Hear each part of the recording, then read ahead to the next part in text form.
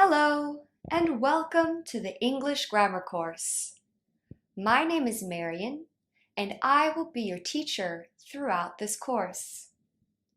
As part of this curriculum, developed especially for this format, I will be leading you on a journey of discovery touching on all things grammar related. The course progresses in level as it progresses chronologically. There are 3 chapters in this course: parts of speech, verb tenses, and lessons on certain particularities of English grammar.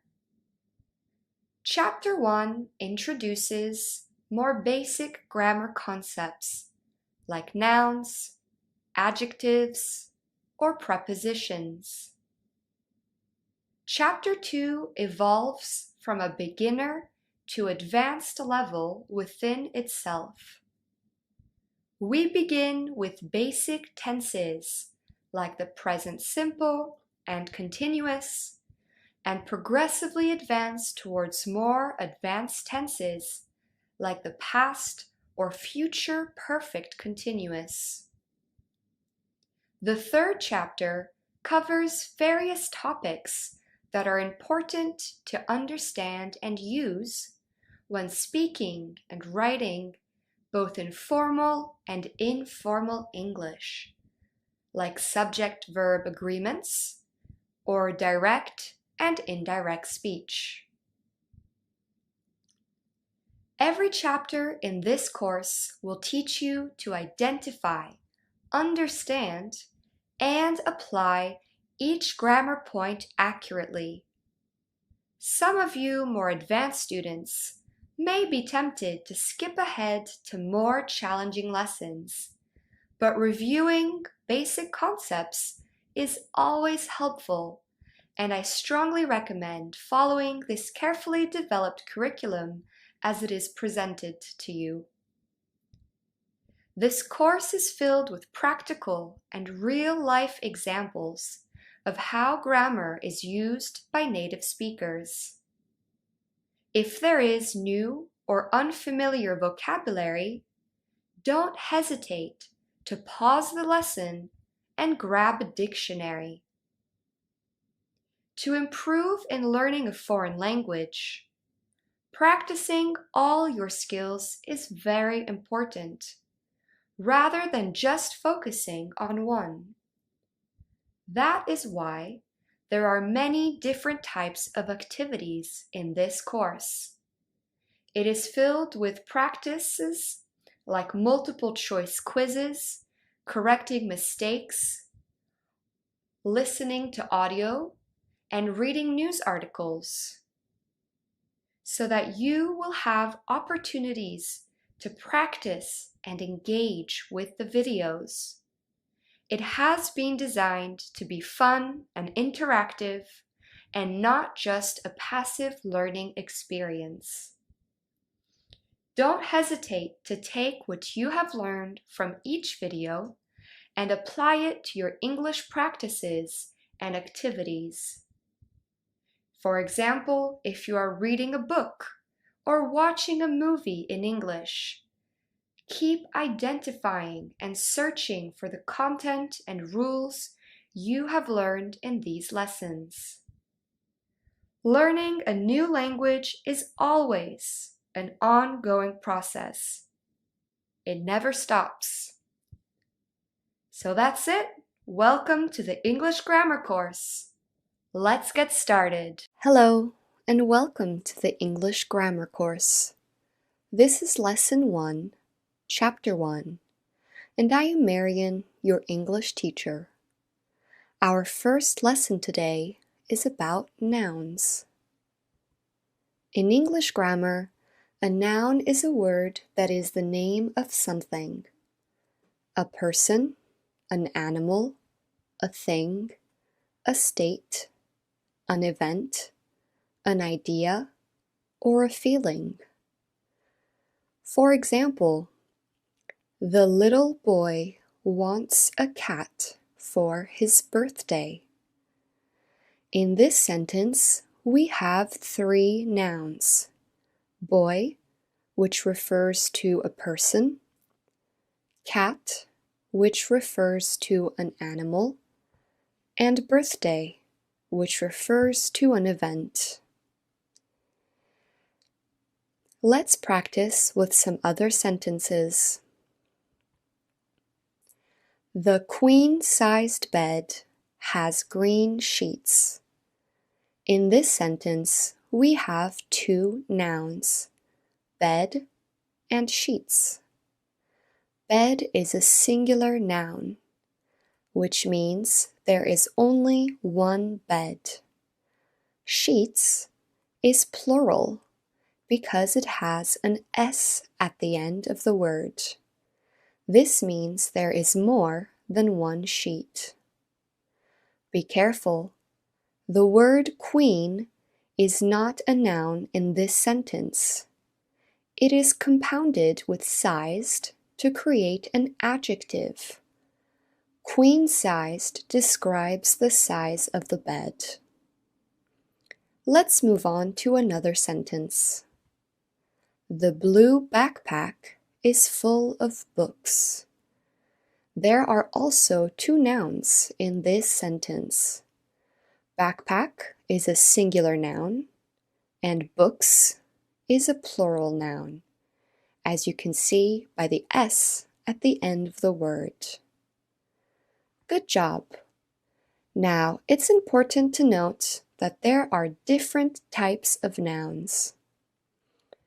First, we have proper nouns. A proper noun is a word that refers to a specific person, place, or object. For example, John is the name of a person, London is the name of a specific place, and the Statue of Liberty refers to an object or thing.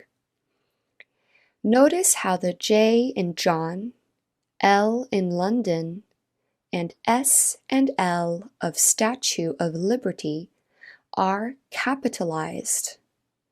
This is because we always capitalize the first letter of proper nouns.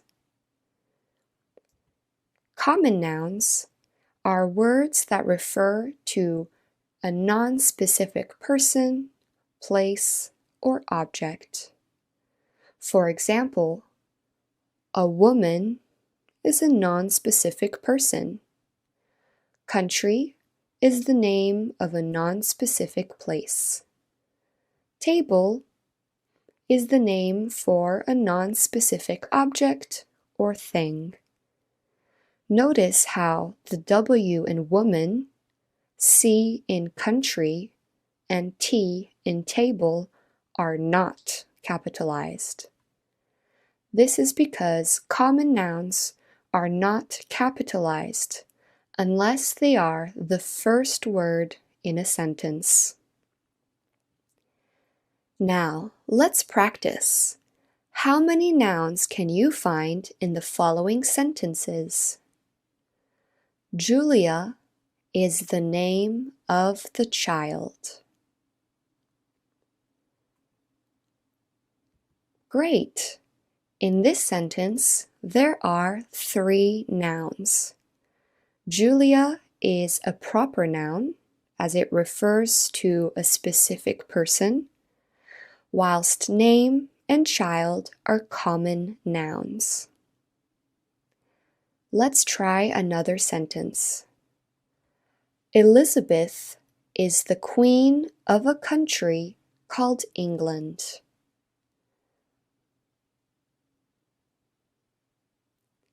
In this sentence, there are four nouns. Elizabeth and England are two proper nouns. They refer to a specific person and place. Queen and country are two common nouns. Congratulations! Now you know all about proper and common nouns. Our next category of nouns are countable, and uncountable. Countable nouns, as you can guess, can be counted, and they have singular and plural forms. A countable noun becomes plural by adding s at the end of the word. For example, 1 chair is singular.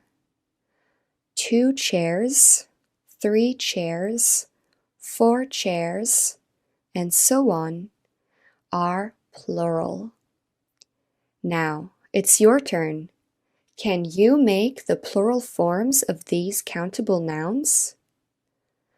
Apple, pen, door, lion.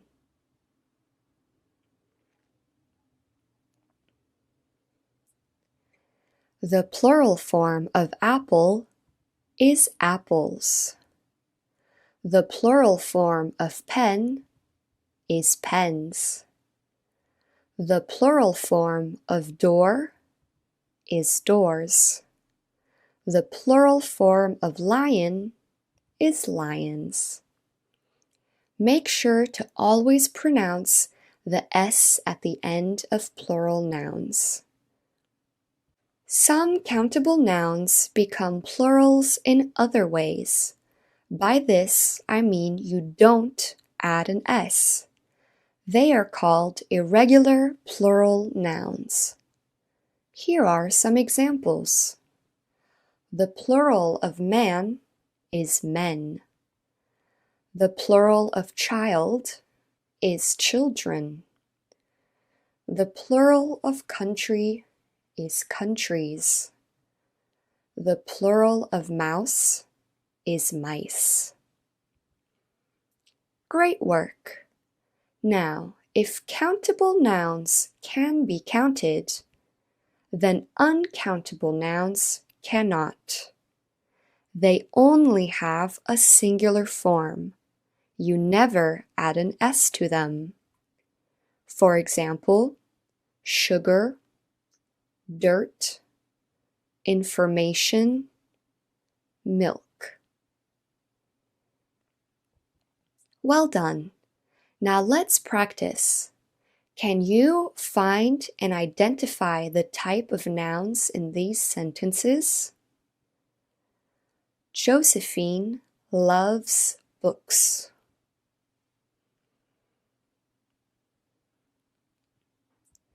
There are 2 nouns in this sentence. Josephine is a proper noun, and books is a common and countable noun. He watched that new movie.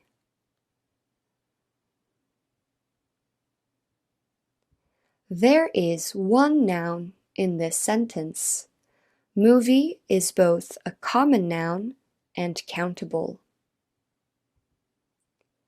George is a big fan of Star Wars.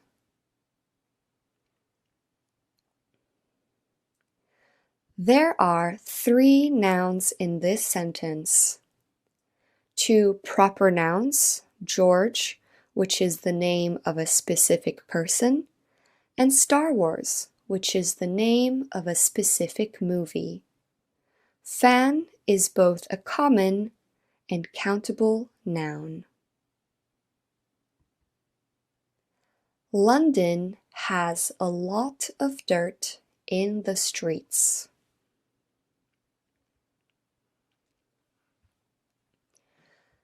There are 3 nouns in this sentence. London is a proper noun. Dirt is a common and uncountable noun, whilst streets is a common and countable noun. The Golden Gate Bridge is a very famous bridge.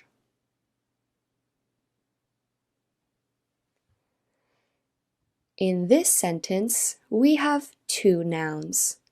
1 proper noun, the Golden Gate Bridge, and we have 1 common and countable noun, bridge. excellent job with these sentences. Now let's practice what we have learned today in a practical context. Here is an article from the website apnews.com. Can you identify all the types of nouns in this text? First, we will read it, then you will have 3 minutes to find the nouns. Once a week, on Southern California's most famous beach, just before the sun dips into the Pacific Ocean, dozens of people gather and silently dance like no one is watching.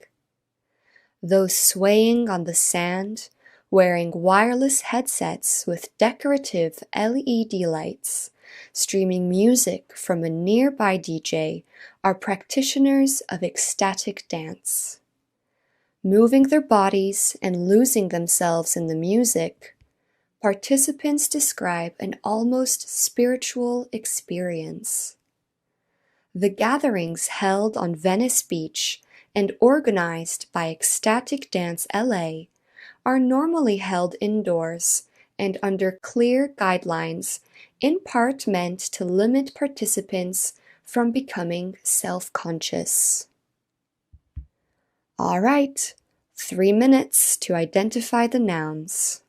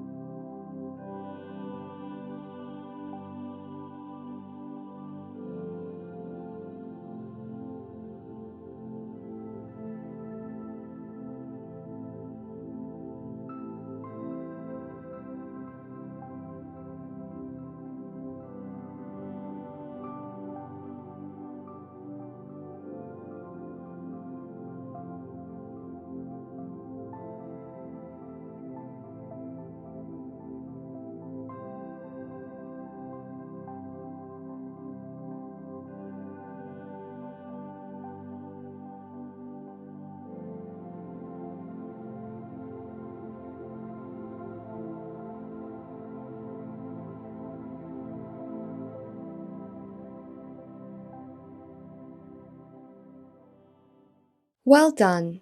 In this article, there are a total of 23 nouns. There are 4 proper nouns, Southern California, Pacific Ocean, Venice Beach, and Ecstatic Dance LA. There are 19 common nouns: week, beach, sun, people, sand, headsets, LED, lights, music, DJ, practitioners, dance, bodies, music, participants, experience, gatherings, guidelines, and participants. There are 15 countable nouns: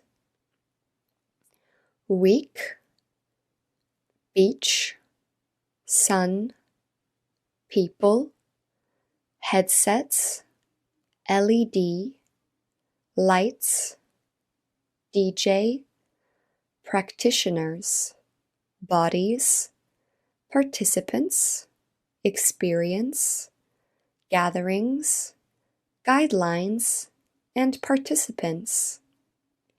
And there are 4 uncountable nouns: sand, music, dance, and again, music. Great job with this article. Now it's time for review. Today we have learned that proper nouns refer to specific people, places, or things. Common nouns refer to any type of people, places, or things. Countable nouns refer to nouns you can count, and uncountable nouns refer to nouns you cannot count, like liquids or abstract ideas. Thank you so much for joining me in this first lesson of the English grammar course. Today we learned about nouns, and in our next lesson we will learn about articles. See you then! Hello, and welcome back to the English grammar course. I am Marian, your native English teacher, and today we will be learning about articles. First, let's review the content from our last lesson. In our last video, we discussed nouns. Nouns refer to people, places, or things. For example, Lily put her hat on the table. There are 3 nouns in this sentence: Lily, which refers to a person; hat and table, which refer to objects or things. Nouns refer to many things and can be classified into different categories. Common nouns refer to any type of people, places, or things. For example, the dog is under the umbrella. Dog is the name of an animal, and umbrella is the name of a thing. Proper nouns are used to refer to specific people, places, or things. For example, Joseph put the ball in the basket. We have 1 proper noun in this sentence: Joseph, which is capitalized with a J. Countable nouns are nouns you can count. For example, in the sentence, there are 3 candles in the bedroom. candles, and bedroom are countable nouns. 1 candle, 2 candles, 3 candles, 4 candles, etc., etc. Uncountable nouns cannot be counted, like liquids and abstract ideas. For example, in the sentence, there is no more milk and sugar in the kitchen. Milk and sugar cannot be counted. We never add an S to make the plural with uncountable nouns.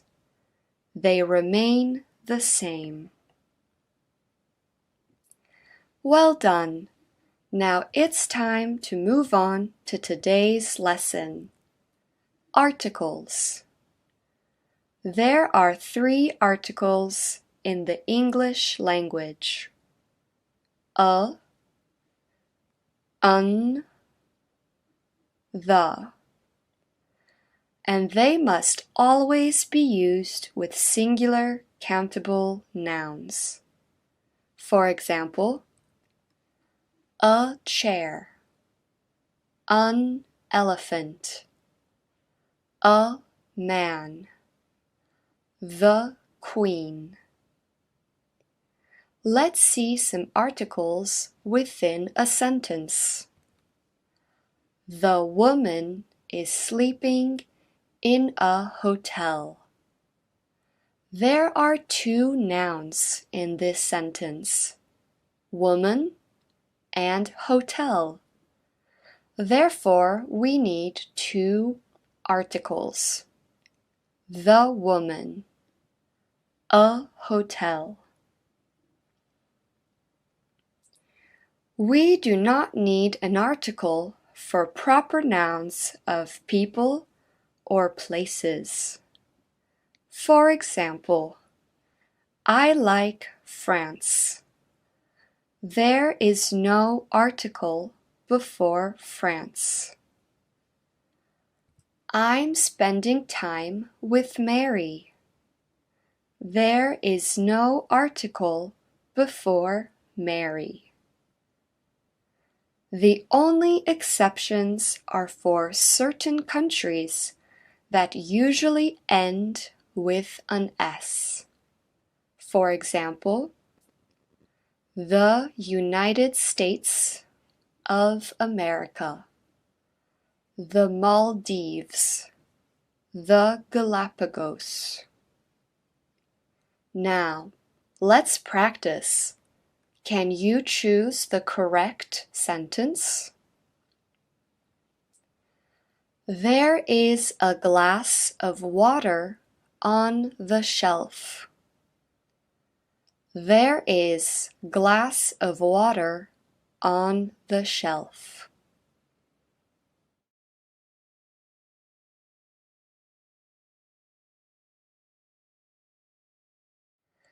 The first sentence is correct.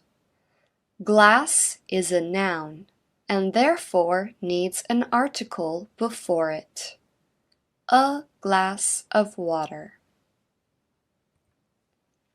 A coat is necessary to live in Canada.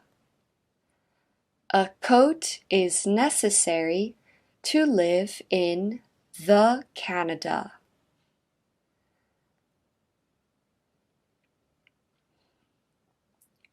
The first sentence is correct. Canada is a proper noun and the name of a place that does not end in S. Therefore, we do not need an article. I don't have suit for the event. I don't have a suit for the event.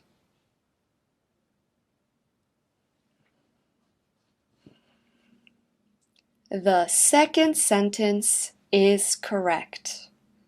Suit is a noun Therefore, we need an article before it. A suit. Great work! Now there are two categories of articles, indefinite and definite. The indefinite articles are a, un. They refer to non-specific nouns. We use a in front of a consonant letter and un in front of a vowel. For example, a chair. Chair begins with a C, which is a consonant. Therefore, we use the article a. An elephant. Elephant starts with an E. Therefore, we use the article un. The vowels in English are A, E, I, O, U, and sometimes Y. Now, can you choose the correct indefinite article for these words? Pig, mug, apple, jacket, orange.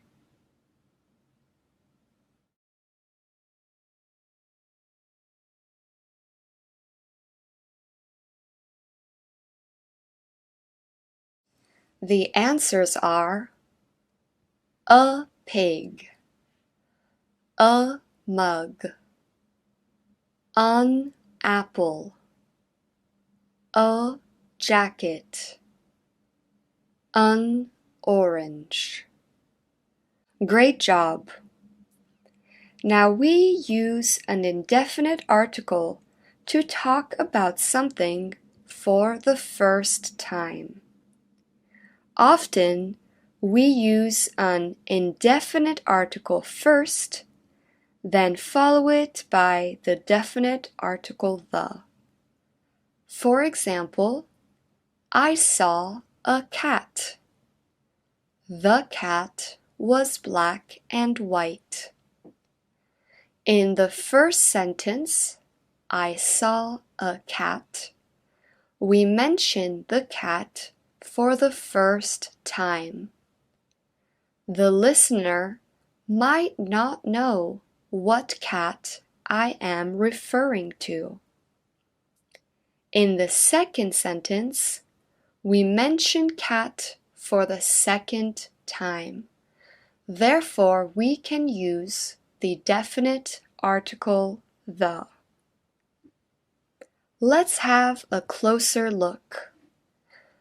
The definite article the is used to refer to a specific person or thing. For example, I like looking at the moon. Moon is specific. There is only one. Can we go to the coffee shop I like? We don't mean any coffee shop. We mean a specific one. We can use the definite article the with uncountable nouns. For example, can you pass the sugar, please?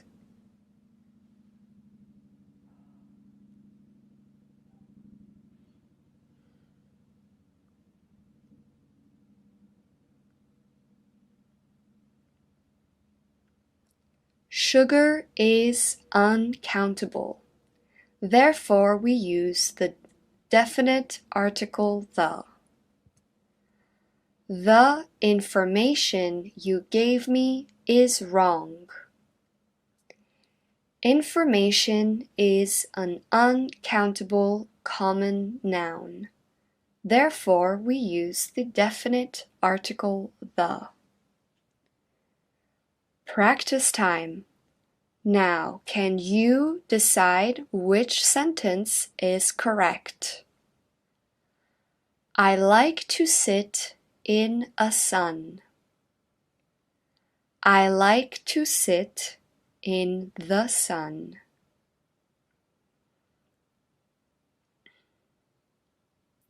The second sentence is correct. Sun is a specific thing. Drink the tea. Drink a tea.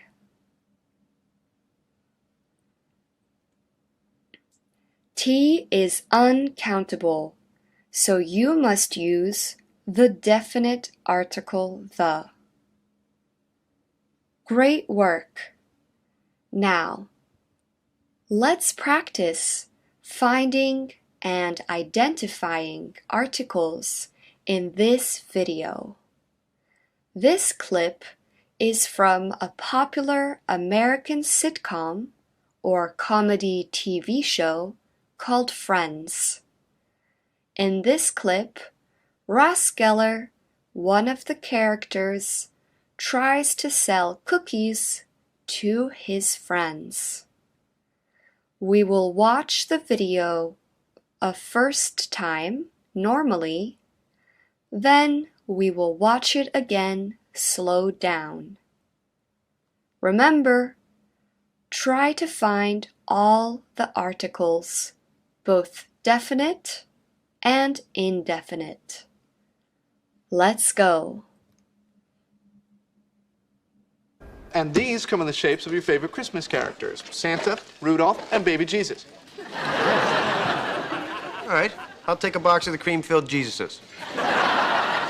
Wait a minute, 1 box? Come on, I'm trying to send a poor little girl to space camp. I'm putting you down for 5 boxes. Chandler, what about you? All right, do you have any coconut-flavored deities? No, but there's coconut in the Hanukkah menorahs. I'll tell you what, I'll put you down for 8 boxes, 1 for each night. Mom? All right, I'll take 1 box of the mint treasures. 1, and that's it. I started gaining weight after I joined the brown birds. Remember, Dad bought every one of my boxes and I ate them all. No, Mom, Dad had to buy every one of your boxes because you ate them all. But, you know, I'm sure that's not going to happen this time. Why don't I just put you down for 3 of the mint treasures and just a couple of the Rudolphs? No. Oh, come on now. You know you want them. Don't do this. I'll tell you what, Ma. I'll give you the first box for free. Oh, God, I gotta go! Come on, all the cool kids are eating them. Now let's watch it again, but slow down to give you more chances of finding the articles. Pay no notice to the voices. Due to the audio slowing down, they have changed and sound a bit funny. So just enjoy it and focus on finding the articles. And these come in the shapes of your favorite Christmas characters: Santa, Rudolph, and Baby Jesus. All right, I'll take a box of the cream-filled Jesuses. Wait a minute, 1 box? Come on, I'm trying to send a poor little girl to space camp. I'm putting you down for 5 boxes. Chandler, what about you? All right, do you have any, coconut-flavored deities? No, but, there's coconut in the Hanukkah menorahs. I'll tell you what, I'll put you down for 8 boxes, 1 for each night. Mom? All right, I'll take 1 box of the mint treasures. 1, and that's it. I started gaining weight after I joined the brown birds. Remember, Dad bought every one of my boxes and I ate them all. I know, Mom, Dad had to buy every one of your boxes because you ate them all. But, I'm sure that's not gonna happen this time. Why don't I just put you down for 3 of the mint treasures and just a couple of the Rudolphs? No. Oh, come on now, you know you want them. Don't do this. I'll tell you what, Ma. I'll give you the first box for free. Oh, God, I gotta go! Come on, all the cool kids are eating them.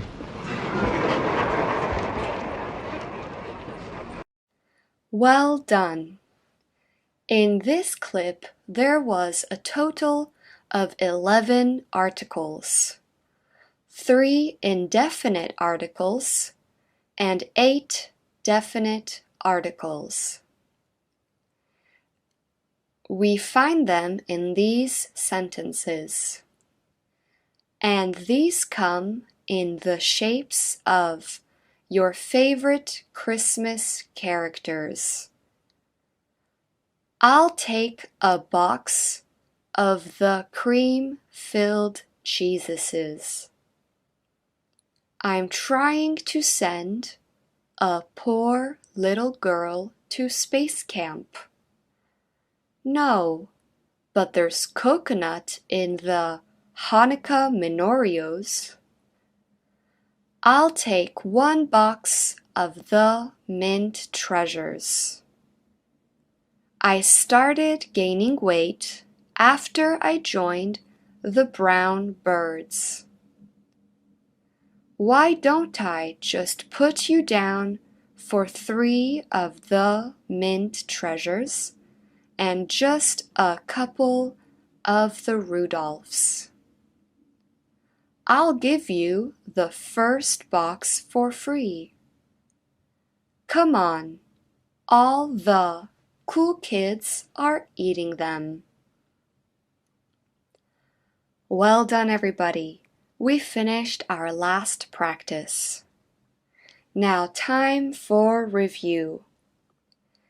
There are 3 articles in the English language: a, un, the, and they must always be used with singular countable nouns.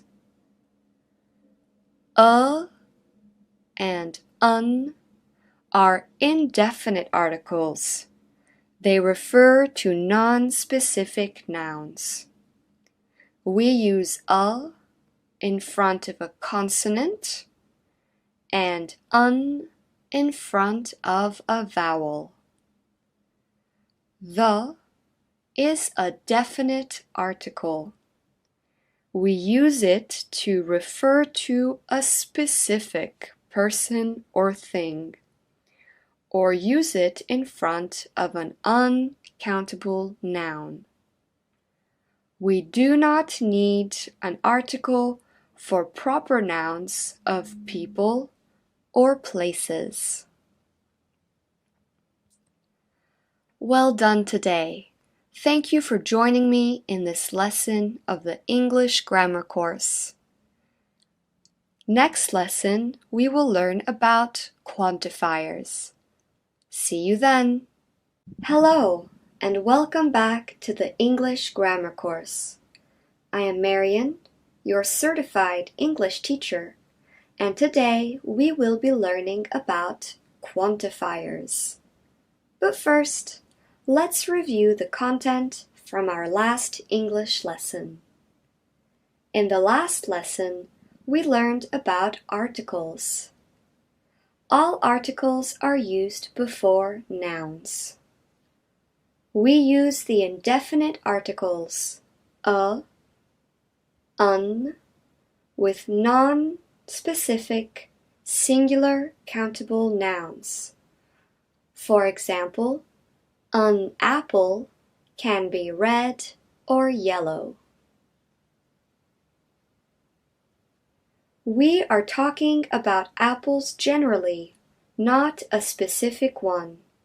And apple is singular. It has no S at the end. And it is countable. It is possible to count how many apples there are. We use the definite article the for specific nouns.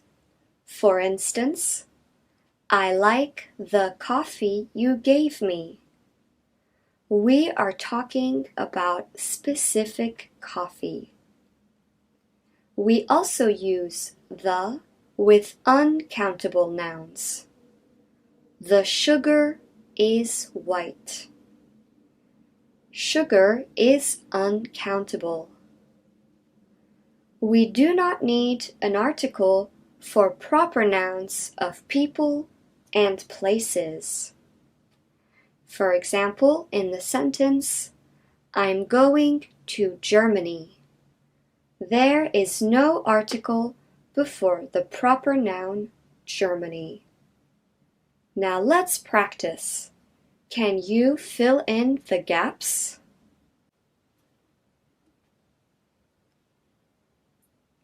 A latte always has milk.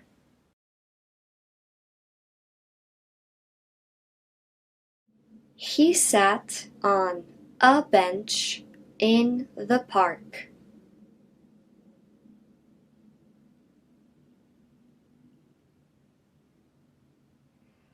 They like the movie you chose. Well done. Now we can move on to today's lesson on quantifiers. Quantifiers are words used to express an amount or quantity. Some quantifiers can only be used with countable nouns. Many, few, a few, fewer, several. For example, there are many eggs in the basket. Eggs is a countable noun, so we can use the quantifier many. There are a few children in that class. This sentence means there are not many children in the class. Fewer tourists traveled this year. Some other quantifiers can only be used with uncountable nouns. Much, little, a bit of. For example, I don't put much sugar in my coffee. Sugar is an uncountable noun. Therefore, we can use much. There's very little water left in the bottle. Some quantifiers may be used with both countable and uncountable nouns. All, some, any, lots of, plenty of, enough. For example, we have enough milk to make pancakes. There are lots of pencils in his backpack. Now, it's practice time. Can you identify the quantifiers? I like a lot of milk in my tea.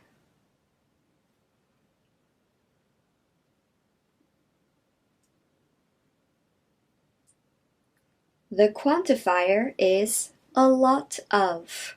It is used with the uncountable noun milk.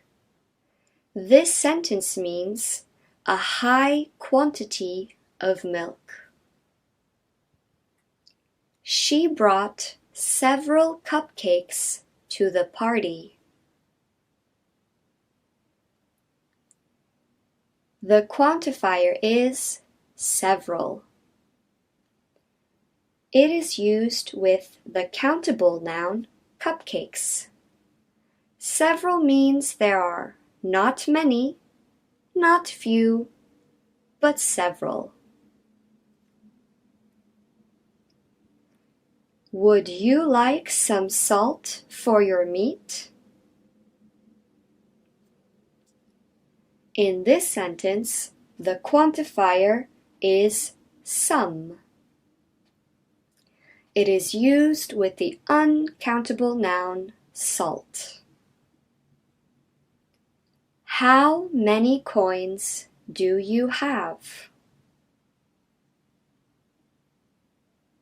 The quantifier is many. It is used with the plural countable noun coins. There are only a few children left in the group. The quantifier is a few, used with the plural countable noun children. Great work! Now, let's practice with a practical activity. Here is an excerpt from an article of today.com. In this article, I want you to find all the quantifiers. We will read the text, then you will have 3 minutes to identify the quantifiers. One New Zealand police officer can confirm. This 4-year-old has the coolest toys. In an update posted to Facebook, New Zealand police revealed an exchange that was too cute not to share from its emergency dispatch department. Police lady, can I tell you something? A little boy's voice asked. I've got some toys for you. The brief exchange was cut off by a scuffle, followed by the boy's father joining the line to say there was no emergency. But the dispatcher was touched by the moment and made a call for any officer who was free to stop by and see the boy. Now, if there are any words you don't understand, don't worry, it's okay. Practice using the article to identify certain key grammar points. In this case, the quantifiers. You have 3 minutes. Let's go.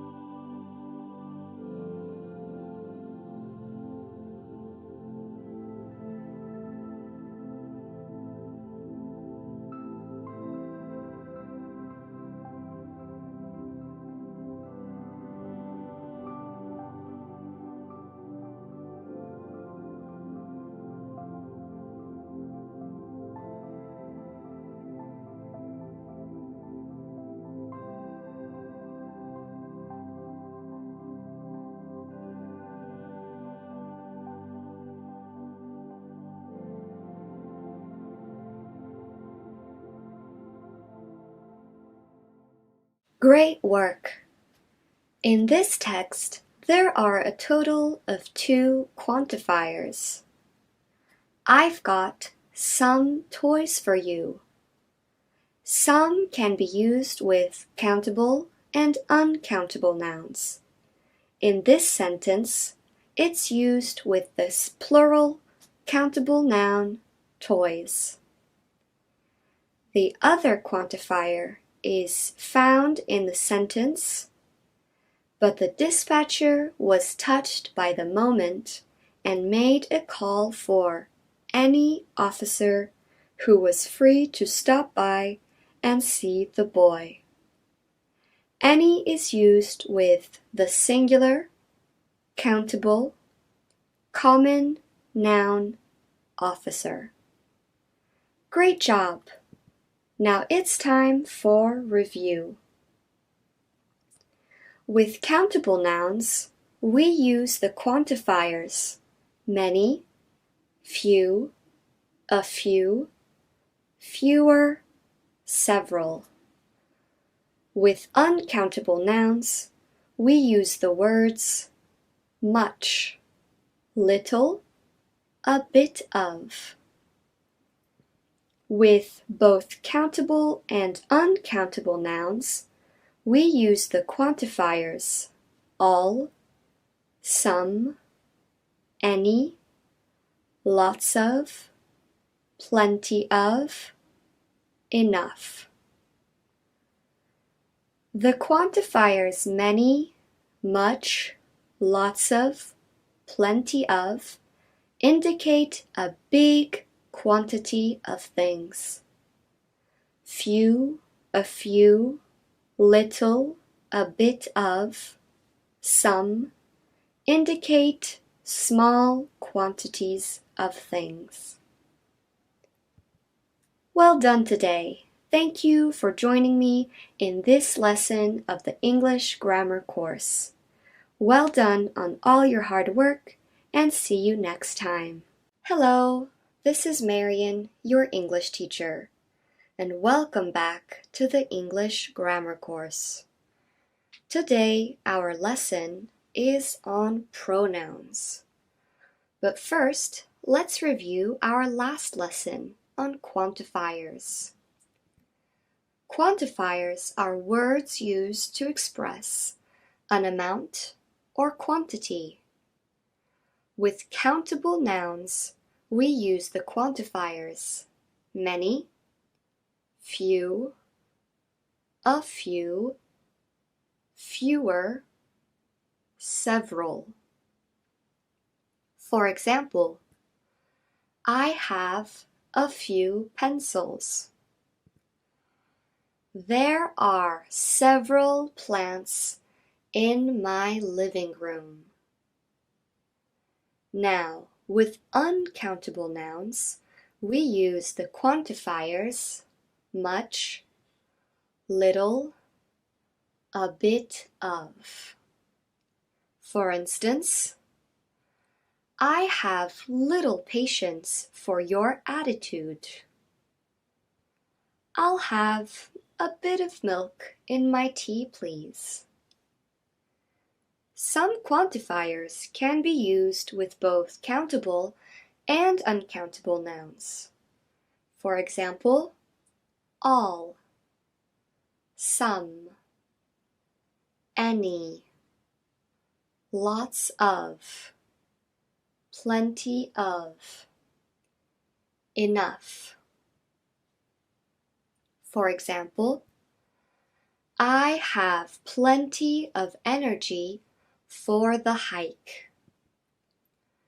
That's enough coffee for me. Thanks. Now let's practice. Can you fill in the gaps? Some sentences have multiple answers. Let's go.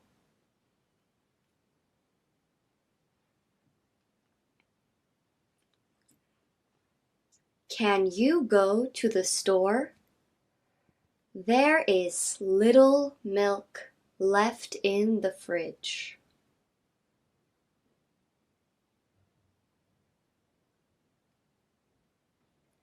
I can't go to the cinema. I have too much homework to finish.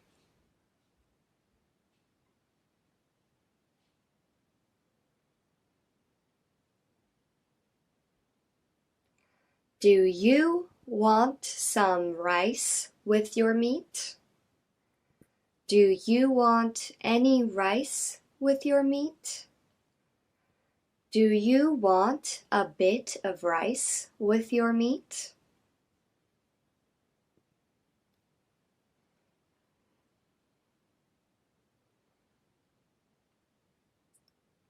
It's hard to choose. I have many games we can play. I have several games we can play. I have plenty of games we can play. Well done. Now that we have finished the review, let's move on to today's topic. Pronouns. A pronoun is a word that replaces a noun or noun phrase that has already been mentioned in a text or conversation. For example, in the sentence, Alex loves going to the cinema. She watches all the new movies. The pronoun she replaces the name Alex so that these sentences are not too repetitive. The cat and the dog are friends. They play together all the time. The pronoun they replaces or refers to the cat and the dog. There are many types of pronouns, but today we will be learning about personal and possessive pronouns as well as possessive adjectives. Now let's get the pronouns party started by getting personal. There are two types of personal pronouns, subject and object. The subject of a phrase is the person or thing doing the main action, whereas the object is having something done to it. For example, my sister loves books. There are two nouns in this sentence, sister and books. The main action is the verb love. My sister is the noun doing the action. Sister loves. So she is the subject. Whereas love is happening to the book. Therefore, book is the object. Now let's take a look at the subject and object pronouns. The subject pronouns are I, you, he, she, it, we, you, they. The object pronouns are me, you, him, her, it, us, you, them. You may notice that the pronoun you appears twice in the same category. That's because the first you is singular, whereas the second you is plural and refers to two or more people. These personal pronouns stand in for nouns and noun phrases and generally refer back to them in a conversation or text. For example, the book is about a love story. It is very interesting. The pronoun it refers to the book. It replaces the word book to not sound repetitive. I can't carry the box. It is too heavy. In the first sentence, the speaker of the sentence is the subject, referred to with the personal pronoun I. In the second sentence, the box becomes the subject and is referred to with the personal pronoun it. The clothes in the closet are arranged very neatly. Laura put them away this morning. In the first sentence, the noun clothes is the subject of the sentence. But in the second sentence, Laura becomes the subject and clothes becomes the object and is therefore replaced with the object personal pronoun them.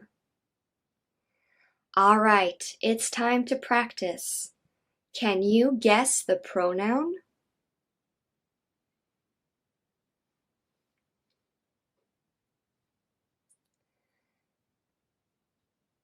Jasmine and Maria are eating ice cream at the mall. They go to the mall every Saturday.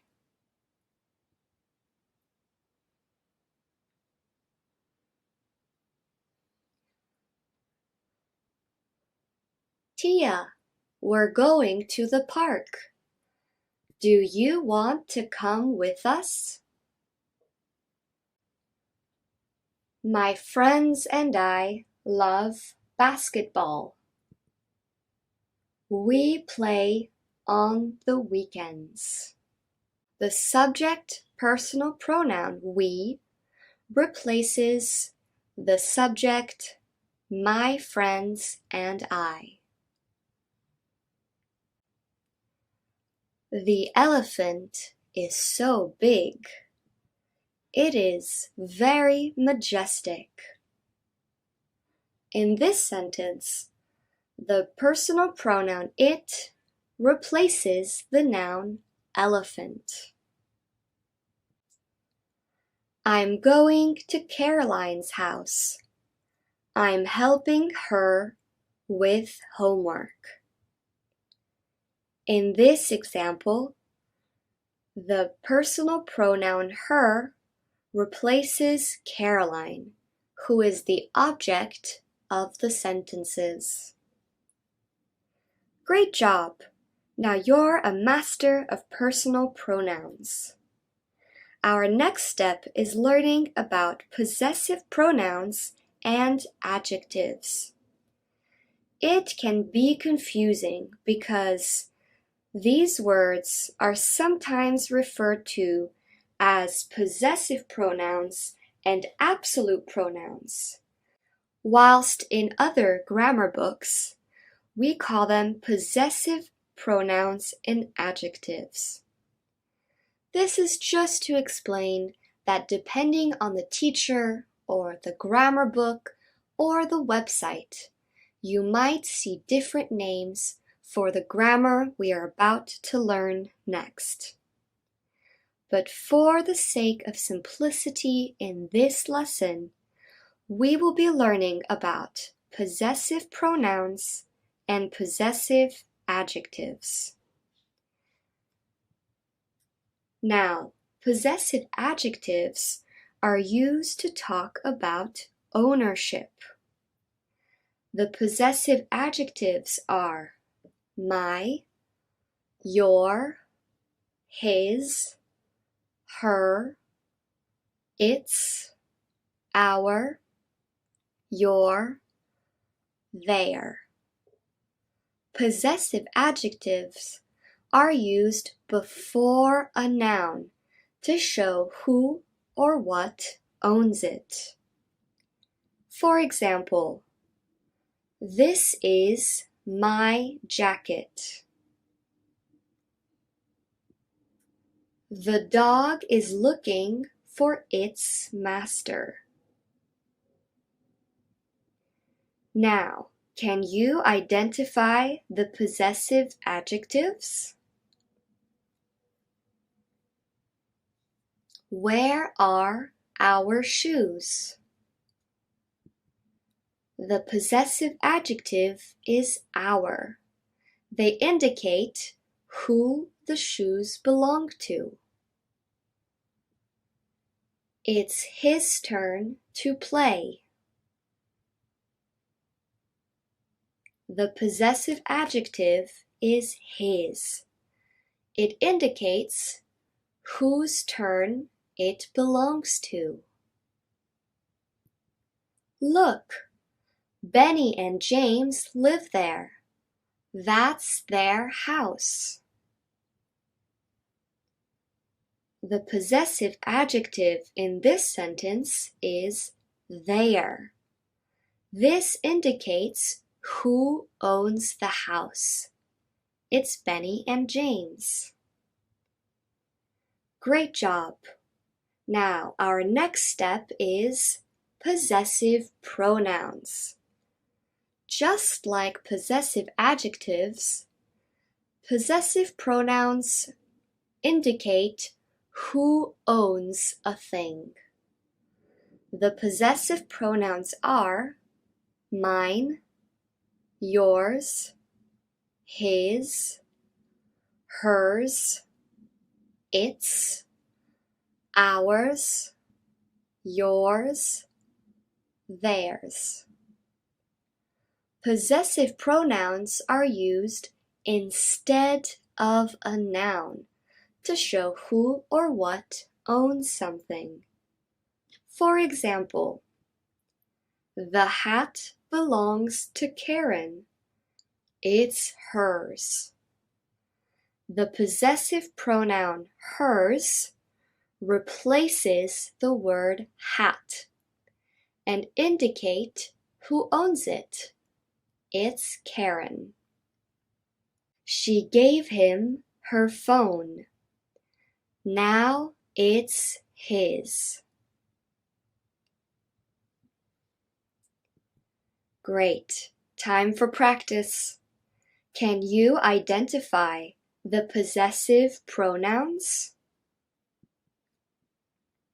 My mother gets along well with yours. The possessive pronoun is yours. The turtle is mine. The possessive pronoun is mine. This indicates that the turtle belongs to me, and mine is not in front of a noun. It stands alone. This ring belonged to my great-grandmother. It was hers in the 20s. The possessive pronoun is hers. Hers replaces the noun ring and indicates it belonged to the great-grandmother. Good work! Now let's practice using both possessive pronouns and possessive adjectives together. My pencil is broken. Can I borrow yours? Yours is a possessive pronoun. It replaces the noun pencil.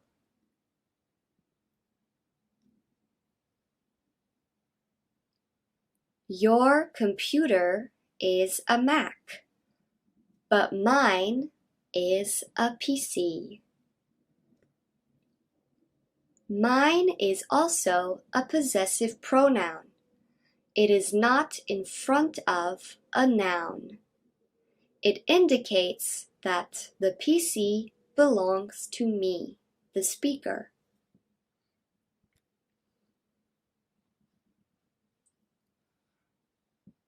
John has lost his phone. His is a possessive adjective because it's in front of the noun phone, and it indicates that the phone belongs to John.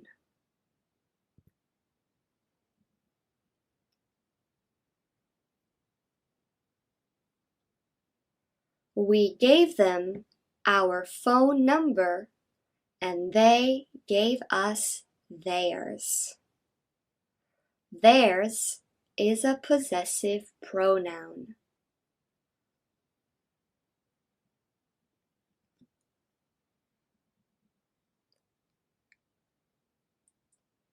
We made this painting.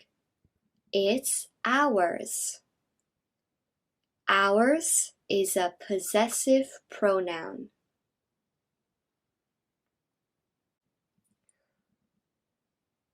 The bird had broken its wing. Its is a possessive adjective. All right, we have finished. Well done.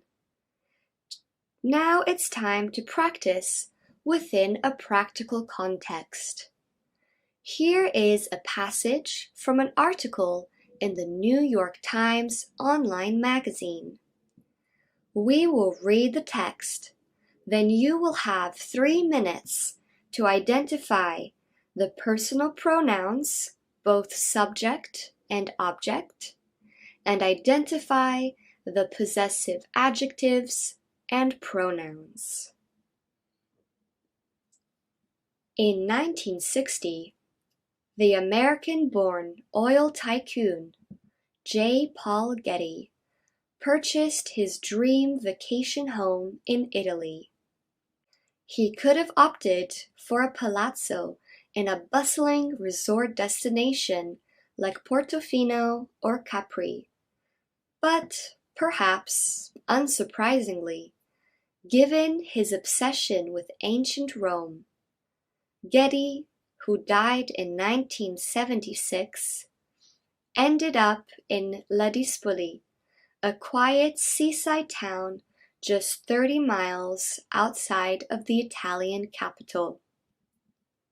Indeed, at various points, stretching back to the Roman Empire and up until World War II, when it was bombed heavily, this stretch of Tyrrhenian coastline, known for its tranquil beaches and temperate weather, was a premier destination for Rome's elite. Marie-Louise Sio and her 3 siblings lived with their parents in the house for almost a decade before 1990, when her father transformed it into a 19-room hotel called La Posta Vecchia. Now don't worry if you don't understand all the words. This activity is to help you practice identifying the pronouns. Now, you have 3 minutes to find them. Let's go!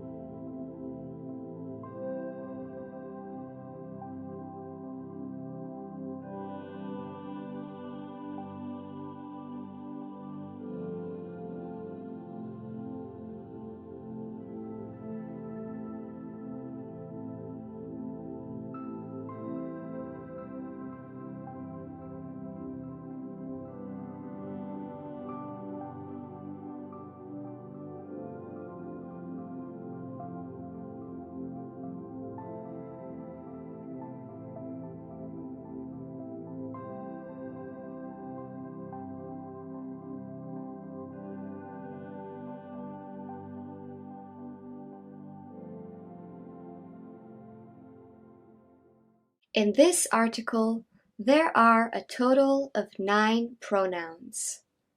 3 personal pronouns, he, it, and 6 possessive adjectives, his, its, her, their, her. Great job! Now it's time for review.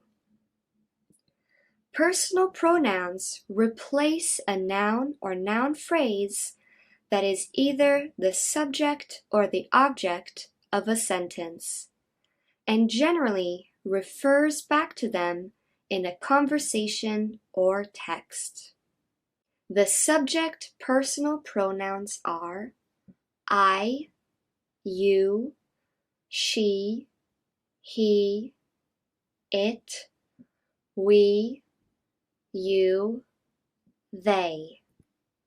The object personal pronouns are me, you, him, her, it, us, you, them. Possessive adjectives indicate who or what owns a thing. The possessive adjectives are my, your, his, her, its, our, your, their, and are placed in front of a noun.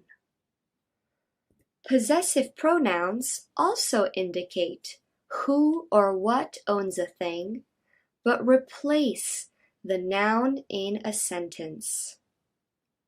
The possessive pronouns are mine, yours, his, hers, ours, yours, theirs.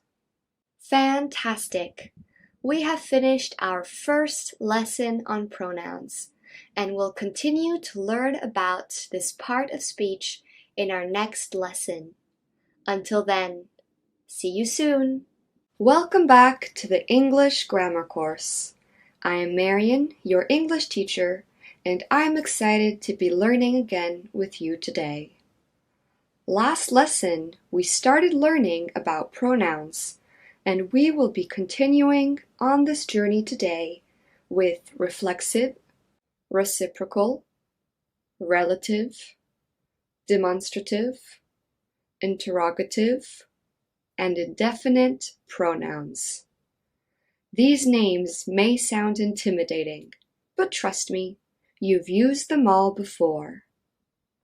As always, let's start the lesson by reviewing last week's content: personal pronouns and possessive pronouns and adjectives. A pronoun is a word that replaces a noun or noun phrase that has already been mentioned in a text or conversation. Personal pronouns replace the noun or noun phrase that is either the subject or object of a sentence. Personal pronouns generally refer back to them in a conversation or text. The subject personal pronouns are I, you, he, she, it, we, you, they. This is my best friend. She is beautiful.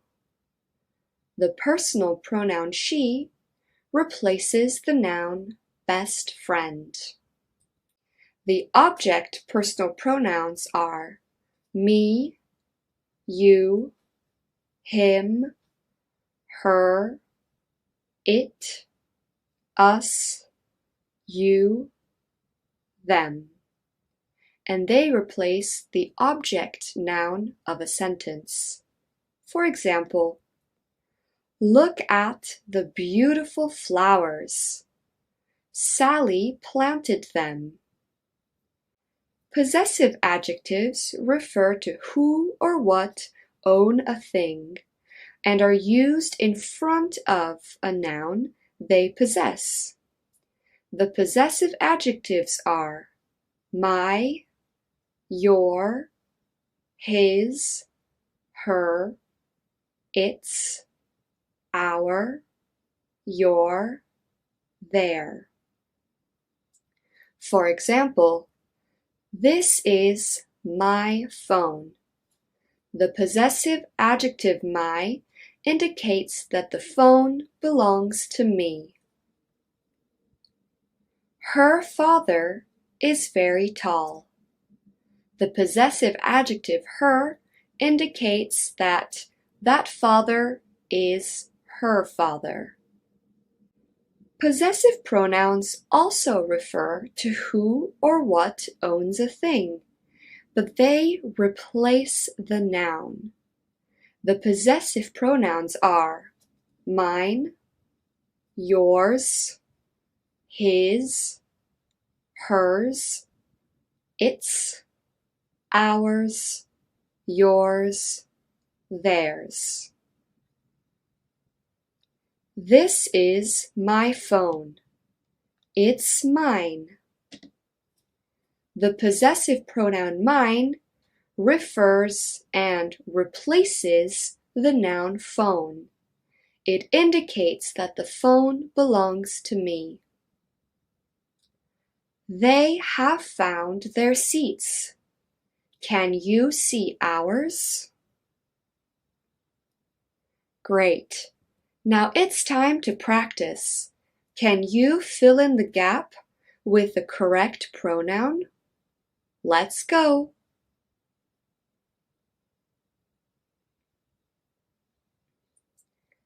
I paid for my scarf, so it's mine. This is such a great movie. Have you watched it? Pick any book. The choice is yours.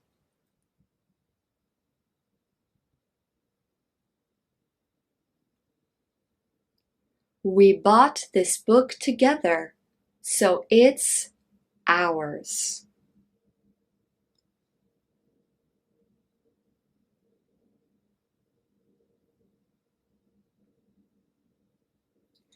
I love chocolate cake.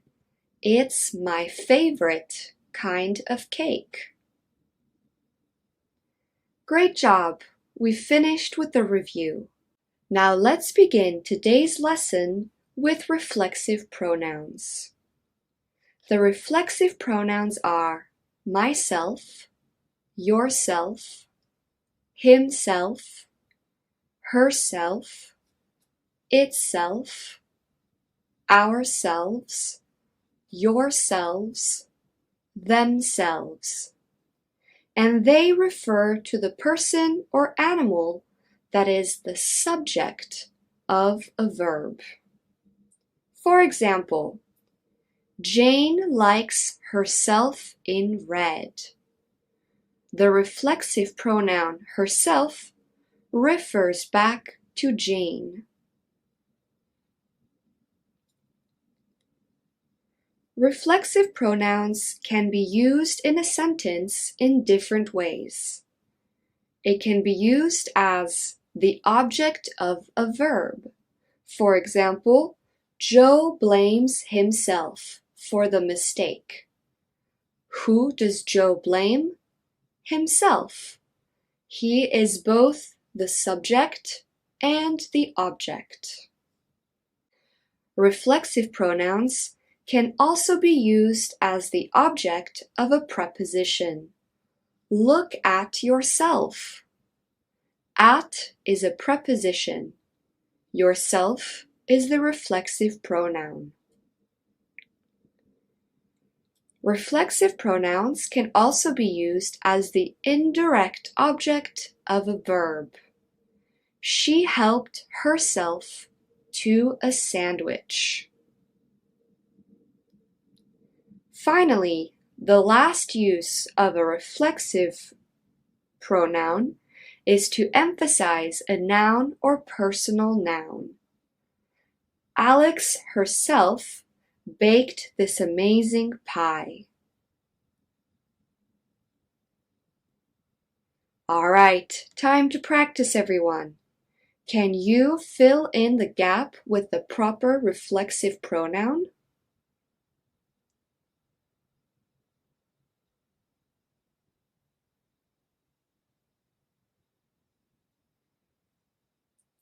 He didn't believe in himself in the end. Himself refers back to he.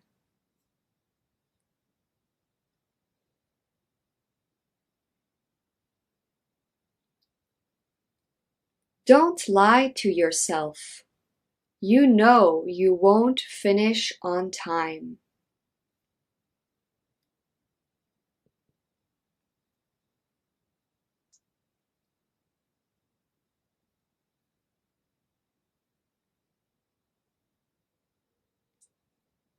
Those brothers are bored. They should find themselves a friend to play with.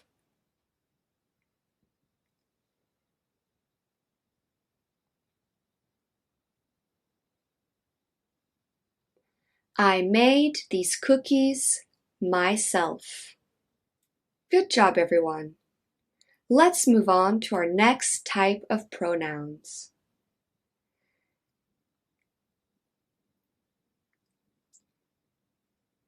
There are only two types of reciprocal pronouns, and they are each other, one another. We use reciprocal pronouns when two or more people do the same thing together. For example, Jessica and Tom sent each other letters. This sentence means that Jessica sent Tom letters and Tom sent Jessica letters.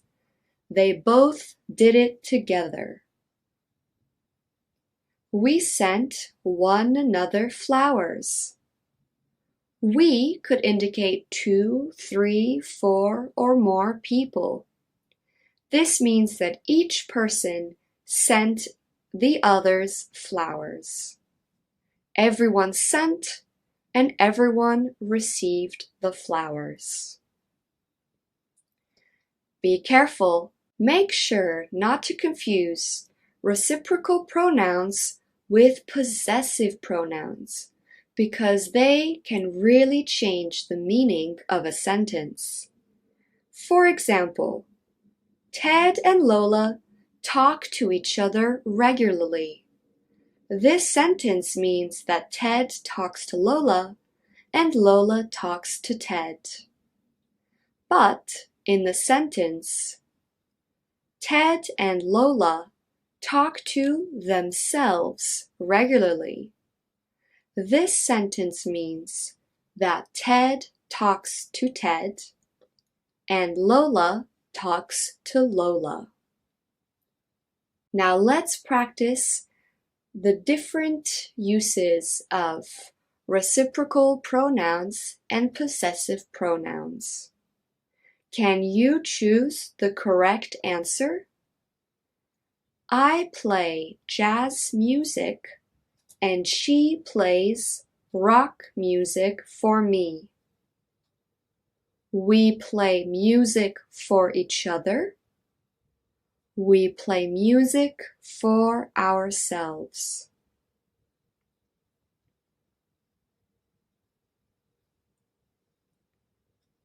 The first sentence is correct. We play music for each other. This means that the speaker, I, plays music for the girl, and the girl plays music for the speaker. Both my sisters have problems with their knees from playing football. They hurt one another playing rugby, They hurt themselves playing rugby.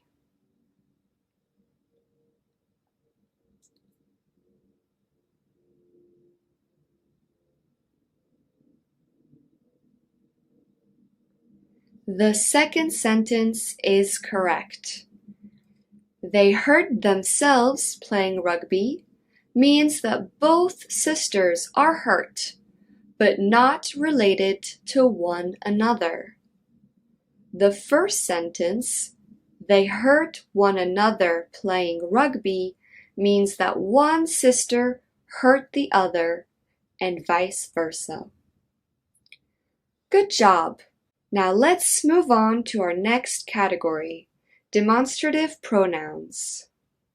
A demonstrative pronoun refers to a specific thing to indicate whether it is close or far in space and or time.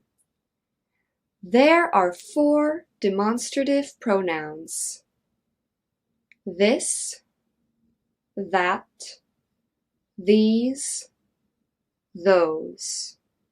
To indicate one or more things near in distance or time, we use the pronouns this and these.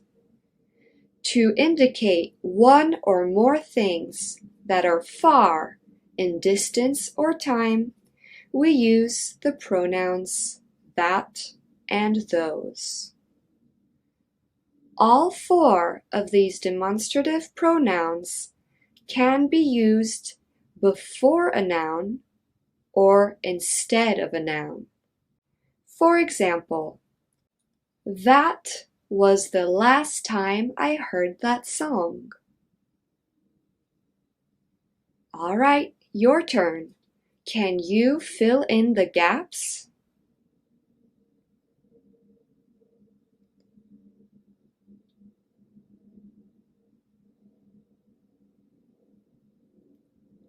Look at my hand.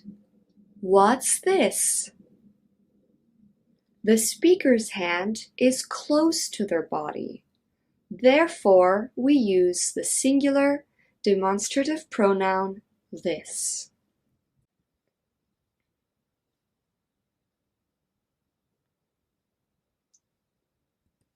That happened a long time ago.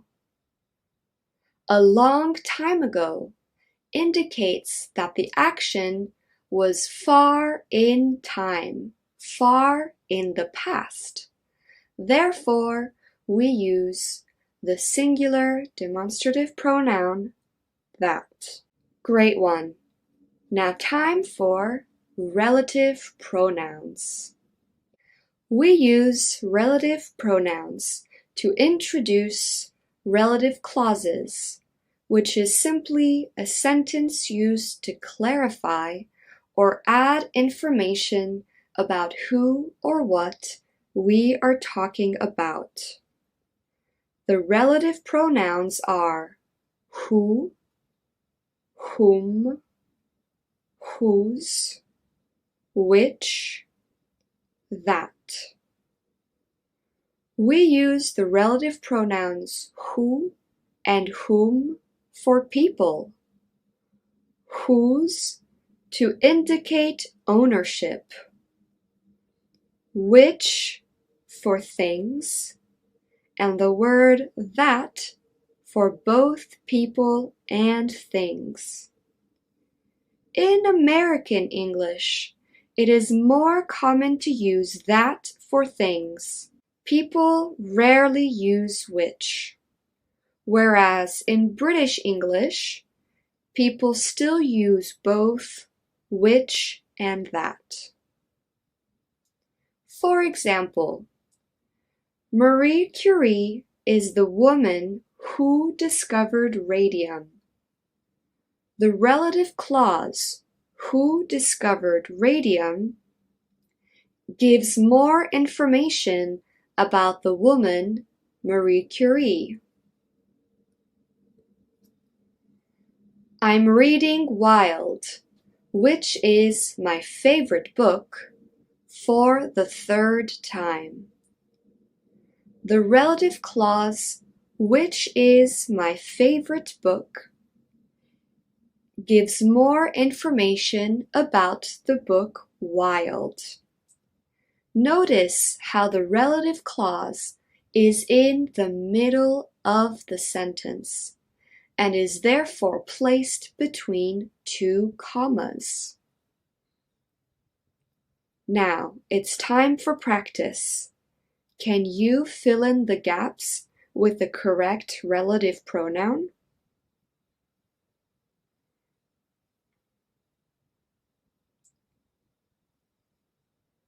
Economics is a subject that I've never understood.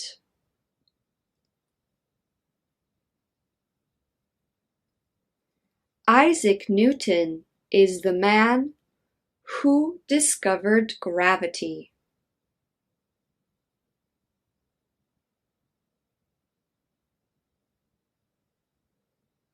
I want a computer that is fast. Great job. Now, let's move on to interrogative pronouns.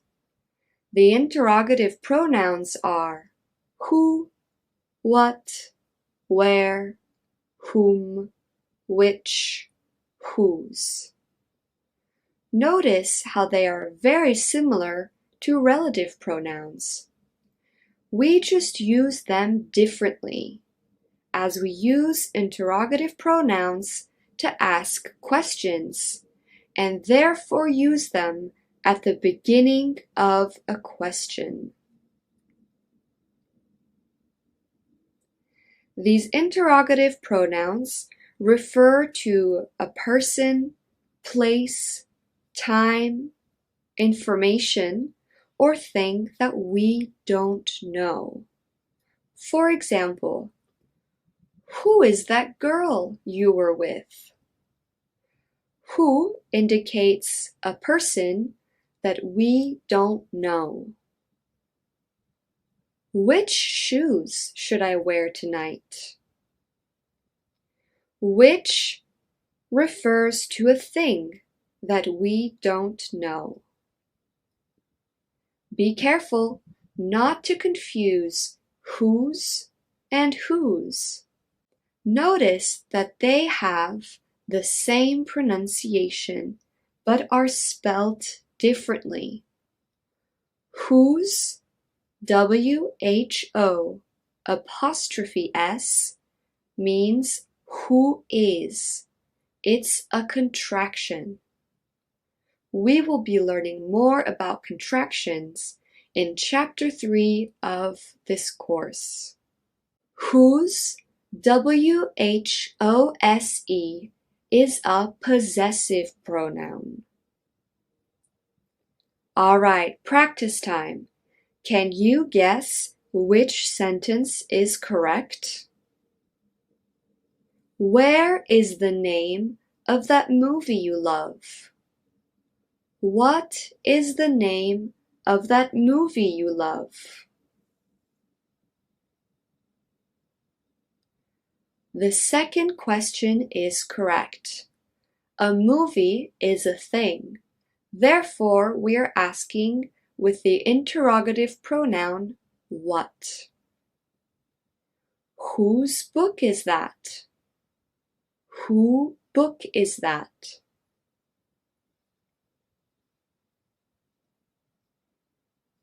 The first question is correct. We are referring to the ownership of the book. Therefore, we need a possessive interrogative pronoun. Fantastic! Finally, it's time for one last category of pronouns. These are indefinite pronouns. They are used to refer to non-specific people or things. To speak about all non-specific people or things, we use everyone, everybody, everywhere, everything. To speak about a non-positive person, place, or thing in a positive sentence, we use someone, somebody, somewhere, something. To speak about a non-specific person, place, or thing in a negative sentence, we use anyone, anybody, anywhere, anything. To speak about a zero quantity of non-specific people, places, or things, we use no one, nobody, nowhere, or nothing. For example, I didn't see anyone famous in New York. We're talking about a non-specific person in a negative sentence construction, as indicated by did not or didn't. Therefore, we use anyone. Practice time. Can you fill in the gaps?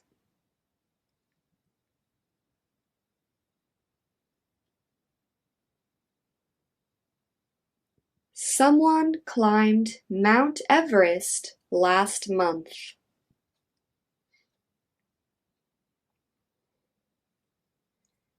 I won't tell your secret to anyone.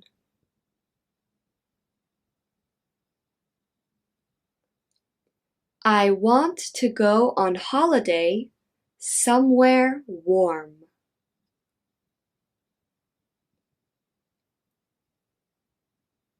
She has no friends. No one likes her. Great work! Now it's time to practice in a popular context. You will listen to the beginning of a song by the popular American artists G-Eazy and Bebe Rexha. Then listen to parts of the song again in 3 steps. This is very informal English, so don't worry if you don't understand all the words or slang. Just focus on finding and identifying the different types of pronouns. All right, let's go. All right, I hope you enjoyed the song. Now let's listen to the first part again.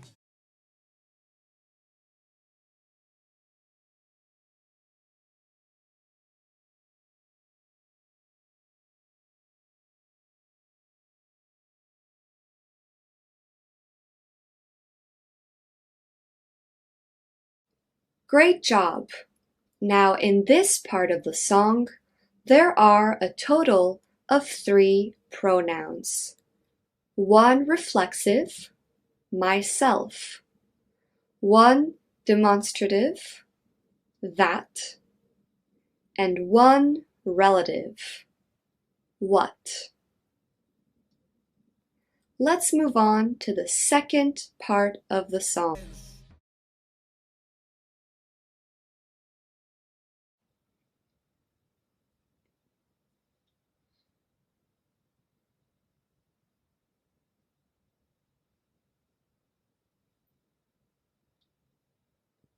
In this passage of the song, there are a total of 4 pronouns. 2 relative pronouns, what, and 2 demonstrative pronouns, this and that. All right, let's move on to the final passage.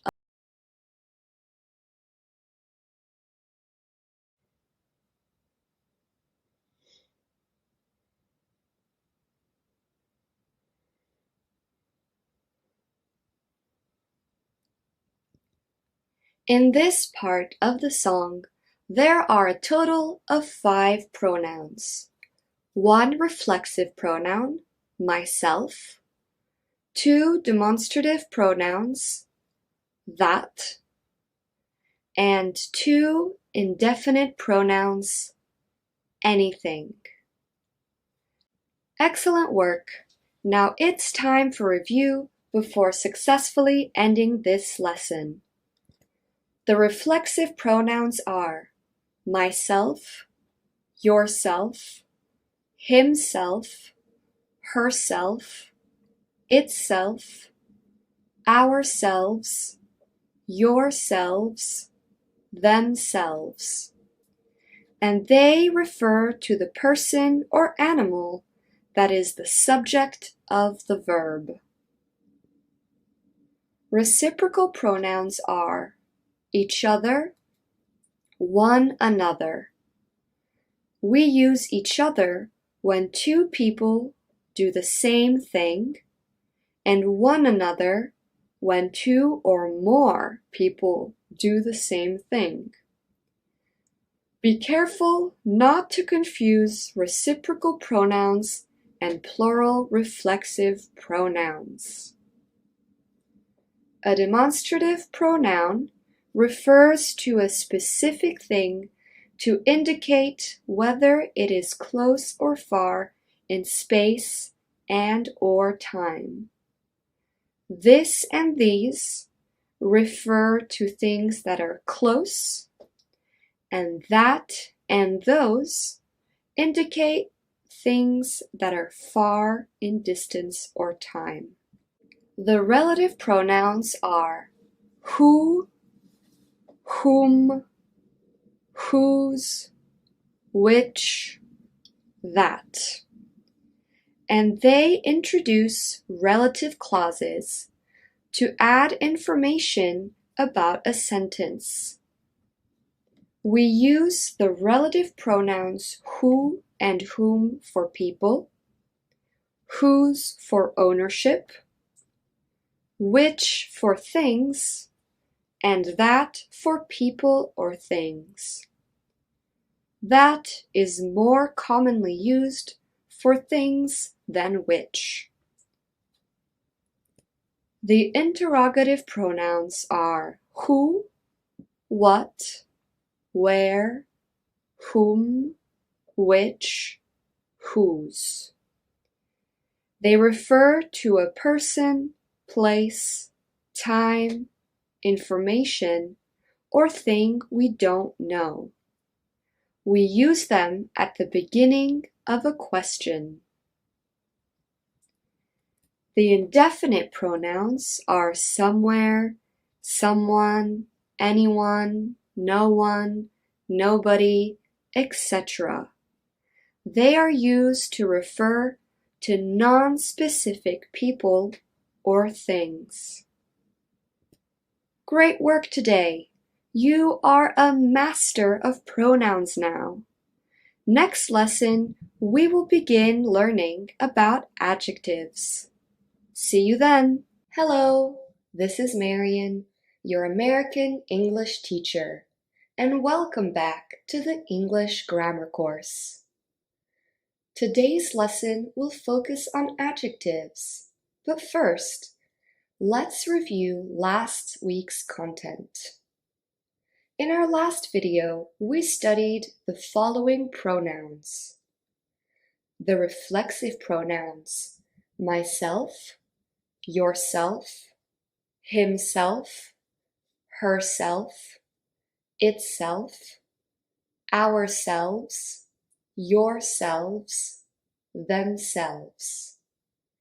And they are used to refer to the person or animal that is the subject of the verb. For example, Jamie can't forgive himself for what he did. The reciprocal pronouns are each other, one another, and they are used when 2 or more people do the same thing. For instance, they like each other. A demonstrative pronoun refers to a specific thing to indicate whether it is close or far in space and or time.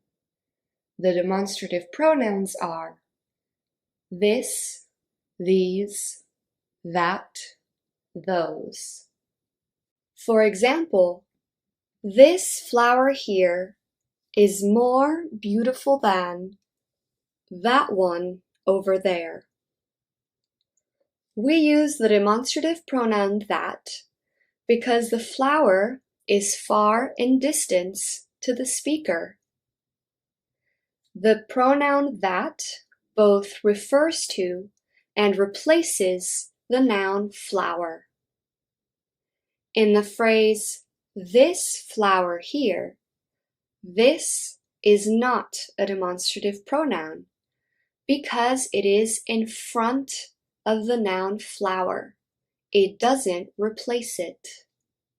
We use relative pronouns to introduce relative clauses, which is simply a part of a sentence used to clarify or add information about who or what we are talking about. We use the relative pronouns who and whom for people, which for things, and that for people and things, and whose to indicate ownership. For example, I can't believe it. That never should have happened. Interrogative pronouns, which are who, what, where, whom, which, whose, are used to ask questions. The interrogative pronoun refers to a person, place, time, information, or thing we don't know. For example, where is the party? Indefinite pronouns like somewhere, anyone, nobody, and more are used to refer to non-specific people or things. Can someone help me, please? Great work. Now it's practice time. Can you figure out which pronoun to use in these sentences?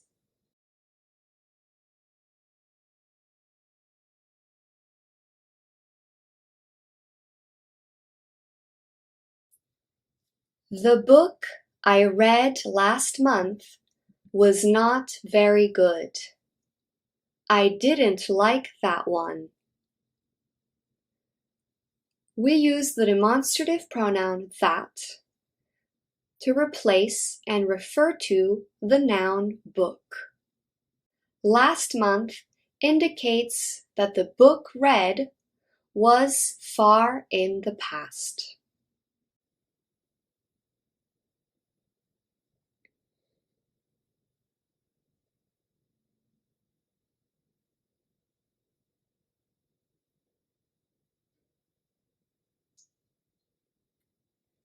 That book I read last month was not very good. That is a demonstrative pronoun.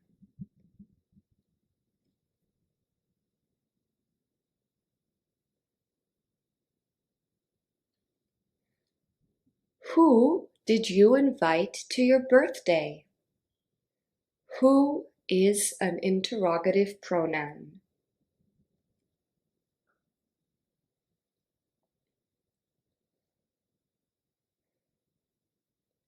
Will you look at yourself in the mirror? You need a haircut. Yourself is a reflexive pronoun.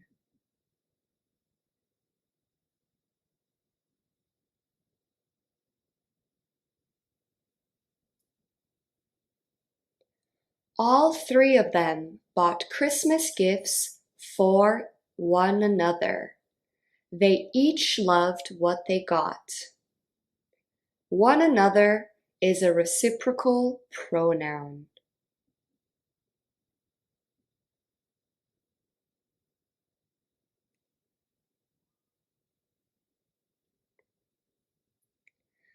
I don't trust myself with sharp knives. Myself is a reflexive pronoun.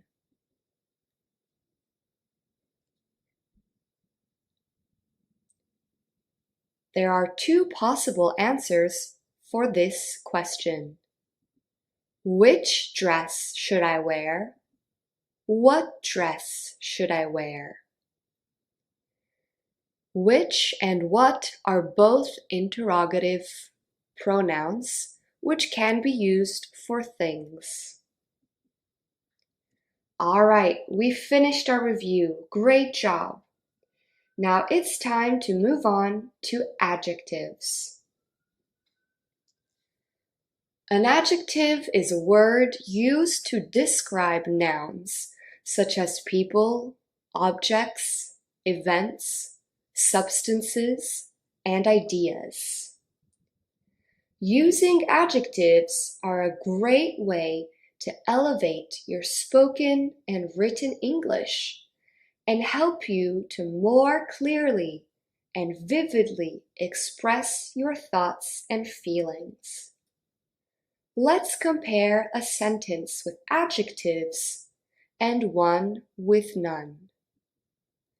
I found a bag today. This is a very basic sentence structure. What does the bag look like?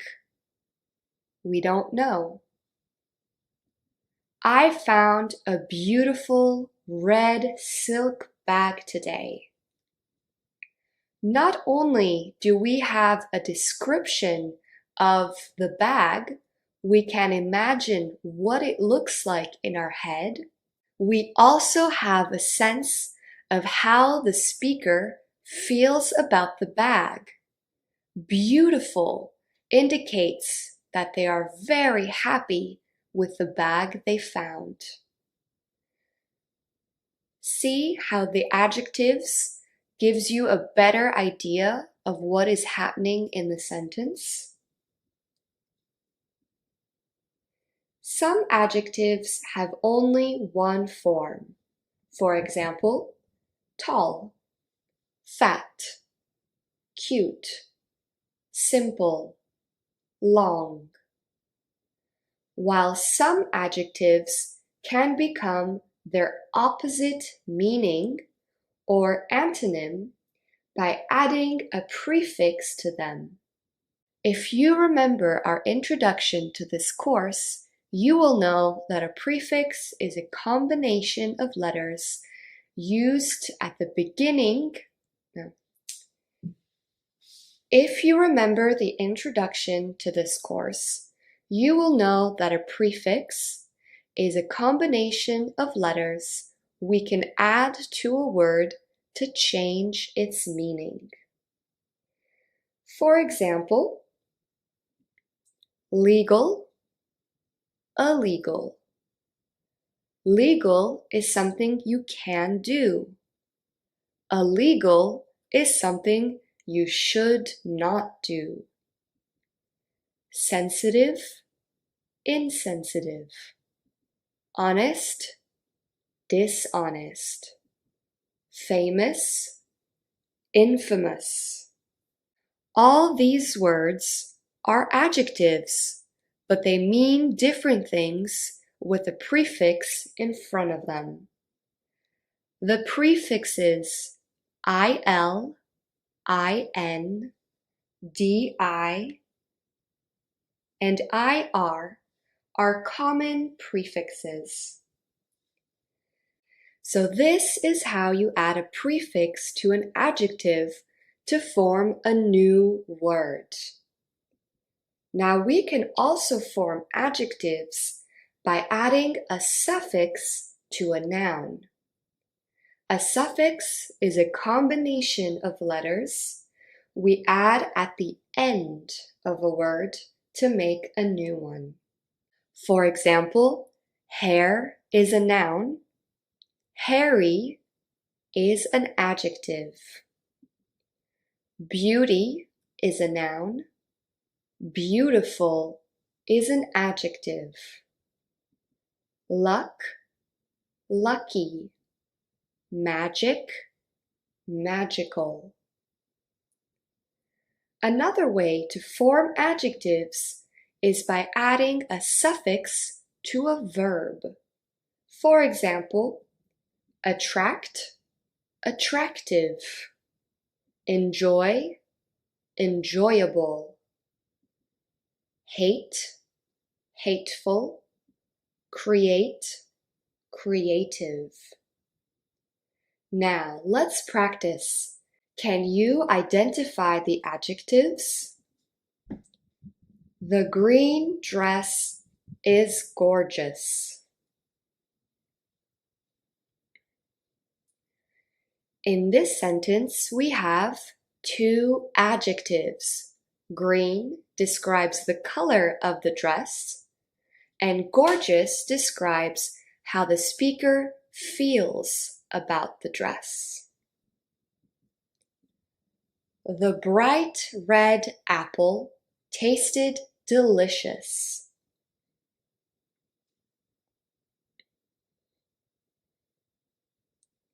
In this sentence, we have three adjectives. Bright describes the appearance of the apple. Red describes the color of the apple. And delicious indicates how the speaker feels about it. The shining moon hung tall in the sky.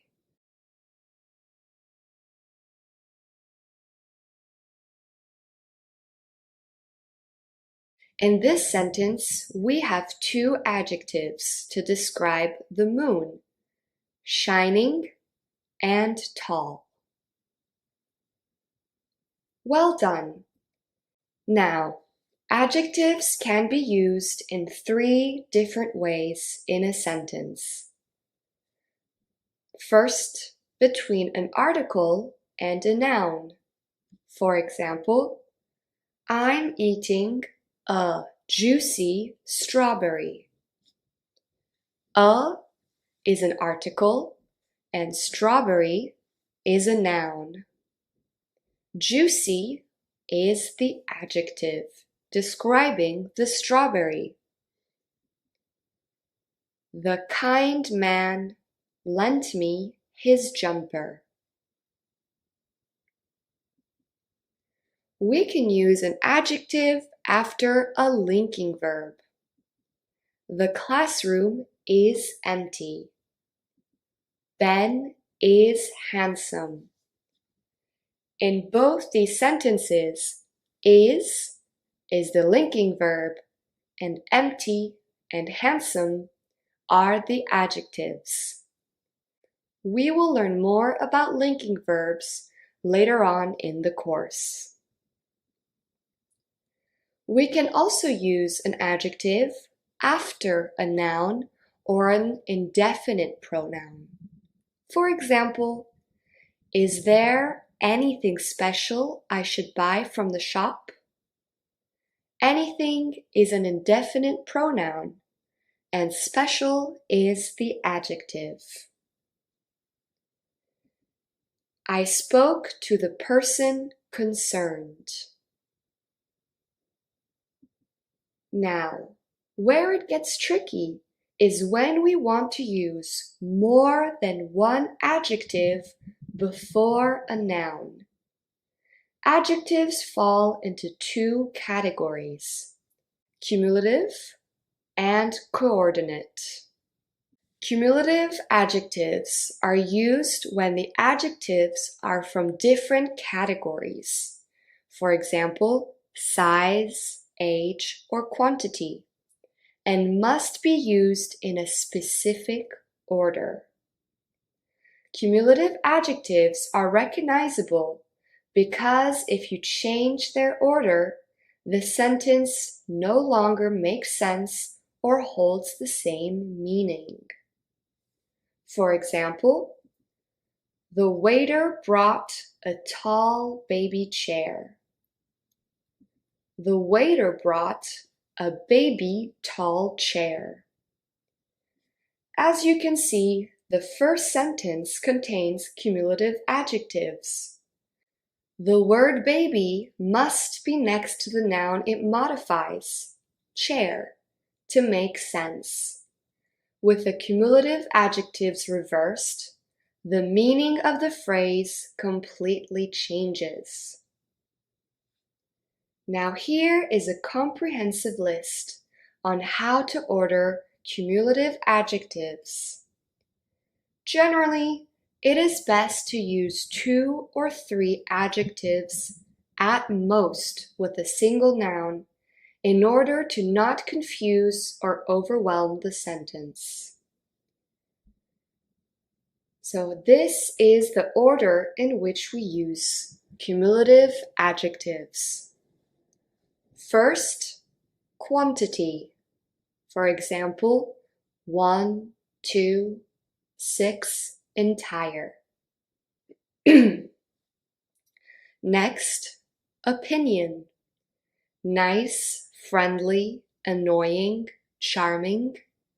These adjectives indicate how we feel about something or someone. Size or measurement. Big, small, tall, tiny, large. Then, by age. Old, young, mature, elderly. Next, by shape.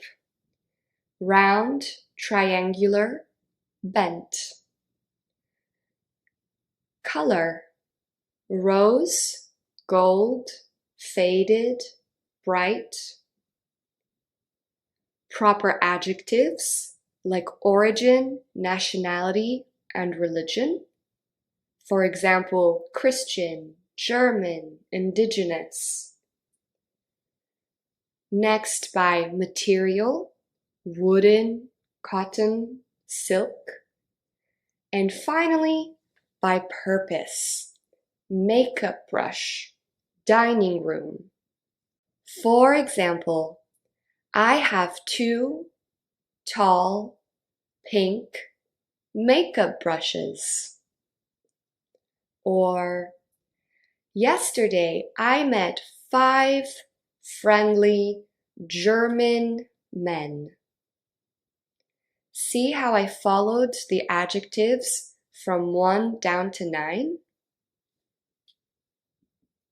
All right, it's time to practice. Can you guess which sentence is correct?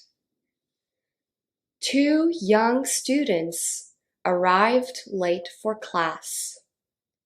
Young 2 students arrived late for class.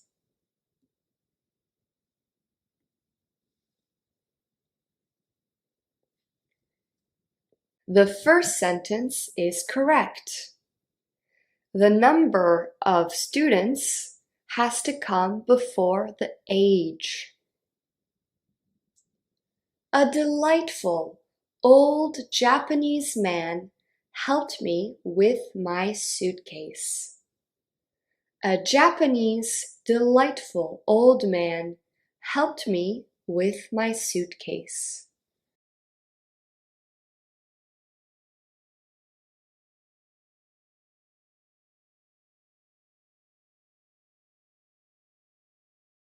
Once again, the first sentence is correct. The wooden dining brown table is lovely. The brown wooden dining table is lovely.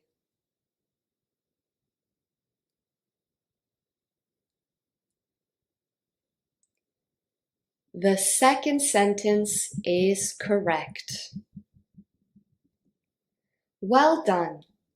Now, let's move on to coordinate adjectives.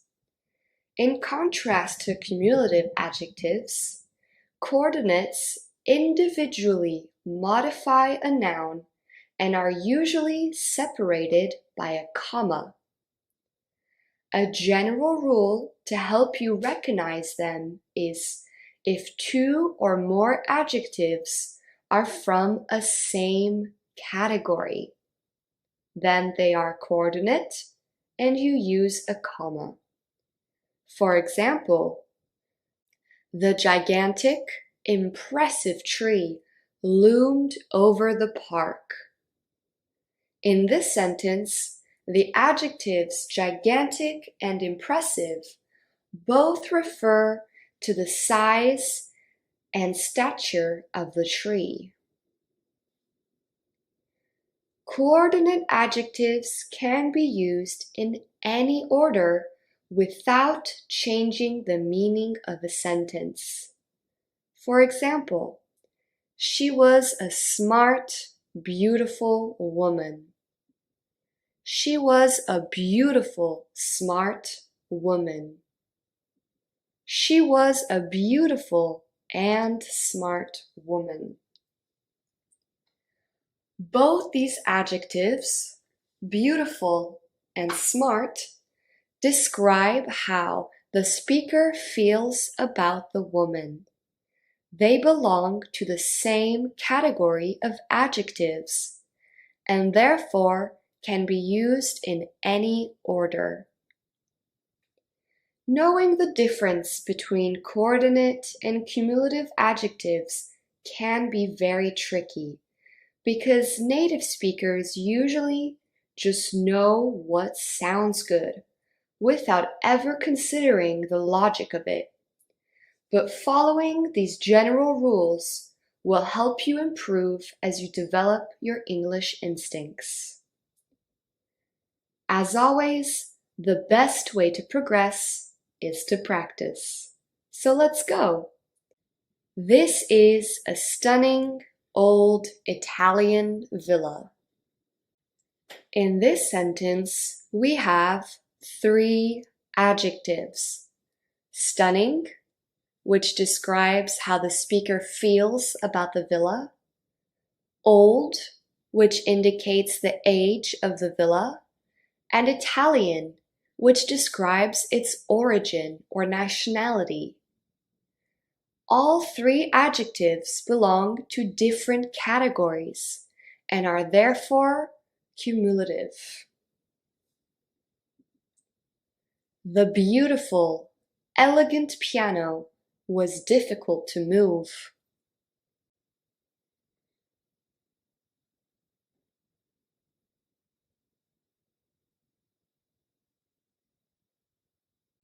There are 2 adjectives in this sentence, beautiful and elegant.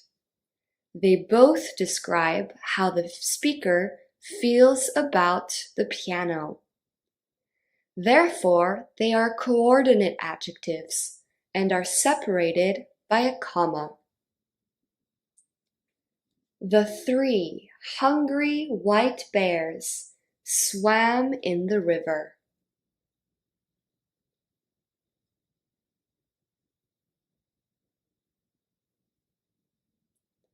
In this sentence, there are 3 adjectives. 3, hungry, white. They are cumulative adjectives. Great job! Now it's time to practice identifying adjectives in a popular context. Here is an extract from a short fairy tale by the Brothers Grimm. They are famous for their stories like Snow White and the 7 Dwarfs, Rapunzel, and more. This story is called Jorinda and Jorindel. Let's read the text. There was once an old castle that stood in the middle of a deep, gloomy wood, and in the castle lived an old fairy. Now, this fairy could take any shape she pleased. All day long she flew about in the form of an owl, or crept about the country like a cat. But at night she always became an old woman again. When any young man came within 100 paces of her castle, he became quite fixed and could not move a step till she came and set him free, which she would not do till he had given his word never to come there again. But when any pretty maiden came within that space, she was changed into a bird, and the fairy put her in a cage, and hung her up in a chamber in the castle. There were 700 of these cages hanging in the castle, and all with beautiful birds in them. All right, now it's your turn. You have 3 minutes to find and identify all the adjectives in this text. Are you ready? Let's go.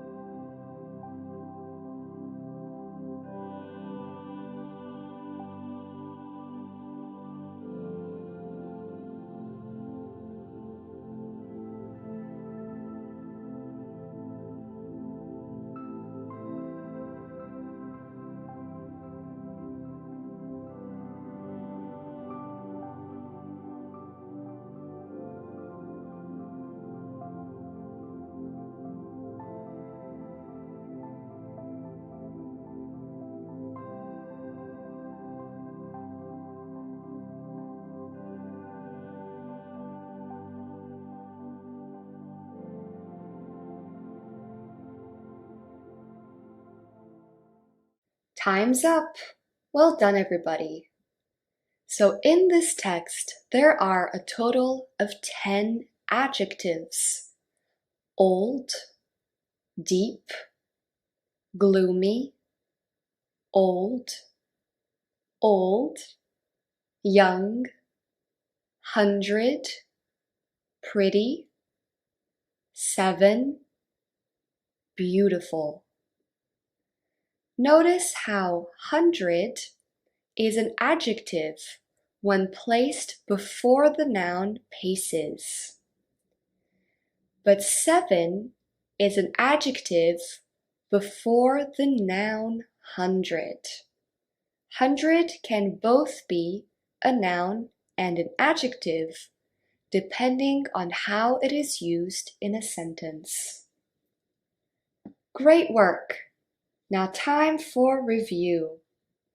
An adjective is a word used to describe nouns such as people, objects, events, substances, and ideas. Some adjectives have only one form. Others you can create by adding a prefix or a suffix to either the adjective, noun, or verb. Adjectives can be used in 3 different ways in a sentence: between an article and a noun, after a linking verb, or after a noun or indefinite pronoun. Cumulative adjectives are usually adjectives from different categories like age, origin, purpose, material, color. In contrast, coordinate adjectives individually modify a noun and are separated by a comma. They are usually from the same category of adjectives. Good job sticking through this tricky yet very important lesson. In our next video, we will continue on our journey in the world of adjectives. Next stop, comparatives and superlatives. See you soon! Hi, and welcome back to the English Grammar course. I am Marian, your English teacher, and I am back to lead you through this English learning journey. Today, we will be learning about comparatives and superlatives. First, let's review last lesson's content. An adjective is a word used to describe nouns, such as people, objects, events, substances, and ideas. There are many ways to make an adjective, like adding a prefix to an existing adjective or a suffix to a noun or a verb. For example, happy, unhappy, boss, bossy, love, lovely. Adjectives can be used between an article and a noun, the big tree. After a linking verb, the flower is beautiful. Or after a noun or indefinite pronoun, I haven't met anyone nice here. Cumulative adjectives are used without any commas and always in this order: by quantity, opinion, size or measurement, age, shape, color, proper adjectives like origin, nationality, or religion, material, purpose. For example, I like charming, tall French men. Or, I have 6 tiny young mice. In contrast, coordinate adjectives are usually from a same category and can be used in any order with a comma between them. For example, that hard-working, talented writer is speaking tomorrow. Hard-working and talented, both adjectives indicate how the speaker views the writer. Now let's practice.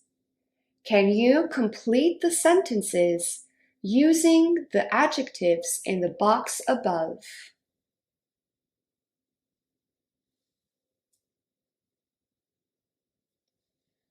We walked down the long, narrow path.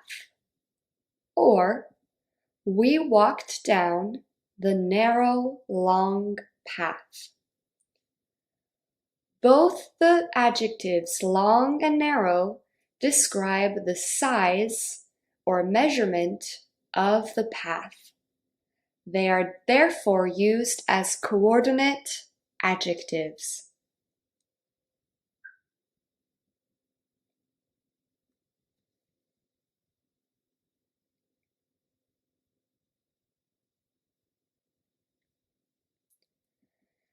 Two fluffy cats slept on my lap. These two adjectives are therefore from different categories and are therefore used as cumulative adjectives.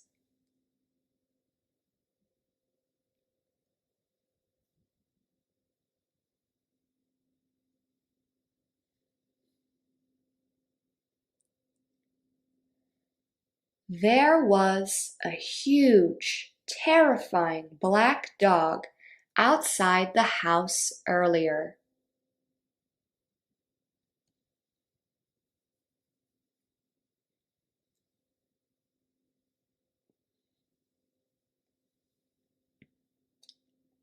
We are looking for a smart, experienced, independent teacher to take over the class. Notice the commas, as these are coordinate adjectives. We can therefore change their order. We can also say, we are looking for experienced, smart, independent teacher. Or we are looking for an independent, experienced, smart teacher. All combinations are correct.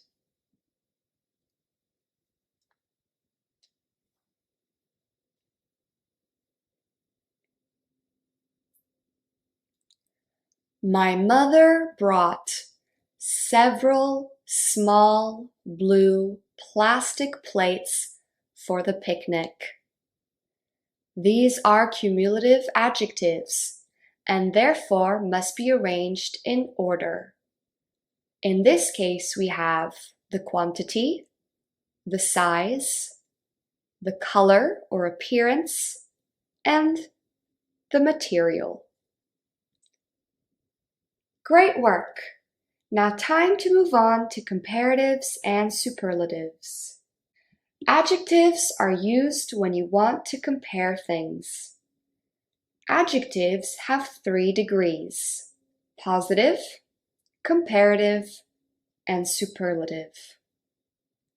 The positive form is what we have learned in the previous lesson. It simply describes one person or thing. She is smart. A comparative compares one person, animal, or object to another. We use it to compare 2 nouns only. She is smarter than her brother.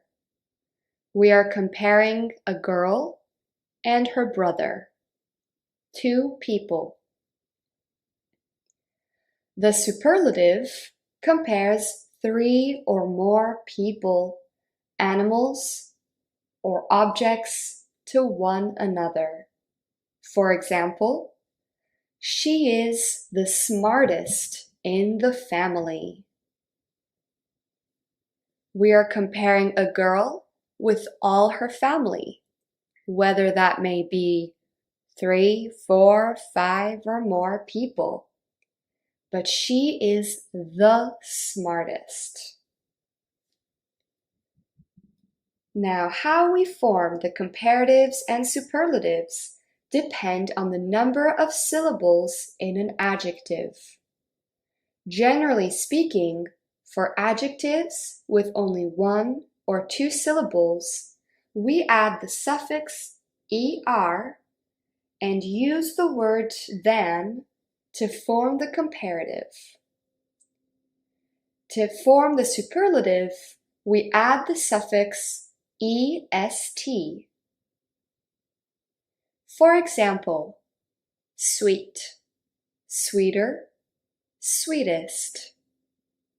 Pink, pinker, pinkest. The cat is bigger than the dog. This is the comparative. We are comparing one cat with one dog. This cat is the biggest. This sentence uses a superlative. It is comparing a cat with other animals. Now, for adjectives with more than 2 syllables and certain ones with 2, we use the words more and than to create the comparative and the most to form the superlative. For example, beautiful has 3 syllables, beautiful. We form the comparative and superlative like this: more beautiful than, the most beautiful. Another example, pleasant, more pleasant than, the most pleasant.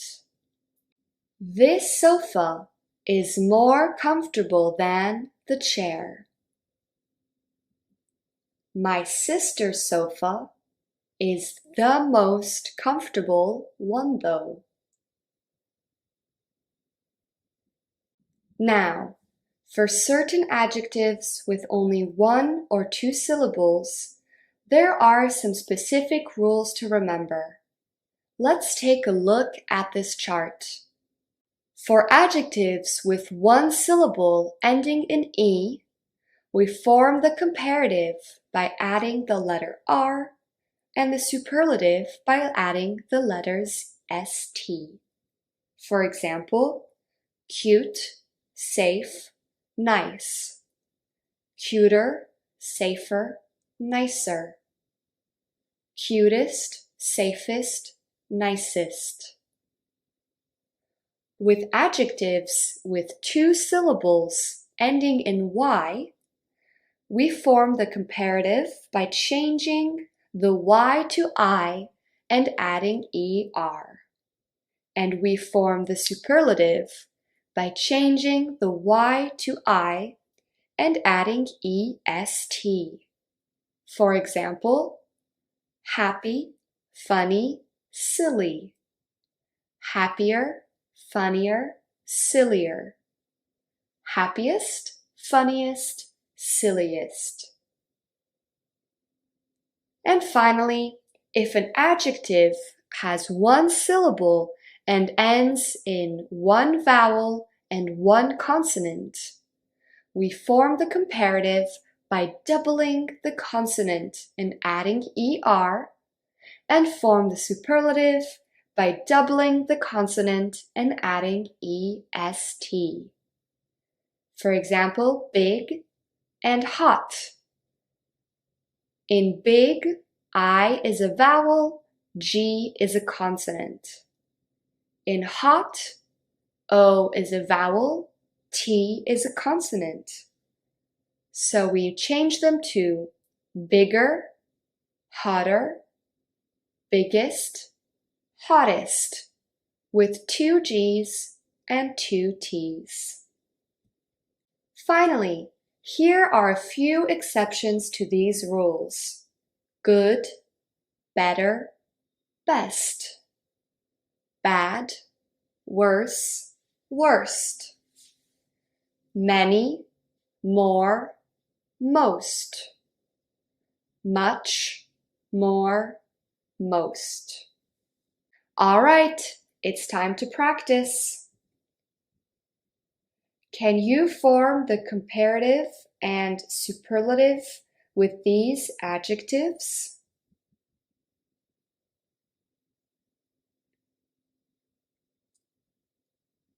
This rose is redder than that one. The adjective red ends with a vowel, E, and a consonant, D, so we must double the last letter. We are comparing a rose with one other flower. Therefore, it's a comparative.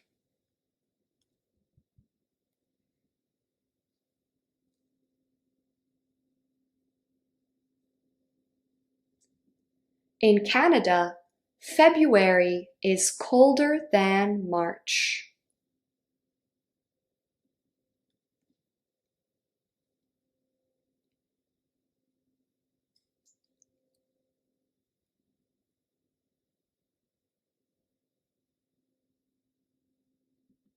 Dom Perignon is the most expensive champagne brand in the world.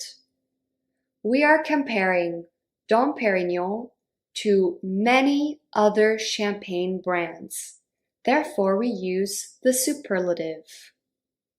Expensive has 3 syllables. Expensive. Therefore, we form the superlative by adding the most.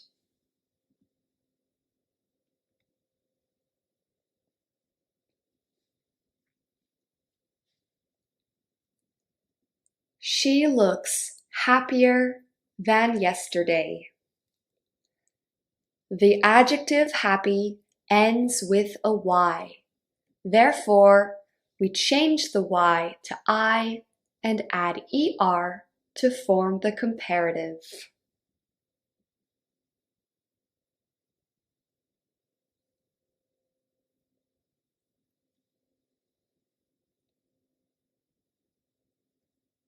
Base jumping is the most dangerous sport in the world.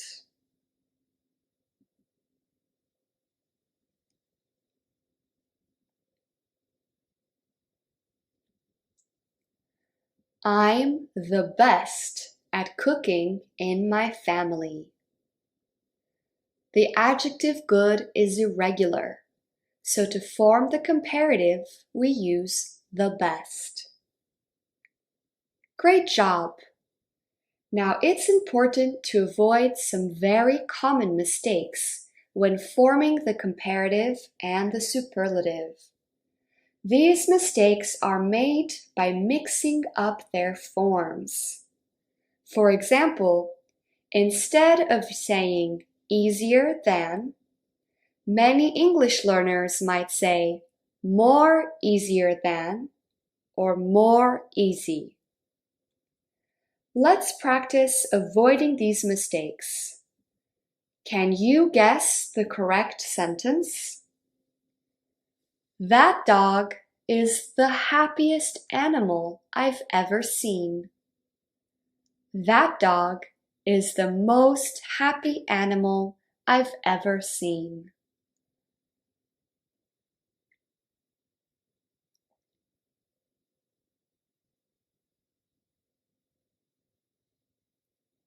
The first sentence is correct. The house is more nice with a fireplace. The house is nicer with a fireplace.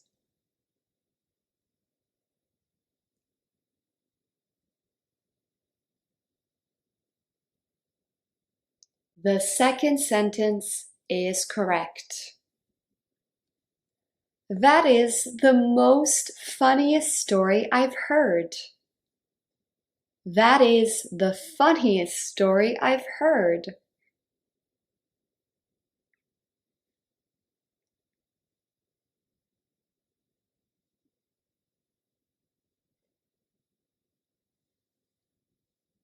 The second sentence is correct. The new iPhone is bigger than the last version. The new iPhone is more bigger than the last version.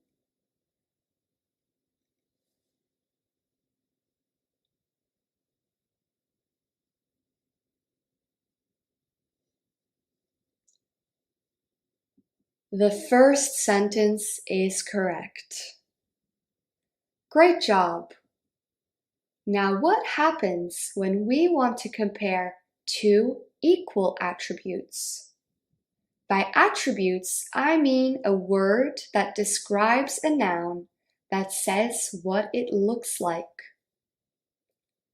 We use the pattern as plus adjective plus as. For example, Tom is as tall as his brother. This means that Tom and his brother are the same size. Their attribute tall is the same.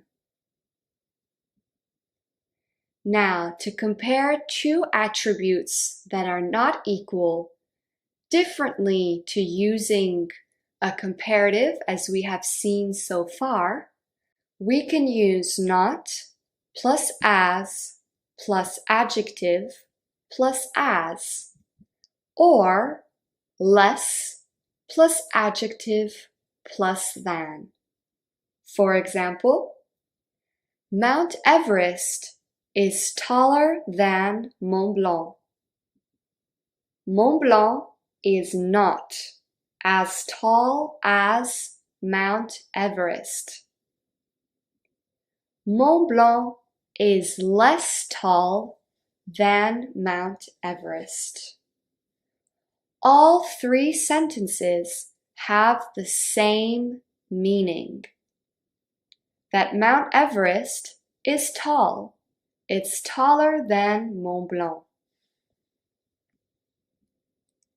Now, how do we compare two equal quantities? So we must use adjectives indicating quantity, which are money, much, few, and little. We use many and few for countable nouns, and much and little for uncountable nouns. We follow the pattern as plus adjective indicating quantity plus noun plus as. For example, they have as many books as I do. That means they, the other people, have the same number of books as the speaker.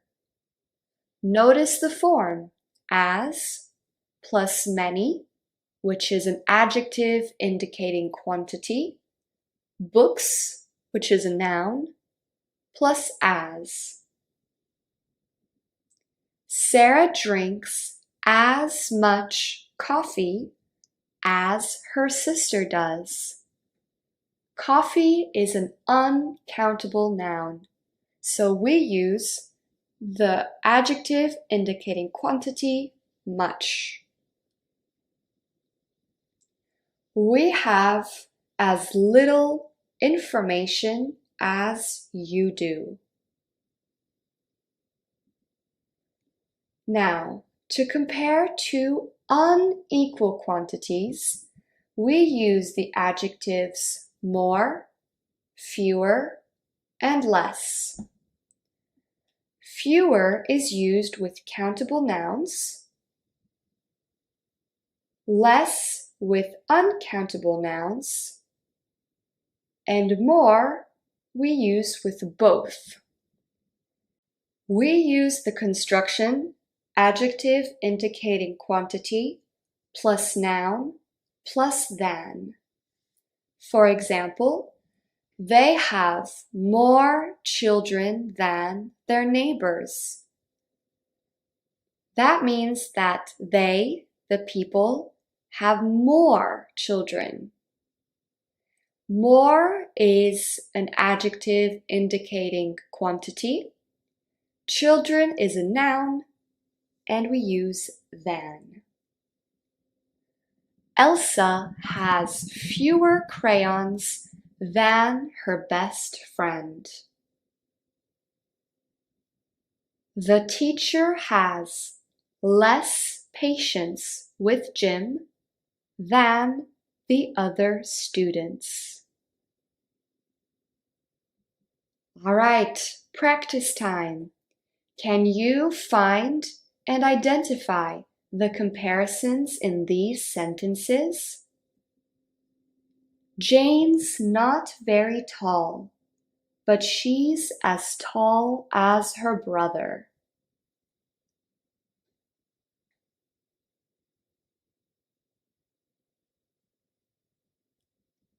As tall as is the comparative. This means that Jane and her brother are the same size. She loves going to school because her teacher is the smartest person she knows.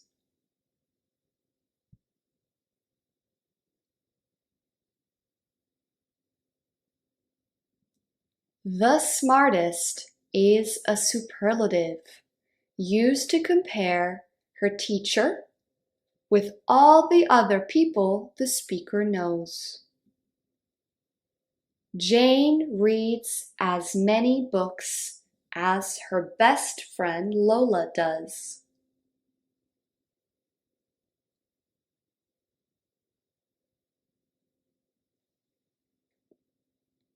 As many books as compares the quantity of books that Jane and Lola read. Jane has fewer pens than Lola, but Lola has less colored paper than Jane has.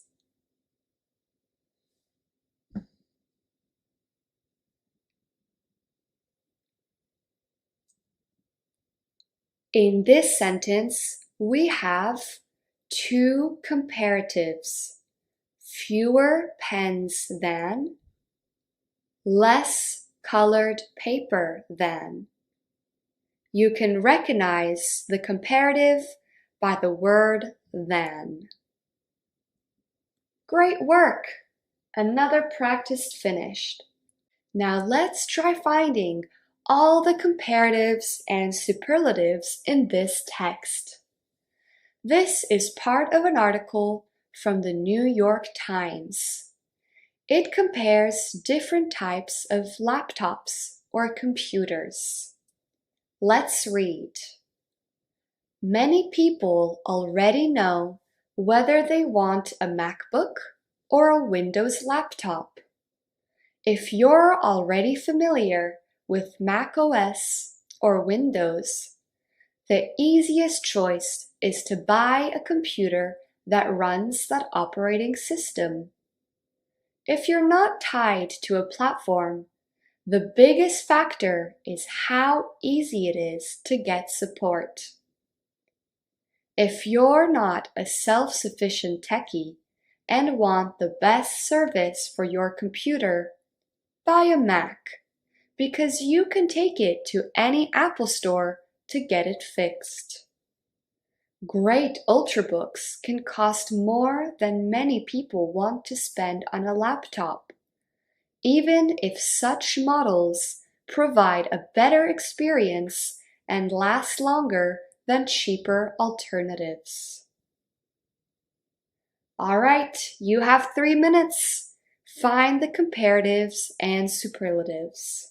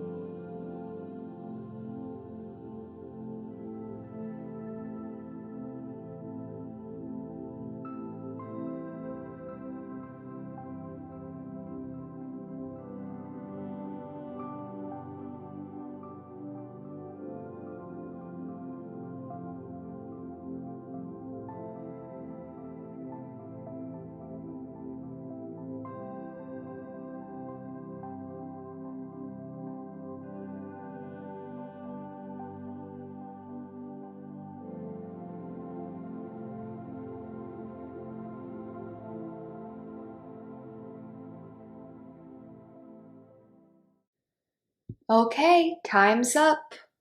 In this text, there are 3 comparatives. Great ultrabooks can cost more than many people want, and such models provide a better experience and last longer than cheaper alternatives. In the second sentence, we have 2 comparatives in one sentence: better experience than and last longer than. We also have 3 superlatives: the easiest choice, the biggest factor, and the best service. Great work! Now it's time for review. Adjectives are useful when you want to describe things or compare them. Adjectives have 3 degrees: positive, comparative, and superlative. The comparative compares one person, animal, or object to another. We use it to compare 2 nouns only. For example, bigger than, better than, more expensive than. The superlative compares 3 or more people, animal, or objects to one another. For example, the biggest, the best, the most expensive. How we form these comparatives and superlatives depends on the number of syllables in an adjective. Generally speaking, for adjectives with only 1 or 2 syllables, we add the suffix er and use the word than to form the comparative, and use the and the suffix est for the superlative. For adjectives with more than 2 syllables and certain ones with only 2, we use the words more and than to create the comparative and the most to form the superlative.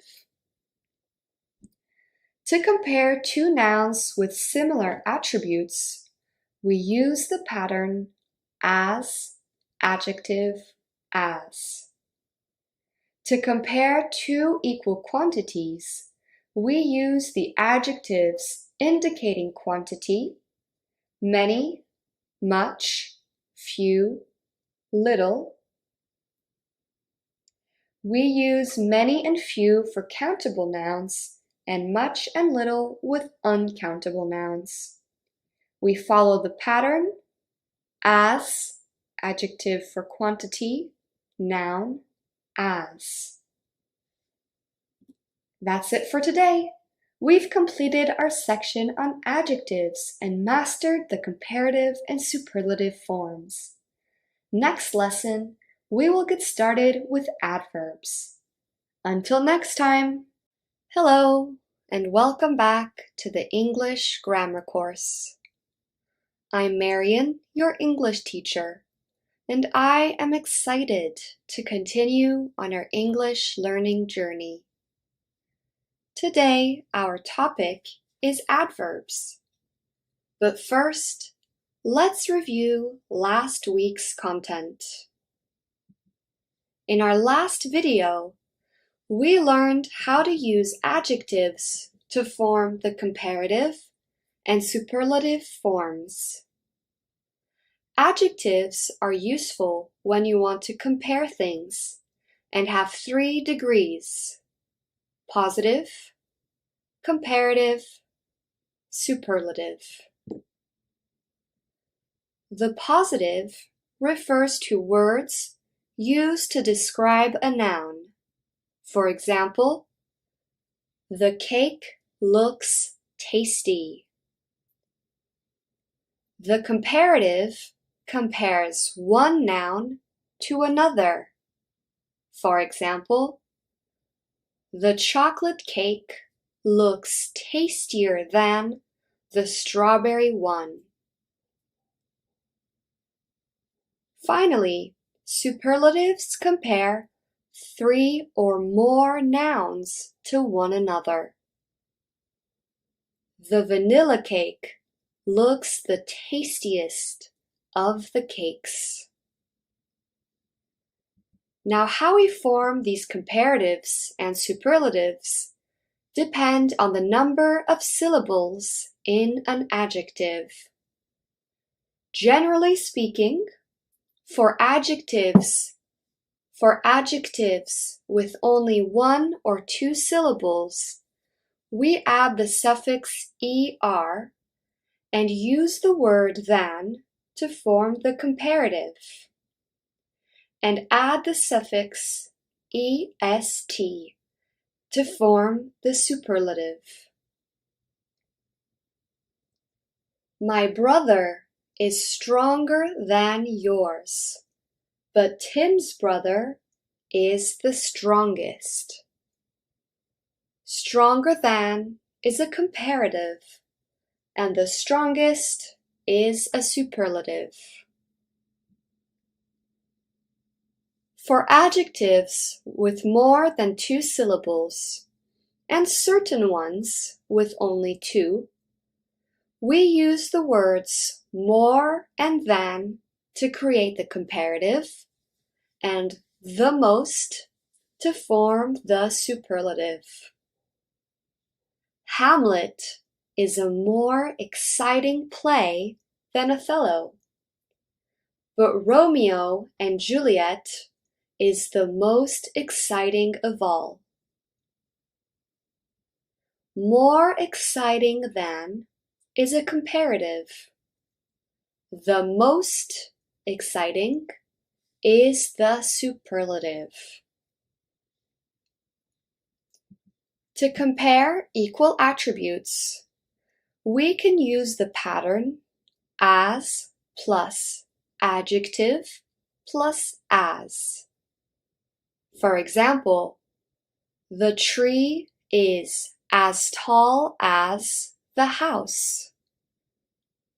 Tall is the adjective, and as tall as indicates that the tree and the house are the same size. To compare equal and unequal quantities, we can use 2 different constructions. The first one is as plus adjective indicating quantity plus noun plus as. For example, there is as much sugar as there is flour in this recipe. Much is an adjective indicating quantity, and sugar is a noun. We can also use the construction adjective indicating quantity plus noun plus than. There is less sugar in your coffee than mine. Less is an adjective indicating quantity. Sugar is a noun. Great work! Let's practice what you know. Can you choose the correct sentence? Her name is more complicated to mine to understand. Her name is more complicated than mine to understand.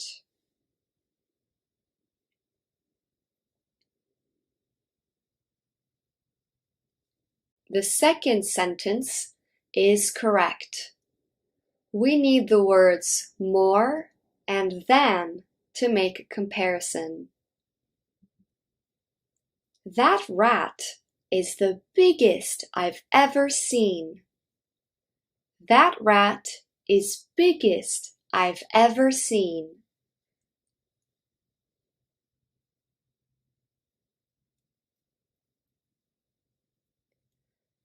The first sentence is correct. To form the superlative, we need the definite article the biggest. Your pen works as well than mine. Your pen works as well as mine.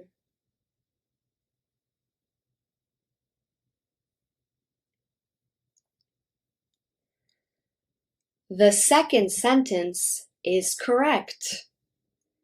To compare two equal attributes, we use the pattern as plus adjective plus as. As well as. She's much more happy than yesterday. She's much happier than yesterday.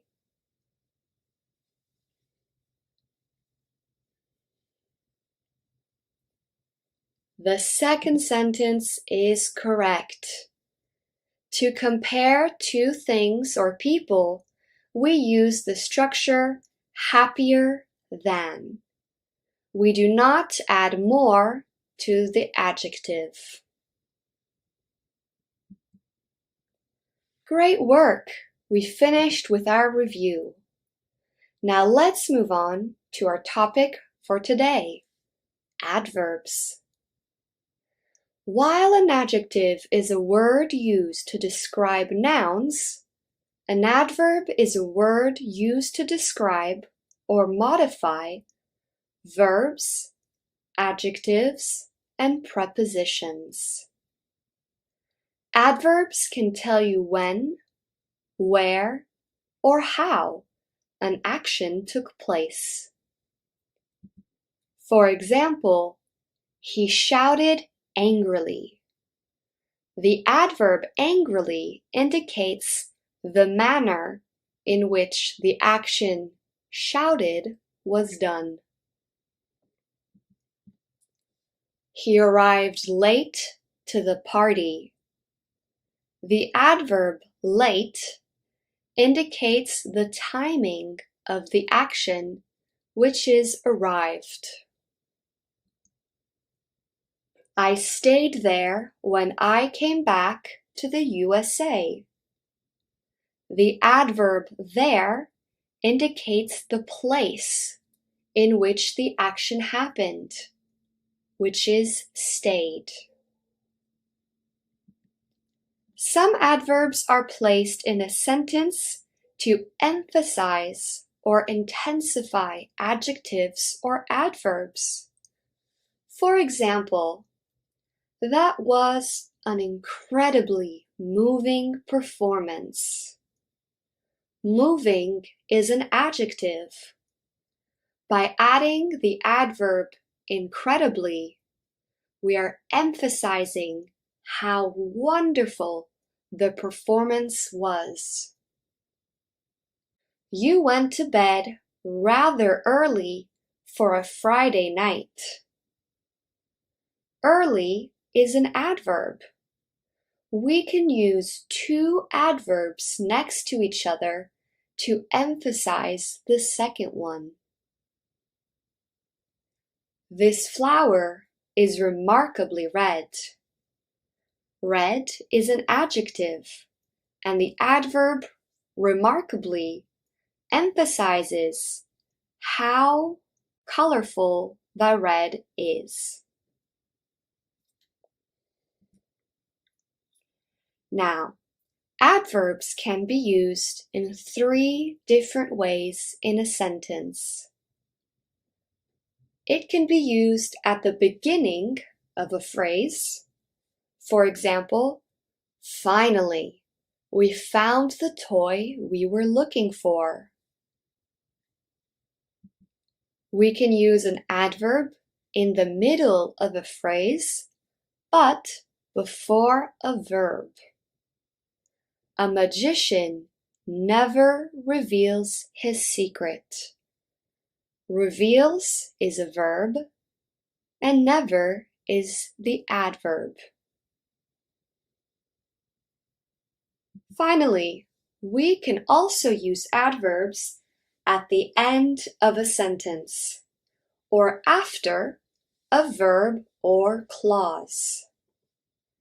She cried desperately.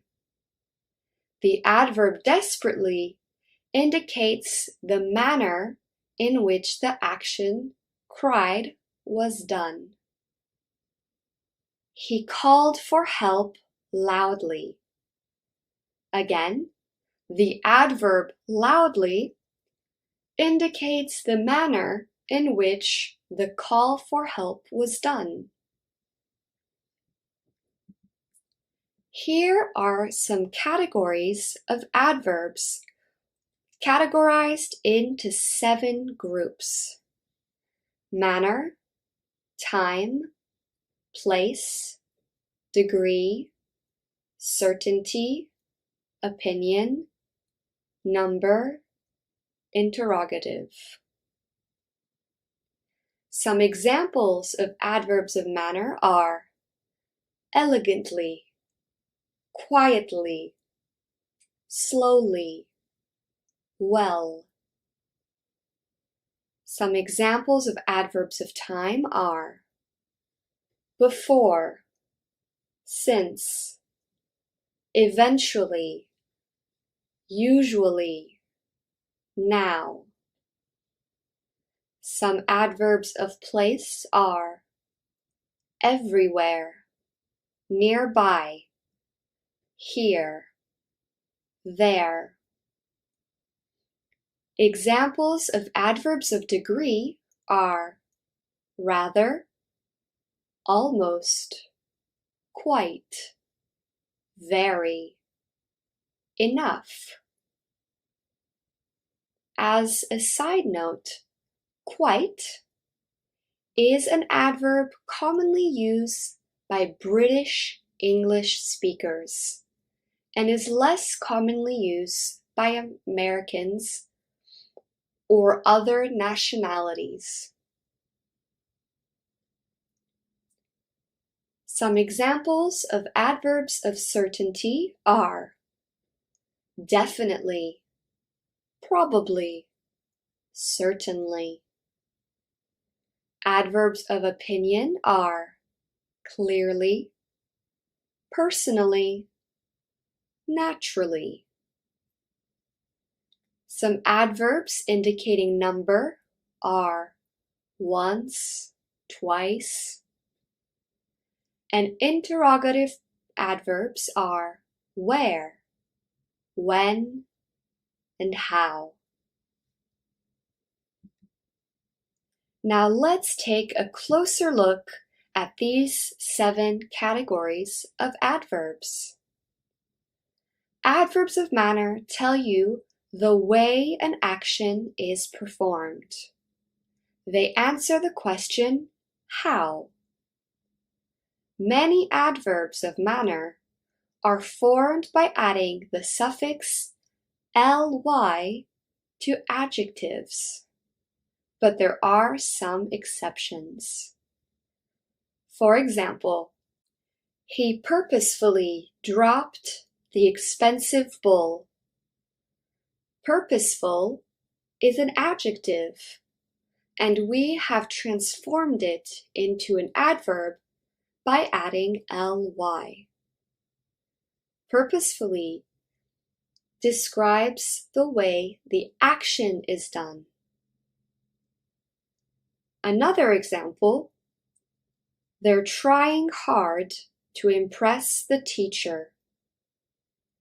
Hard is an adverb. It does not have ly. It's irregular. Adverbs of time tell you when, how long, or how often an action has occurred. For example, dinner will be ready shortly. I have lived in France since 2010. Adverbs of place answer the question of where an action happens. They cannot be used at the beginning of a sentence. For example, I like to do yoga outside in the summer. We cannot say, outside, I like to do yoga in the summer. The adverb outside cannot be at the beginning of a sentence. Hank looked around the office for his phone. The adverb around describes where Hank is looking. Two very common adverbs of place are here and there. They give a location relative to the speaker. With verbs of movement, here means towards or with the speaker, whereas there means away and not with the speaker. For example, this house is cozy. I really like it here. The adverb here indicates the house that the speaker is in. Now, in the second example, I used to live in Japan. I want to go back there. The adverb there indicates that the speaker is not in Japan now. Here and there can be placed at the beginning of a sentence for emphasis. For example, there it is. Here we go. Adverbs of place that end in where refer to non-specific locations or directions. For example, I hope to go somewhere hot for my next holiday. This sentence refers to any place that is hot, not a specific place. That cat is everywhere. This sentence means that the cat is in many places, but doesn't indicate any specific ones. Adverbs of degree answer the question, how much or to what extent, and can increase or reduce the strength of the word they describe. For example, he was incredibly loud. This sentence indicates that he is very, very, very loud. But the sentence, he was a little loud. The adverb little indicates that he is loud, but not too much. The degree of loudness changes depending on the adverb. When adverbs of degree modify a verb, it must be placed before the verb. For example, the children absolutely loved the puppet show. The adverb absolutely describes the action loved and is therefore in front of the verb. Adverbs of degree can also be used before another adverb for extra emphasis. For example, the old man walked incredibly slowly. Incredibly and slowly are both adverbs, and incredibly adds more information, emphasizes the slowness of the old man. Some adverbs of degree can have specific meanings. For example, the adverb of degree to can mean also when placed at the end of the phrase it modifies. Can I come to the mall too? To can also mean excessively when used before an adjective or another adverb. This tea is too hot. This means that the tea is not comfortable to drink. The heat is excessive. The adverb of degree, very, is also used to describe an excessive behavior, but its usage is very different to. Very expresses a fact, whilst to suggests there is a problem. For example, it's very cold outside.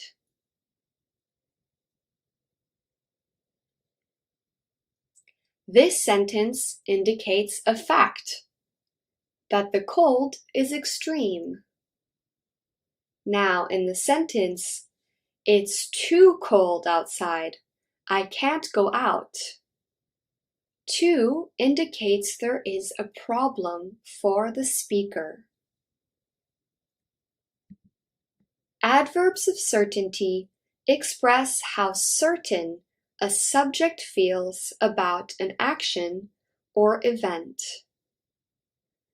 Adverbs of certainty are used before the main verb unless the main verb is to be, in which case it's placed after. For example, he definitely won't come tonight. Definitely is placed before the verb, will not.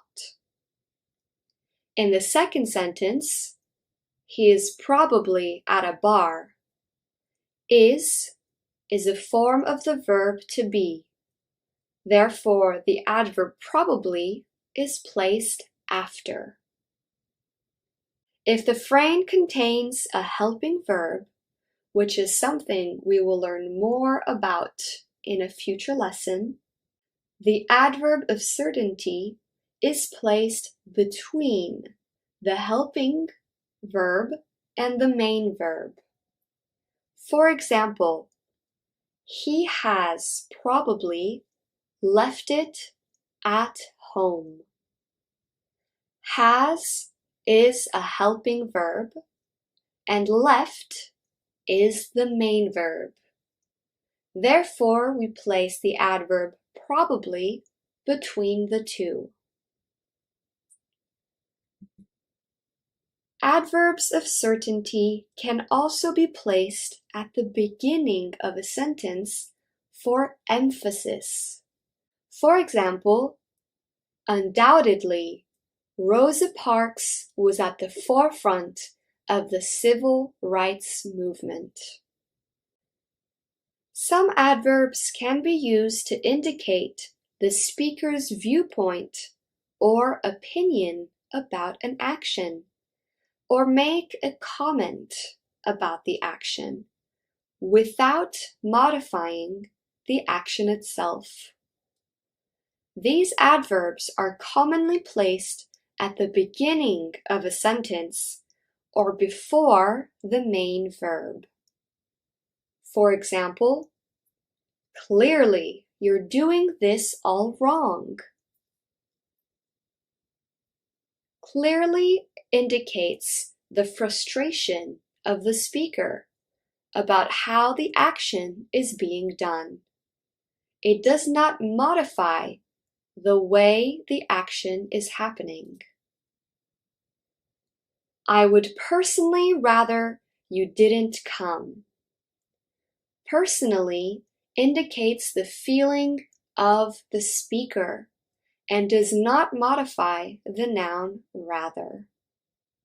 Finally, our last category of adverbs are interrogative adverbs, which are placed at the beginning of a question and before a verb.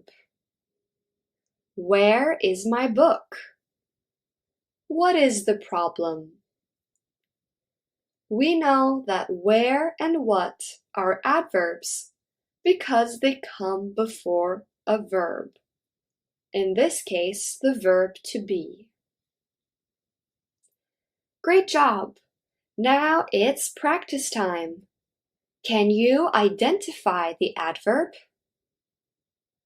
I don't know what happened. The bird randomly attacked me.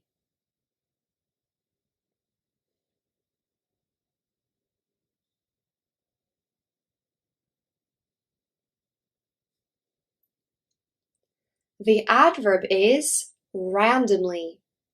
It indicates the manner in which the speaker was attacked. The tall man shouted angrily at the little boy.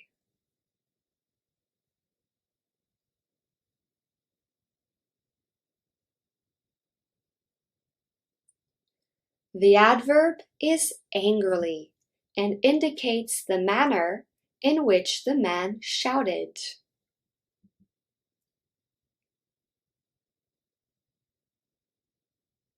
I ran as quickly as I could.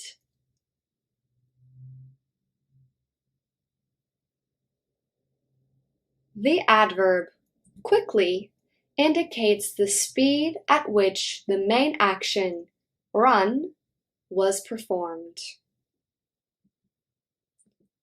Officially, we haven't made a decision yet. But between you and me, you've clearly won the award.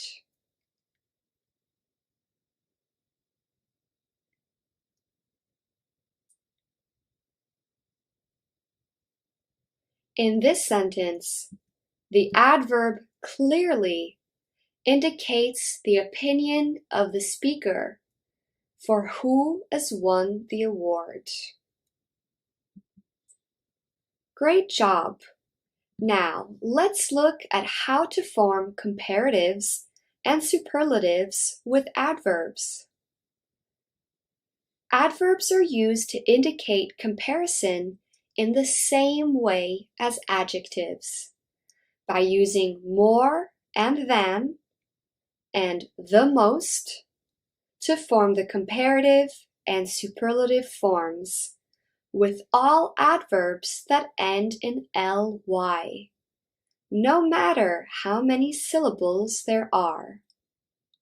For example, easily, more easily than, the most easily, or dangerously, more dangerously than, the most dangerously. For example, I take this job more seriously than my friend. I probably take it the most seriously of everyone on our team. More seriously than is a comparative adverb. The most seriously is a superlative adverb. Now, with short adverbs that do not end in ly, the comparative and superlative forms are very similar to adjectives.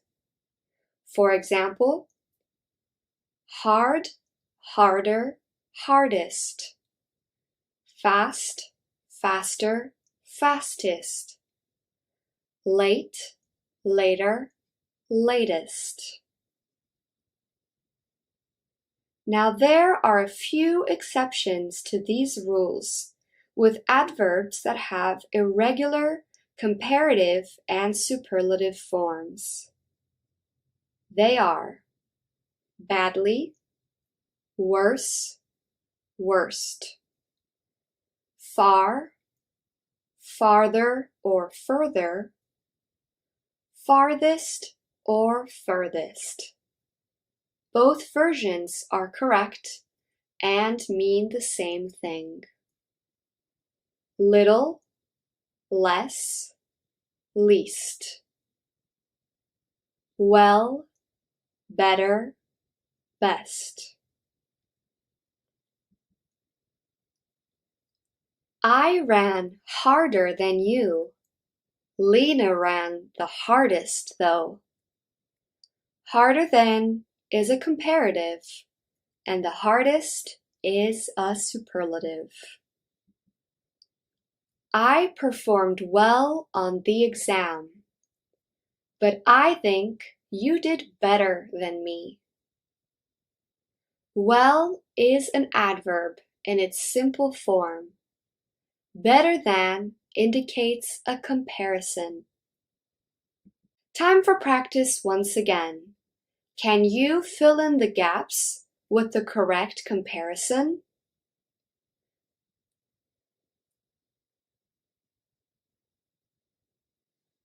Julia and her brother read the most quietly of all the other children in the class.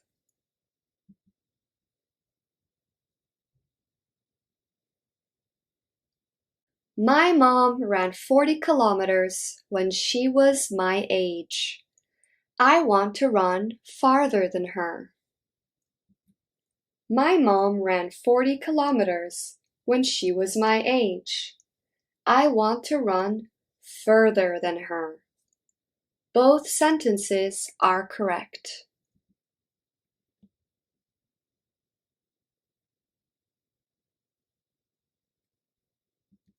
I did the worst on the exam out of everyone in the class.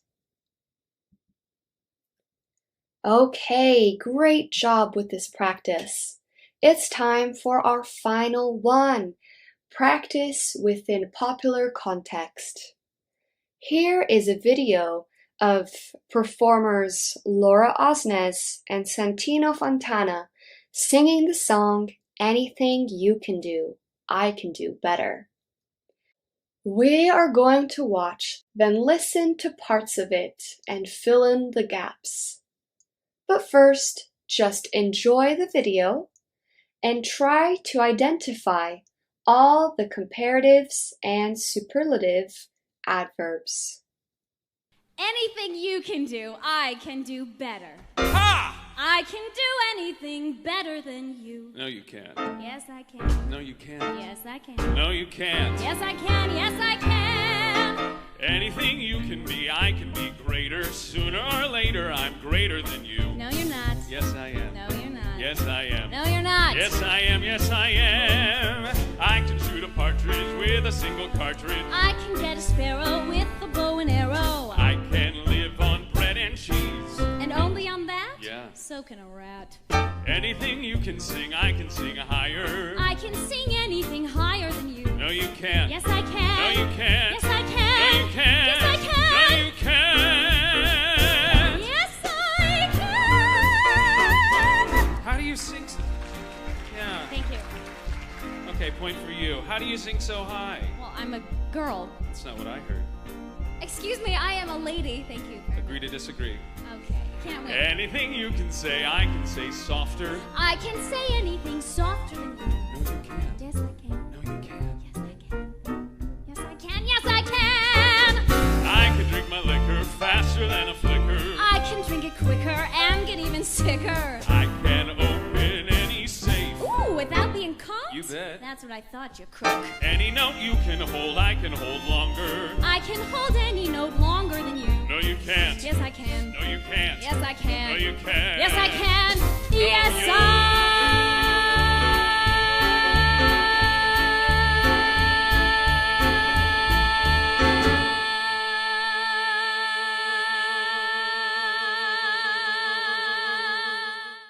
All right, I hope you enjoyed that performance.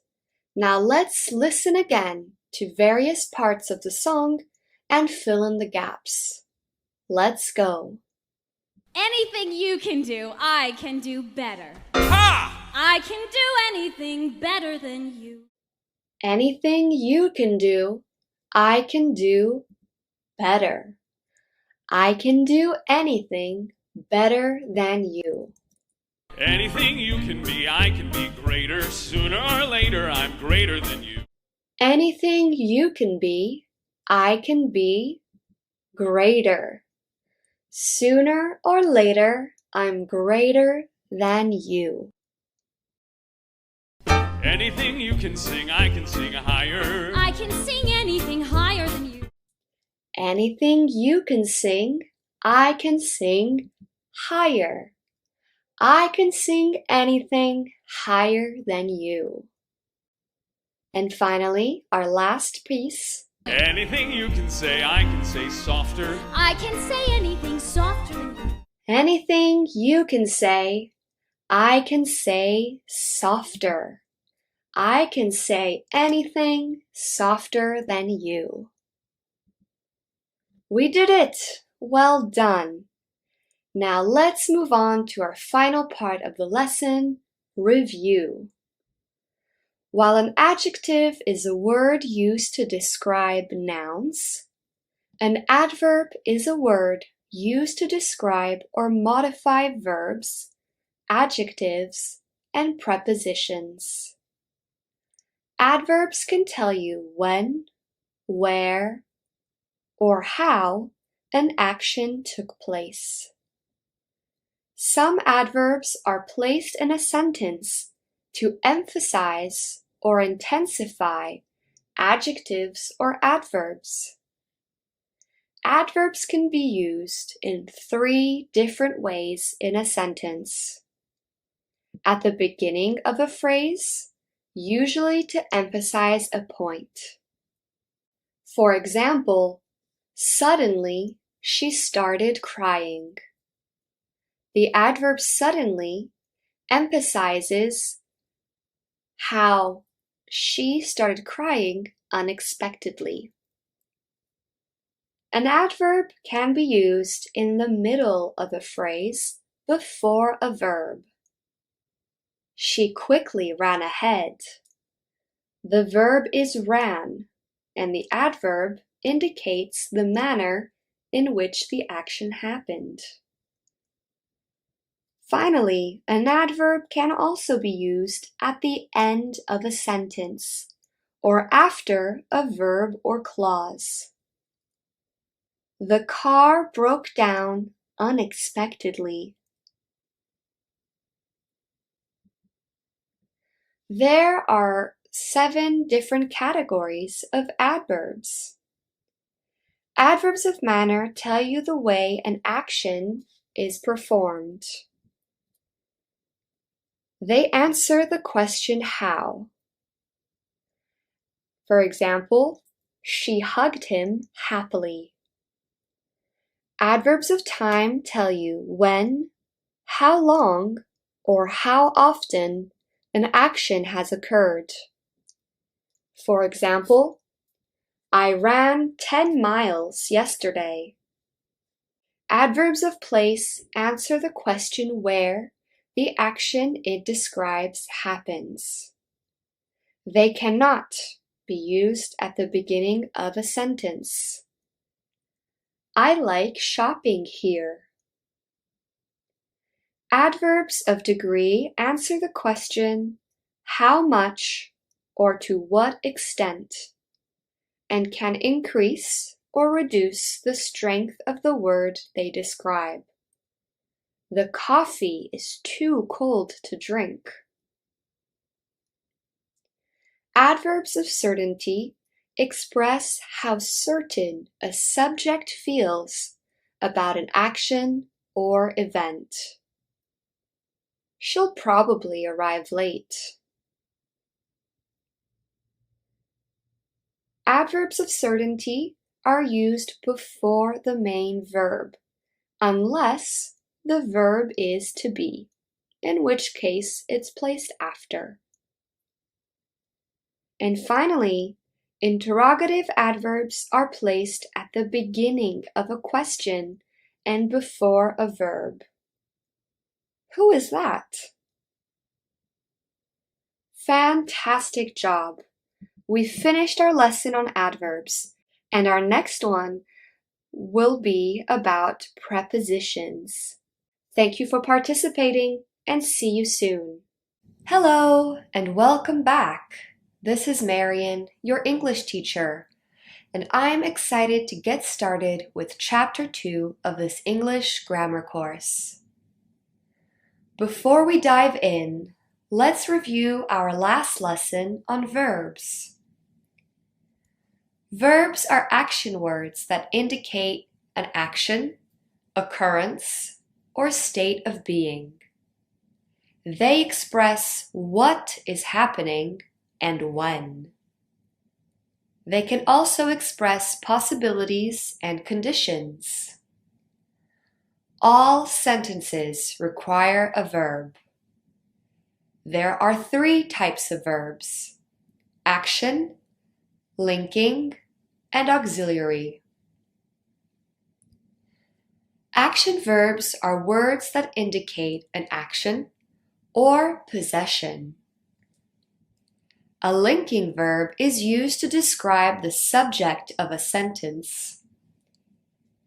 And an auxiliary verb, also called helping verb, is used before action or linking verbs to give extra information regarding the tense or voice of the main verb. Some examples are is, was, been, has, have, had, do, did.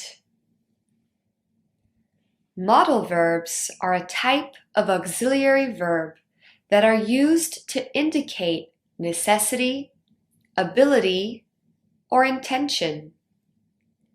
Some modal verbs are can, could, may, might, must, ought to, shall, should, will, would. All right, time for practice. Can you identify the verbs and their types in these sentences? I run around my neighborhood every morning.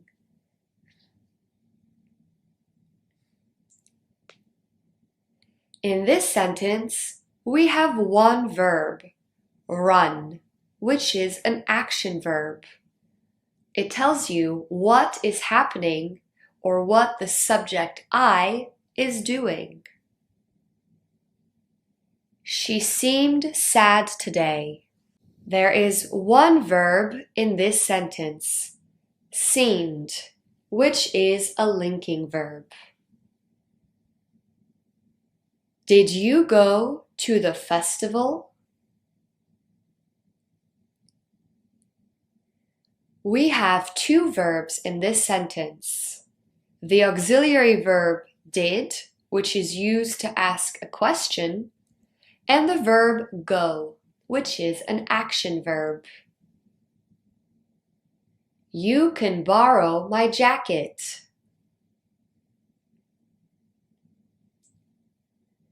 There are 2 verbs in this sentence, can, which is an auxiliary verb of possibility, and borrow, which is an action verb. I went to the library this morning.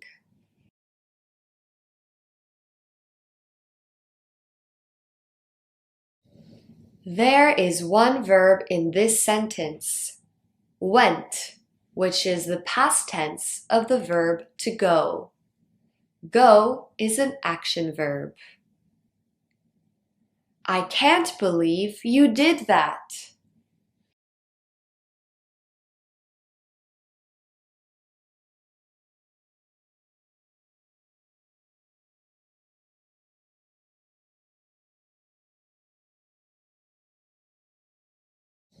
There are 3 verbs in this sentence. Can't, which is the contraction of the auxiliary verb cannot. Believe, which is an action verb. And did, which is the verb to do. In this sentence, did is not an auxiliary verb.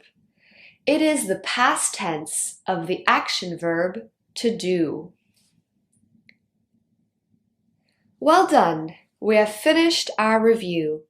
Now it's time to move on with our lesson on the present simple tense.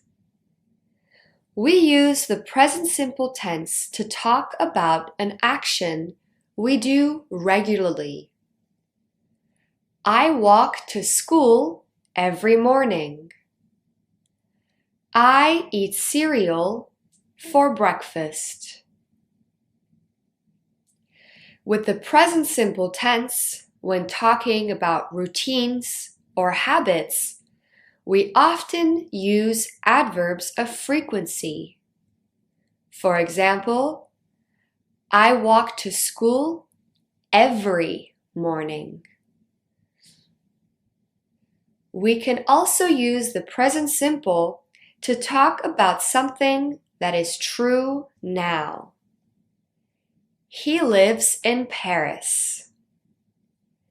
This sentence indicates that the subject he has been living in Paris and is in Paris now. We use the present simple tense to talk about something that is always true. The sun is very hot.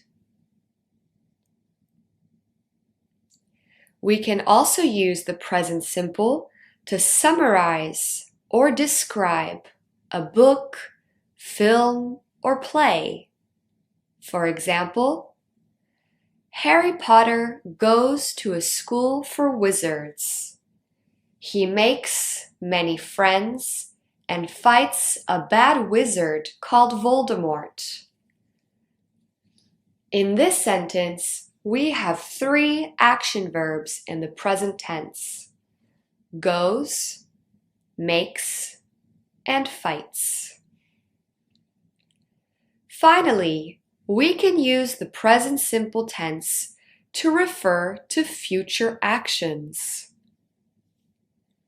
My train leaves at 10 a.m. tomorrow. My classes start next week. To form the present simple tense, we keep the base form, or the infinitive, except with third-person pronouns, which are he, she, and it, for which we add an S at the end of regular verbs.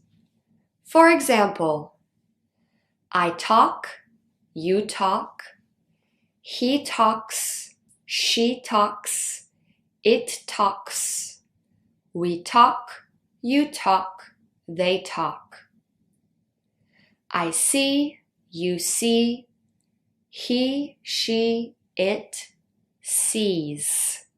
We see, you see, they see. I like, you like, he, she, it likes. We like, you like, they like. For example, I speak to my mom every Sunday. I is a first-person pronoun singular. Therefore, we keep the base or infinitive form of the verb speak. He loves his dog. He is a third-person singular pronoun. Therefore, we add an S to the verb love. Some verbs are irregular.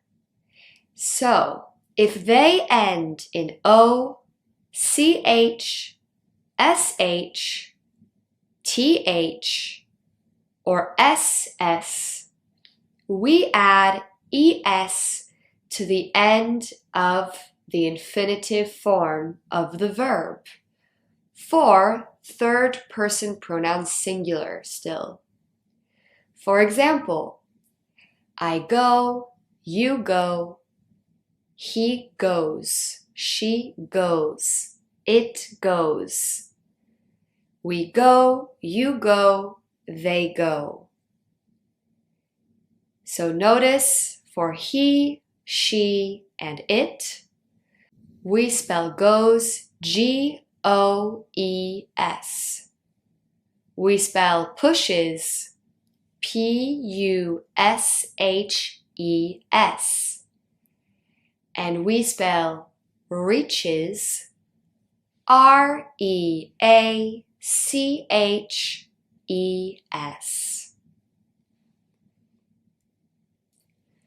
For example, she misses her dad.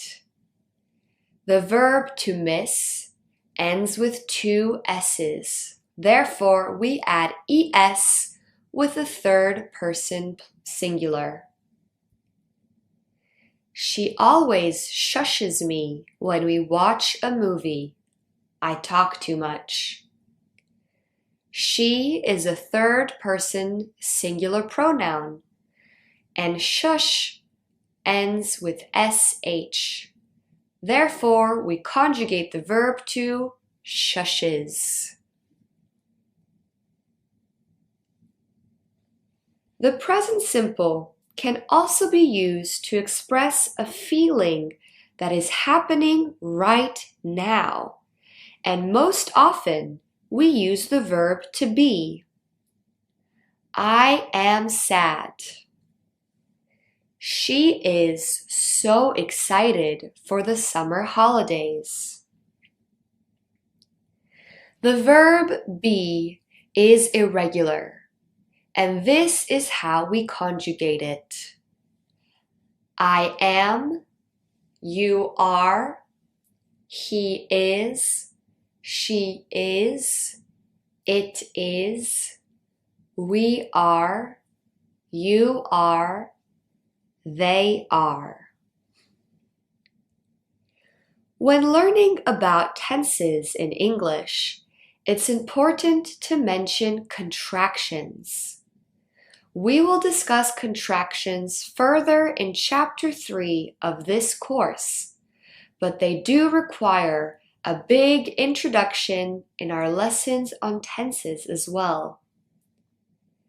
When using the verb to be, we can contract with pronouns in the following way. I am, I'm. You are, your. He is, he's. She is, she's. It is, its. We are, we're. You are, you're. They are, they're. For example, she is angry becomes she's angry. It's important to note that both these sentences are acceptable and grammatically correct. In spoken and informal language, native English speakers almost always use contractions. Therefore, we would say, she's angry, not she is angry. We do not use contractions in formal writing. For example, business emails or academic essays. Another example, my mom is in jail. My mom's in jail. As you can see, with the verb to be, we can contract it with a pronoun, but also a proper noun or singular noun. My mom's in jail. Mom's, M-O-M, apostrophe S, is the contraction of mom is. As you can see, we replace the I with an apostrophe. The table is too low becomes the table's too low. Tables is the contraction of table is. Practice time. Can you choose the correct sentence? He wants to go home. He want to go home.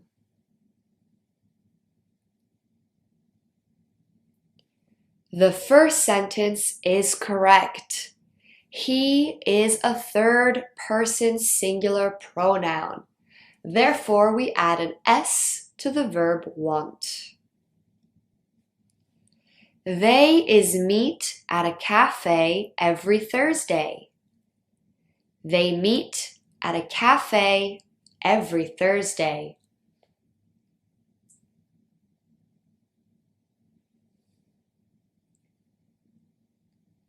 The second sentence is correct.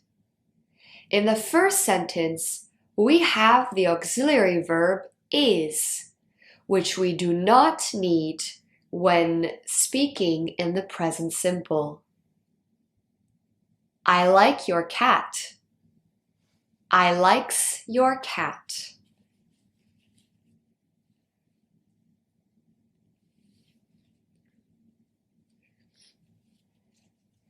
The first sentence is correct. With the pronoun I, we do not need an S at the end of the main verb.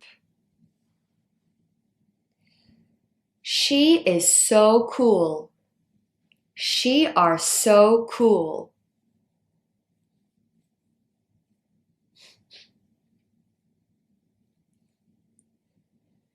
The first sentence is correct.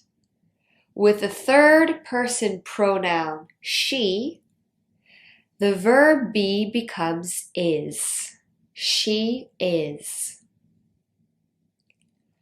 I are so happy for you.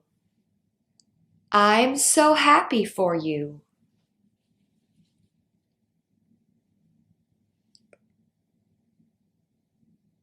The second sentence is correct. With the first person pronoun I, the verb to be becomes am. I am, which is contracted to I'm. The chair's very comfortable. The chair's very comfortable.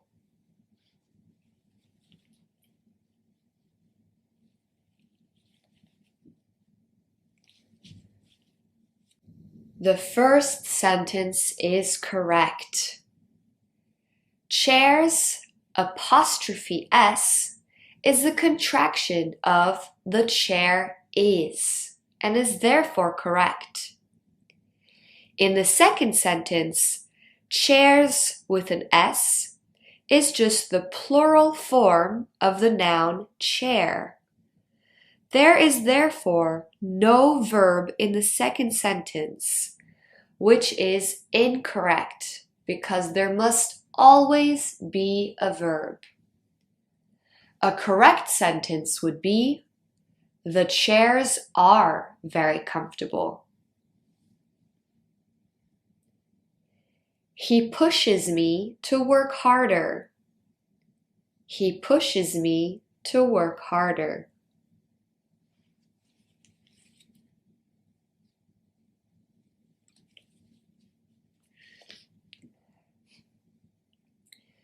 The second sentence is correct. The verb push ends with sh, and we must therefore add es with third person pronoun he. My dog like vegetables. My dog likes vegetables.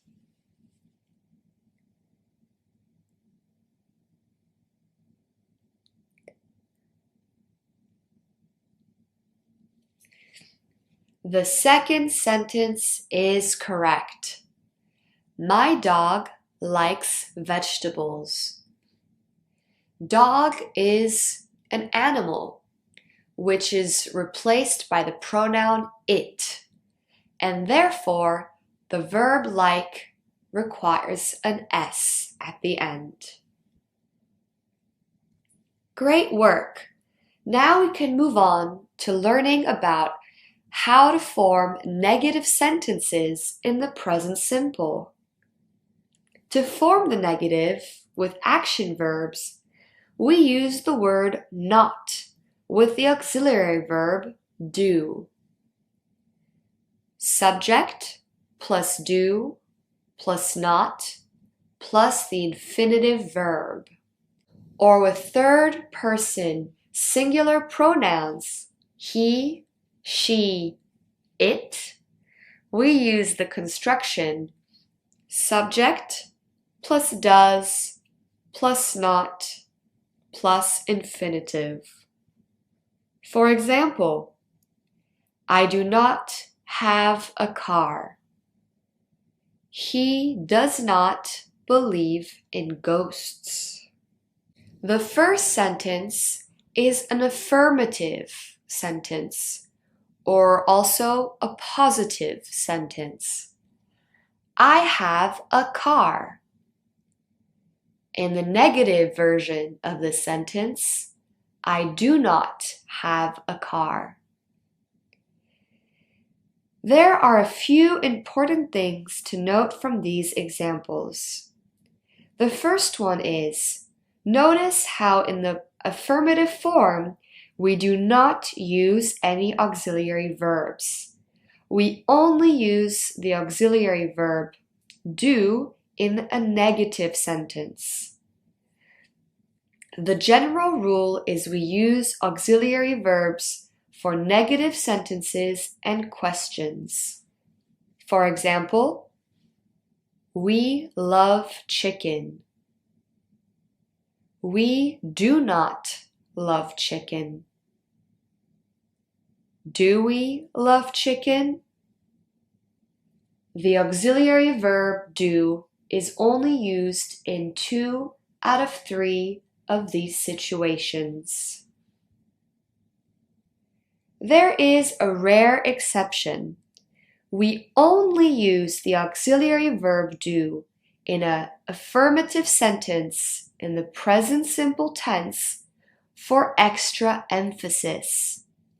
Usually when someone doesn't believe you about something. For example, I do love chicken. I do. Do is used for emphasis. When a form becomes negative, we can contract it by combining the word not with the auxiliary verb and placing an apostrophe as replacement for the O in not. For example, I do not, I don't. You do not, you don't. He, she, it does not. He, she, it doesn't. We do not, we don't. You do not, you don't. They do not, they don't. Contractions are very important, as we previously mentioned, as they are commonly used in both spoken and informal written English. So it's important to practice using them as much as possible. So, when forming negative sentences with contracted auxiliary verbs, we can use the constructions subject plus don't plus infinitive and subject plus doesn't plus infinitive. I don't know what to do. She doesn't drive to work. Now, how to make negative sentences in the present simple with the verb to be. We use the structure subject plus be plus not. For example, I am not happy. She is not swimming. Similarly to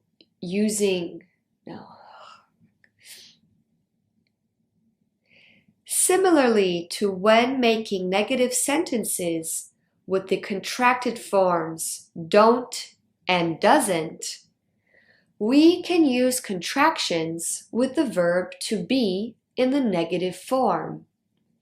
For example, I am not happy becomes I'm not happy. She is not swimming becomes she's not swimming. There are two different ways to contract the verb to be: with the subject or with the word not. Let's have a look at this chart.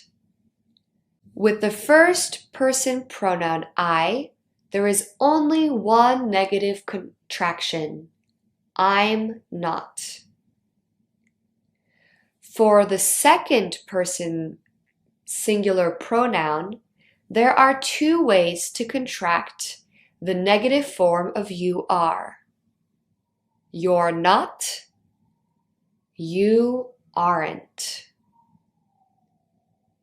With he, she, it, we can contract the negative form as follows: he's not, he isn't. She's not, she isn't. It's not, it isn't. With the first, second, and third person plural pronouns, we can contract as follows: we're not, we aren't. You're not, you aren't. They're not, they aren't. Both ways to contract are correct. There is no difference between the two except its form. It's important to be able to recognize both to improve your reading and listening comprehension skills. But you are free to choose whichever contracted form feels most natural and easy to you. Let's look at some examples.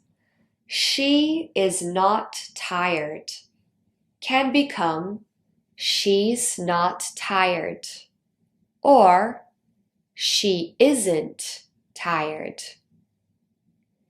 We can either contract the verb be with the pronoun she, she's not, or we can contract the verb to be with the adverb not, she isn't.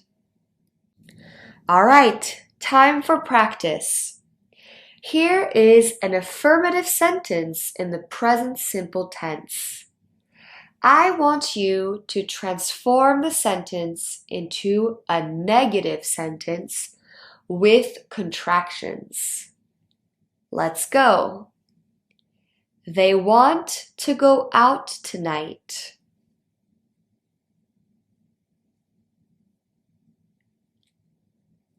In the negative form, with contractions, the sentence becomes, they don't want to go out tonight.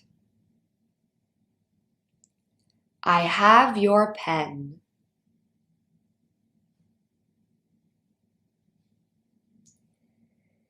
This sentence becomes, I don't have your pen.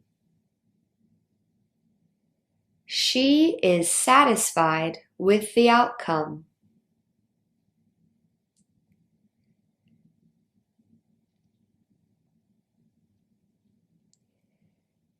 This sentence becomes, she isn't satisfied with the outcome, or she's not satisfied with the outcome.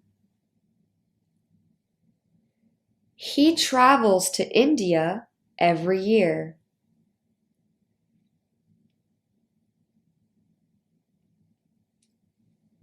This sentence becomes, he doesn't travel to India every year. They're pleased.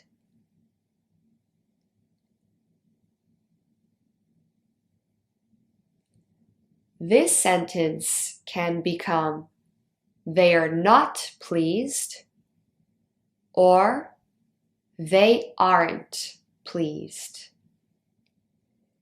Great job! Now that we know how to form negative sentences using the auxiliaries don't, doesn't, but also the negative contracted forms of the verb to be, let's move on to forming questions. To form questions, we also use the auxiliary verb do, but at the beginning of a sentence. We switch the subject with the auxiliary verb. For example, do you want some chewing gum? Does your sister brush her teeth every day?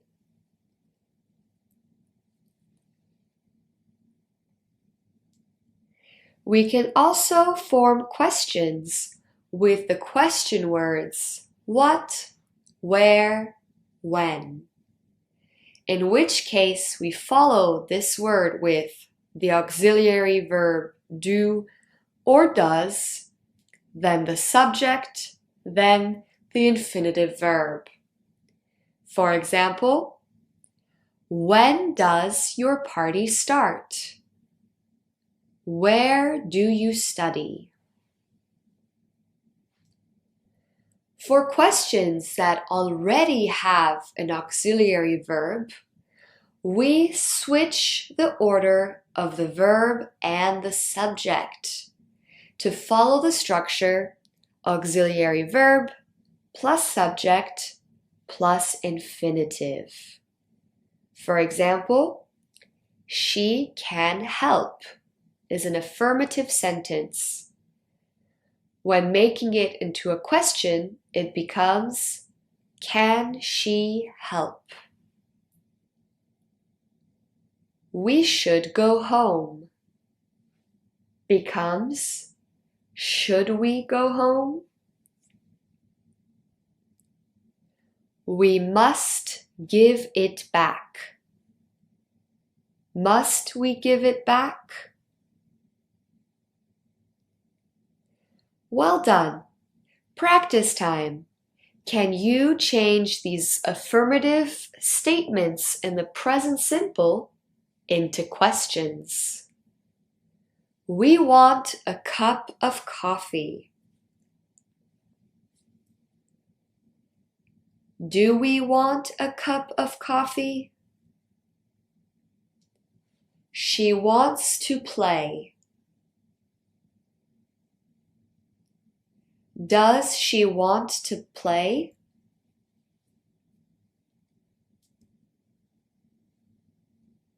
She should walk to the gym. Should she walk to the gym? Your dog likes cheese.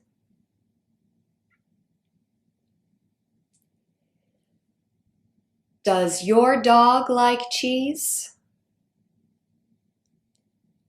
My brother can paint very well.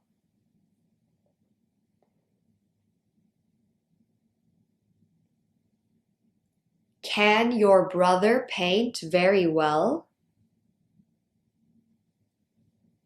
We prefer candy to chocolate.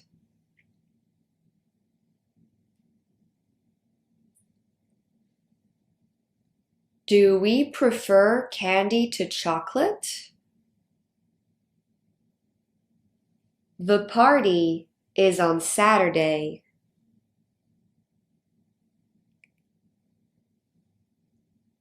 Is the party on Saturday? Or we can also ask, when is the party? Notice that the question word when is before the verb is. Her bag is under the bed.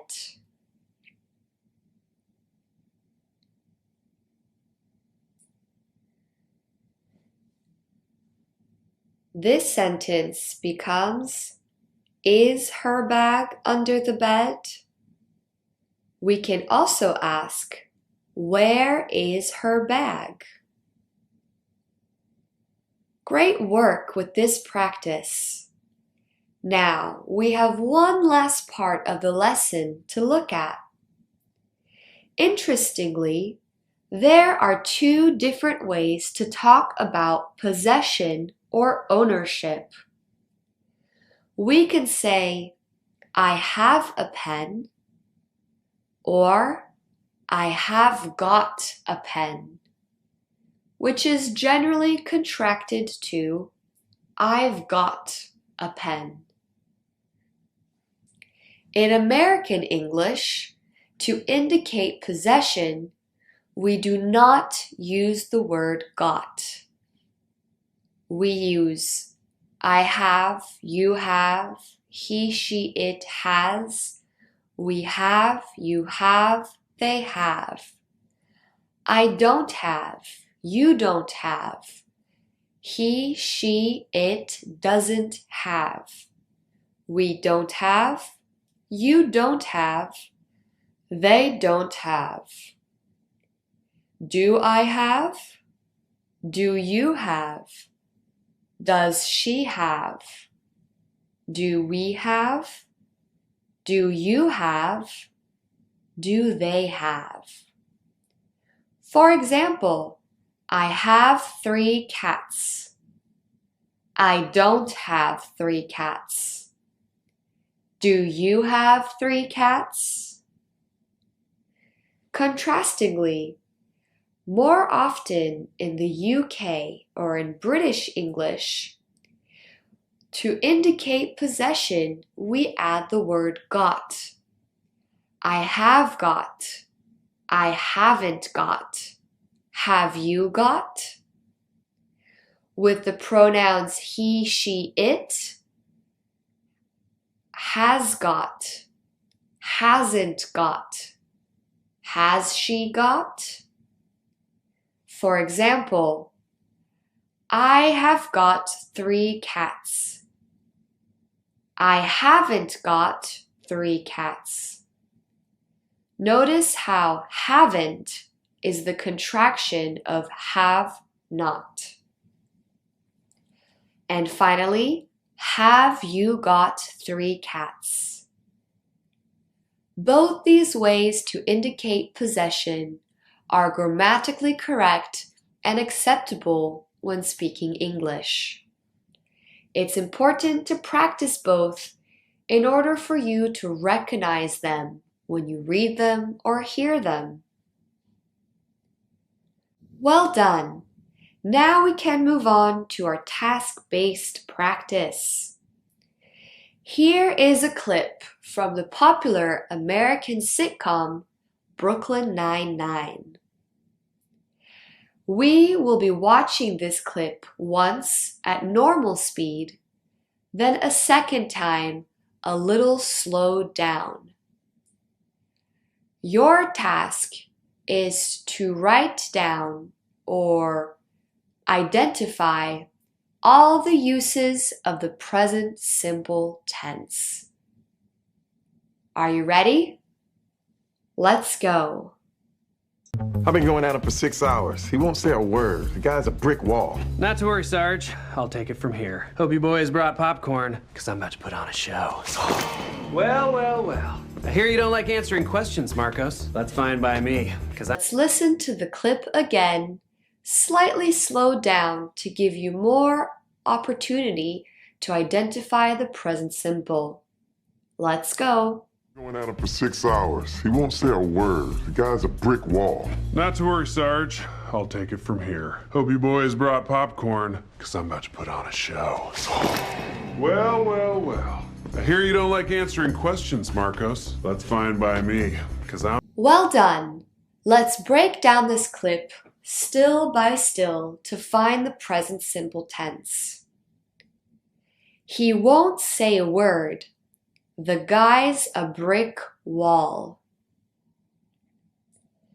There is one use of the present simple tense in a contracted form. Guy's. The guy's a brick wall. Guy's is the contraction of guy is, which is the verb to be in the present simple tense. Hope you boys brought popcorn. In spoken English, it is common for speakers to not use a pronoun or mention the subject of a sentence. This sentence should be, I hope you boys brought popcorn. The verb hope is an action verb in the present simple tense.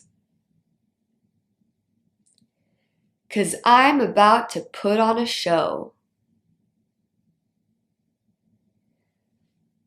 I'm is the contracted version of I am, which is the verb to be in the present simple tense. I hear you don't like answering questions, Marcos. We have two verbs in the present simple tense. I hear, which is an action verb, and you don't like, which is a negative contracted form with the verb to like. That's fine by me, 'cause I'm not asking.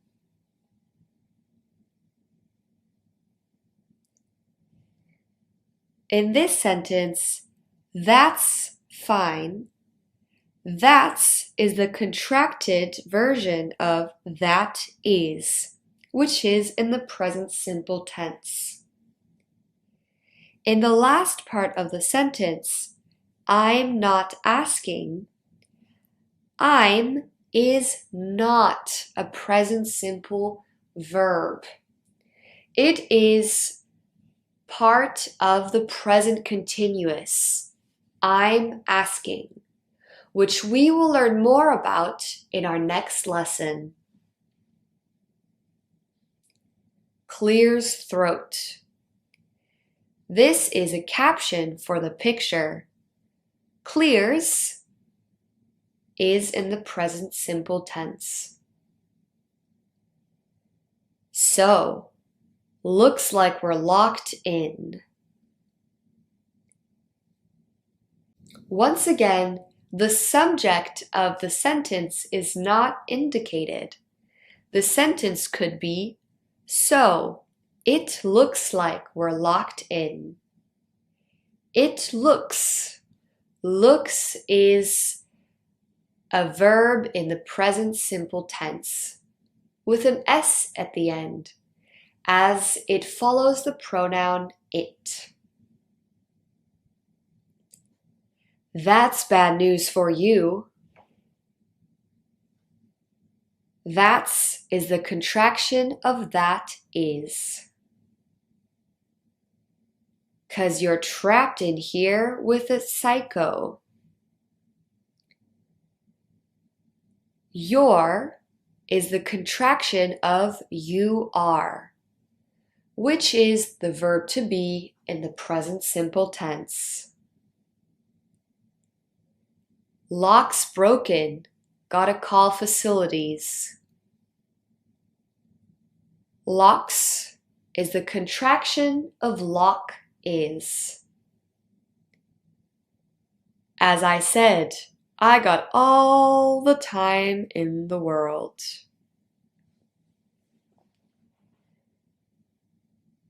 In this sentence, we have the verb got, which is in the present simple tense. Because this is informal, spoken, quick language by a native speaker, technically the grammatically correct sentence would be I have got all the time in the world, or I have all the time in the world. But this is just how native speakers speak sometimes. We omit words in the name of ease. Copy that. It's a little warm in here, right? It's is the contraction of it is, and therefore in the present simple tense. Do you feel any air coming out of that vent? This question is in the present simple and starts with the auxiliary verb do. It follows the structure do plus subject, you, plus infinitive verb, feel. I got nothing. We got an ETA on facilities. Once again, we have the verb got twice in these sentences and question. I feel like I'm sucking on a tailpipe in here, Marcos. The verb feel is in the present simple. I'm sucking is not the present simple.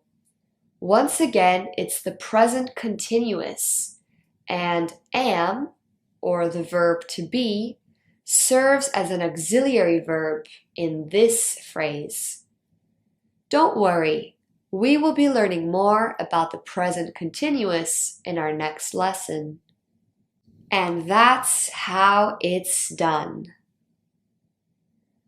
We have the verb to be in the present simple twice and contracted both times. That's, which means that is, and it's, which means it is. Excellent! We have finished this practice and it's time for review. We use the present simple tense to talk about an action we do regularly.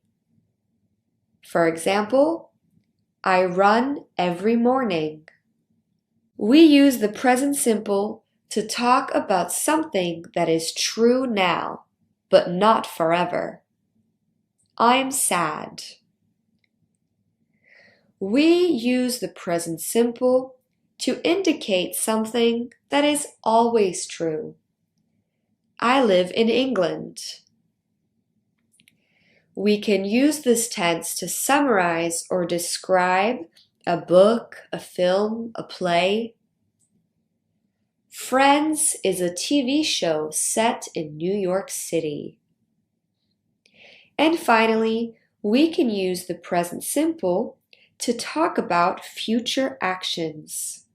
For example, my dance classes start next Monday.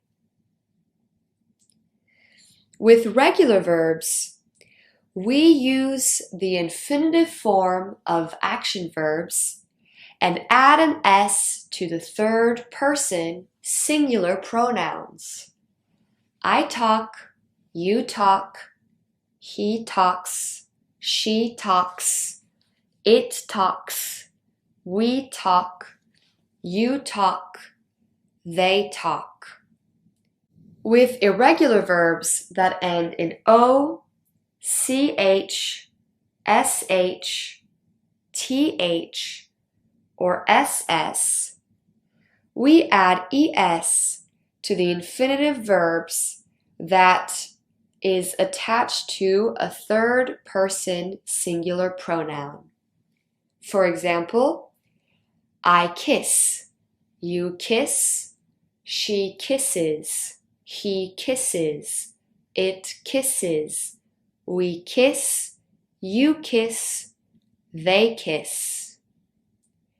And with the verb to be, we conjugate as follows.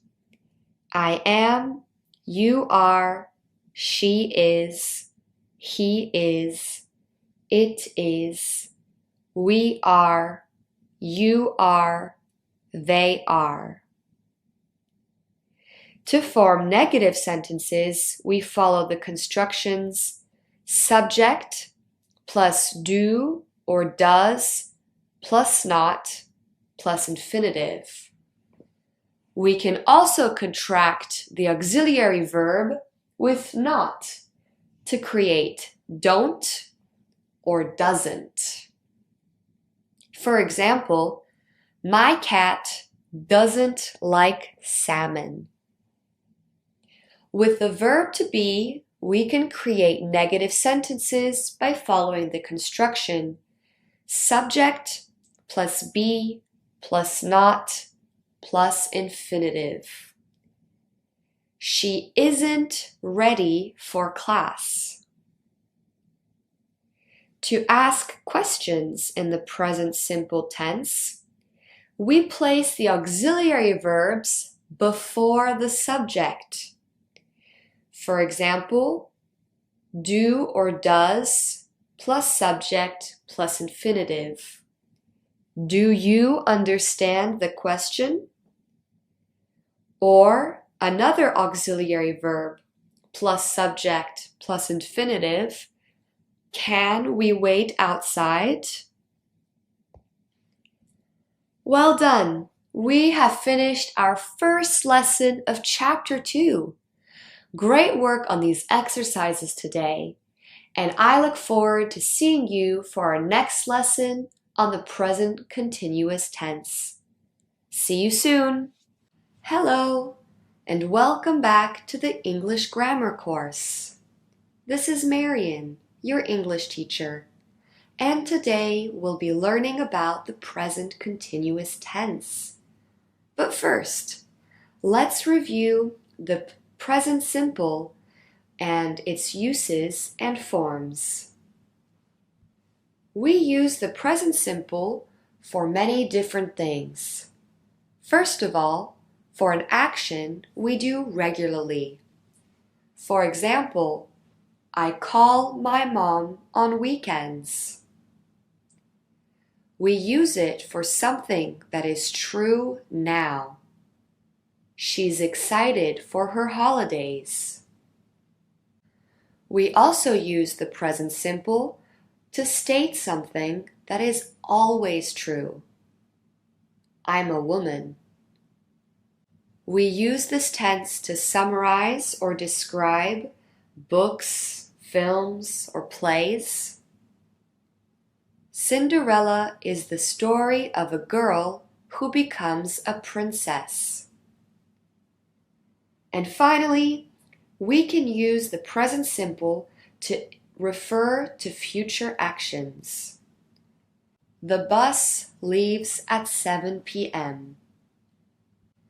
To form the present simple tense, we keep the infinitive or base form of the verb, except with third-person singular pronouns, for which we add an s with regular verbs and an es for irregular verbs. For example, I want, you want, she wants, he wants, it wants, we want, you want, they want. Some examples of irregular verbs in the present simple are verbs that end in o, ch, sh, th, and ss. For example, I catch, you catch, she catches, he catches, it catches, we catch, you catch, they catch. We also use the present simple to express a feeling that is happening now, and can use the verb to be, which is also irregular. We conjugate it as follows. I am, you are, he is, she is, it is, we are, you are, they are. To form negative structures in the present simple, we use the auxiliary verbs don't and doesn't. Don't is the contraction of do not, and doesn't is the contraction of does not. We use the sentence construction subject plus don't or doesn't plus infinitive. For example, I don't want any rice with my chicken. To form negative sentences with the verb to be, we use the construction subject plus be plus not plus infinitive.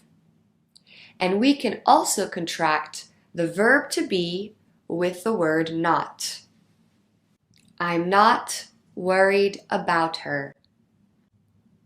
To form questions in the present simple, we can use the auxiliary verbs do and does with the subject and infinitive verb. For example, does she often go shopping? If a sentence already has an existing auxiliary verb, we simply place the auxiliary before the subject. We do not use do and does. For example, is she mad at me? Well done. Now it's time to practice. Can you fill in the gaps using the words in the box? I love chocolate cake.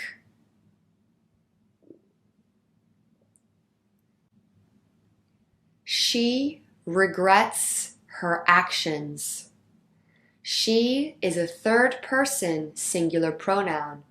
Therefore, the verb regret needs an S at the end.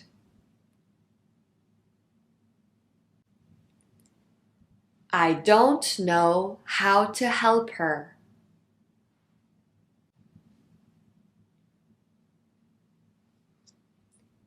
Do you want to go shopping?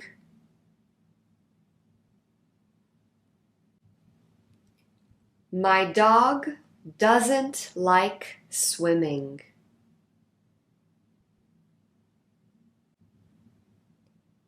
My tea is cold.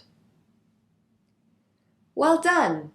Now that we've finished our review, we can move on to our lesson on the present continuous.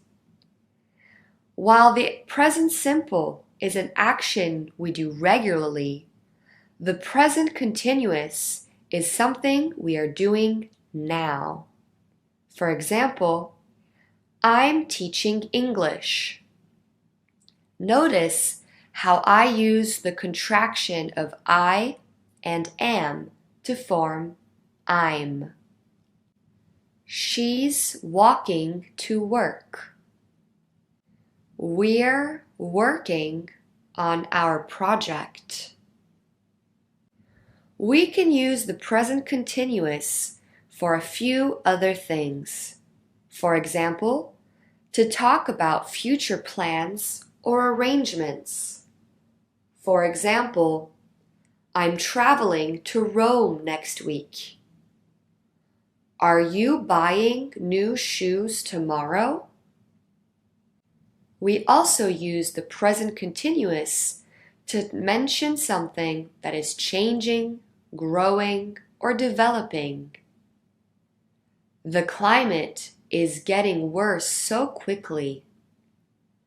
Those children are growing up so fast.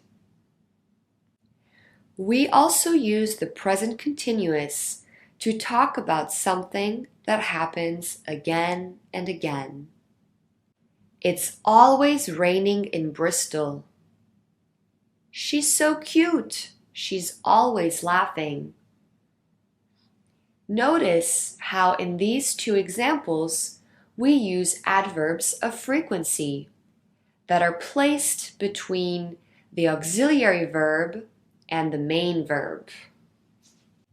Now, to form the present continuous, we use the present participle. The present participle is regular verbs in their infinitive form and then adding ing. For example, grow is the infinitive. Growing is the present participle. Talk, talking. Shout, shouting. We form sentences in the present continuous tense by following the structure subject plus the auxiliary verb be plus the present participle. For example, she's exercising at the gym. She's is the contraction of the subject she and the auxiliary verb to be. I'm calling the phone company. Now remember, there are ways to contract the verb to be with every pronoun. For example, I am becomes I'm. Therefore, to use the verb drink in the present continuous, you can say I am drinking or I'm drinking. You're drinking. He's drinking. She's drinking. It's drinking. We're drinking. You're drinking. They're drinking. Notice in these verbs how the end of the verb stays the same. Walking, walking, walking, walking, walking, walking, walking. There is no change in the third person singular pronoun. The present participle remains the same for all pronouns. Practice time. These sentences are in the present simple. Can you change them to the present continuous? She does her homework. She's doing her homework. I visit my grandma. I'm visiting my grandma. You bring chocolate to school. You're bringing chocolate to school. They play football. They're playing football. We go to the movies. We're going to the movies. Great work! Now let's move on to negative sentences in the present continuous tense. To form negative structures, we use the construction subject plus the auxiliary verb be plus not plus the present participle. And we can also contract the subject with be or contract be with not. For example, I'm not eating ice cream. It's too cold. They're not going out tomorrow. Let's review the negative contractions of the verb to be. As we saw in our previous lesson, there are two ways to contract the verb to be, except for the pronoun I, which remains I'm not. The negative contractions possible are you're not, you aren't. He's not, he isn't. She's not, she isn't. It's not, it isn't. We're not, we aren't. You're not, you aren't. They're not, they aren't. Let's practice. Here are some affirmative sentences in the present continuous. Can you change these sentences into negative sentences with contracted forms? They are going to the library. They're not going to the library. Or they aren't going to the library. I am eating sushi. I'm not eating sushi. She is walking home. She's not walking home. She isn't walking home. We are meeting for lunch. We're not meeting for lunch. We aren't meeting for lunch. You are using a different pen. You're not using a different pen. You aren't using a different pen. We are observing the stars. We're not observing the stars. We aren't observing the stars. Great job! Now, question time. To form questions in the present continuous tense, we follow the structure auxiliary verb be plus subject plus present participle. This means that we place the auxiliary verb before the subject, which is very important to remember. For example, she is running for president becomes, is she running for president? We can use question words in the present continuous. And to do so, we follow the construction question word plus auxiliary verb to be plus subject plus present participle. For example, what are you doing later? When are we eating dinner? Well done! Practice time again. Can you correct the sentence? By this I mean find the error and make the sentence correct. Are she going to the movies tonight? The correct question is she going to the movies tonight? With the pronoun she, the verb to be becomes is. Where we are going on our school trip? The correct question is Where are we going on our school trip?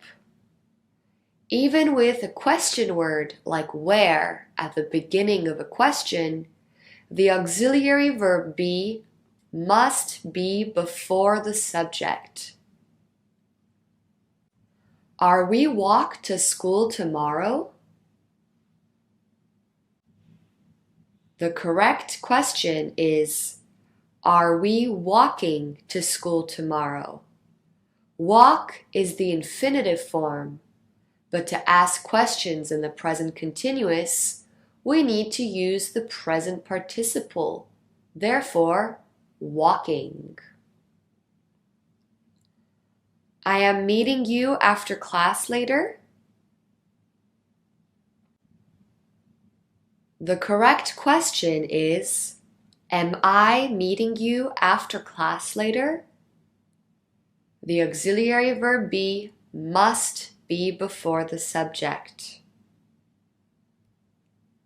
What I drinking? The correct question is, what am I drinking?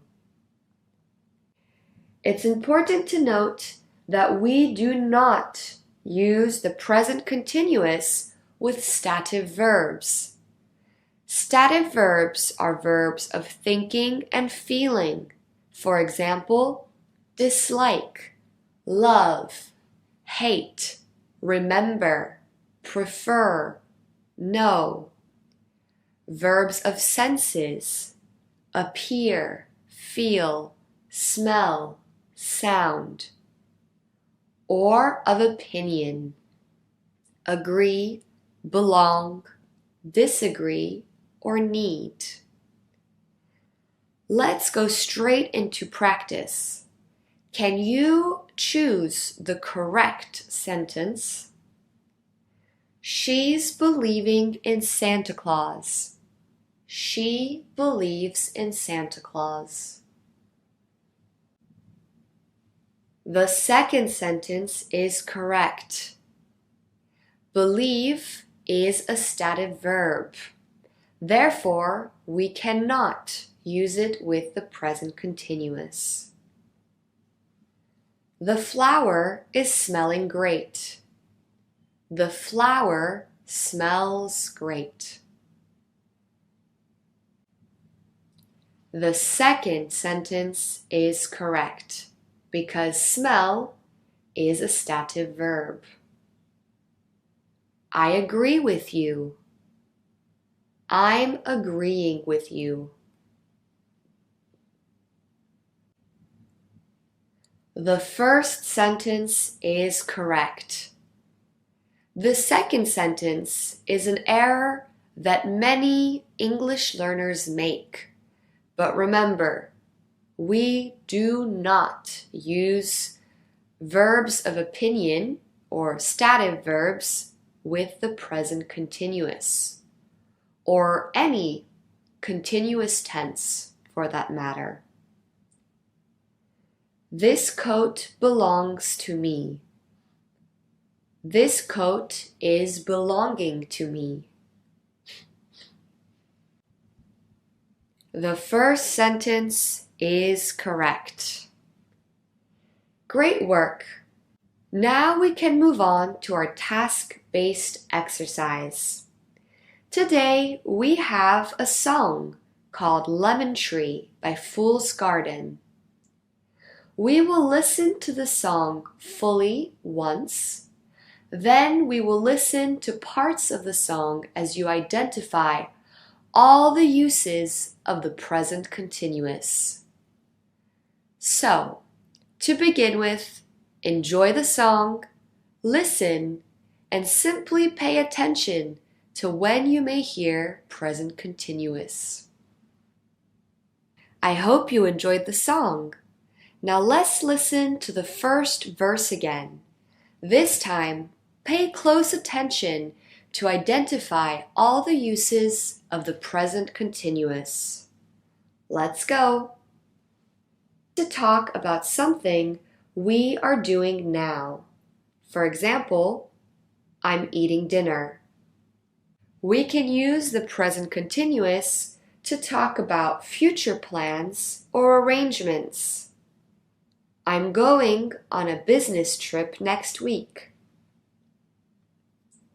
We can use the present continuous to talk about something that is changing. Your daughter is growing up so fast. And finally, we can use the present continuous to talk about something that happens again and again. Thank you for joining me today. And next lesson, we'll be moving on to the past simple. See you then. Hello, and welcome back to the English Grammar course. This is Marian, your English teacher, and I'm excited to share this lesson with you today.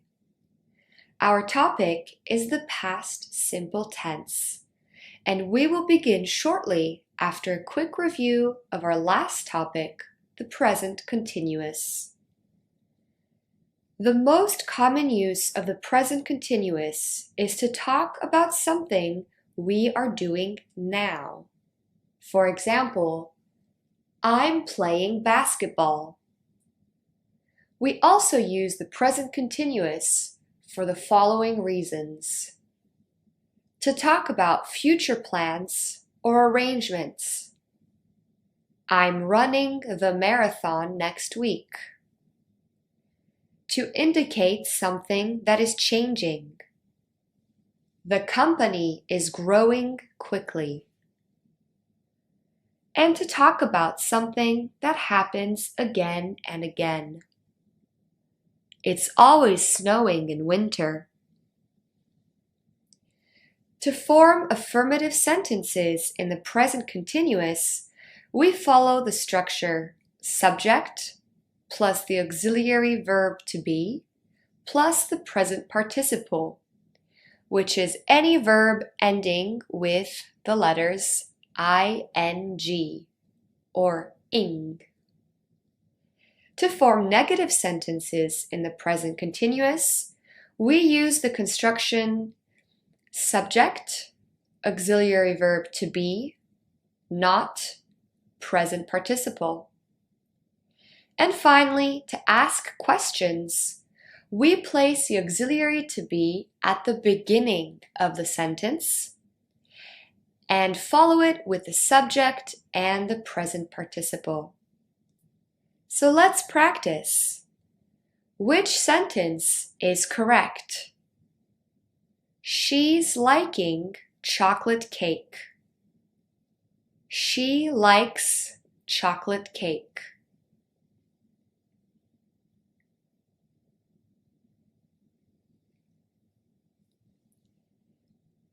The second sentence is correct. We do not use the present continuous with stative verbs, which include verbs of taste or opinion. Like is a stative verb. Therefore, we must use the present simple. Can you call me back? I'm driving to work right now. Can you call me back? I'm driving to work right now.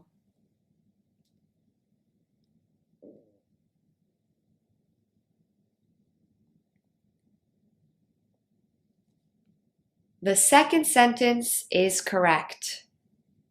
I'm driving to work right now. The verb drive needs to be in the present participle in order to be part of the present continuous. He is looking forward to meeting you. He are looking forward to meeting you.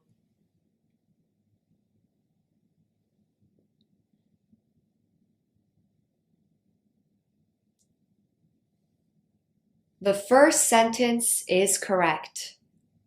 The auxiliary verb to be must be in agreement with the subject, in this case, the pronoun he. He is, not he are. I am doing this right? Am I doing this right?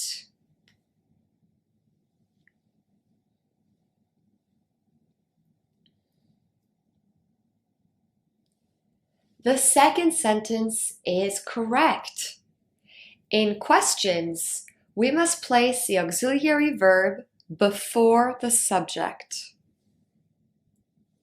They aren't sleeping well. They aren't sleeping well.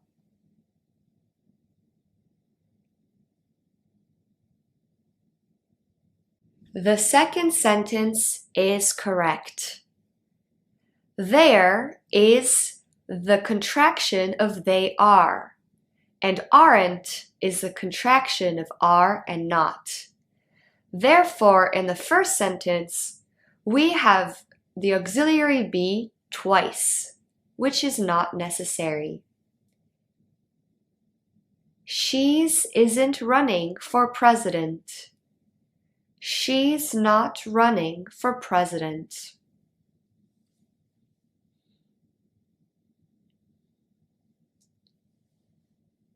The second sentence is correct. Just like in the previous practice activity, we do not need the auxiliary verb to be twice.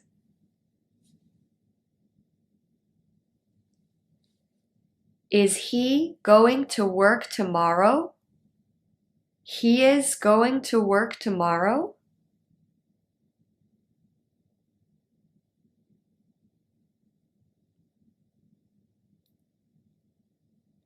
The first sentence is correct. We always place the auxiliary verb before the subject in a question. Well done! Now we can move on with our lesson on the past simple tense. The past simple is used in 3 ways. To talk about an action that happened once in the past. I was at the cinema this evening. I saw him at the supermarket.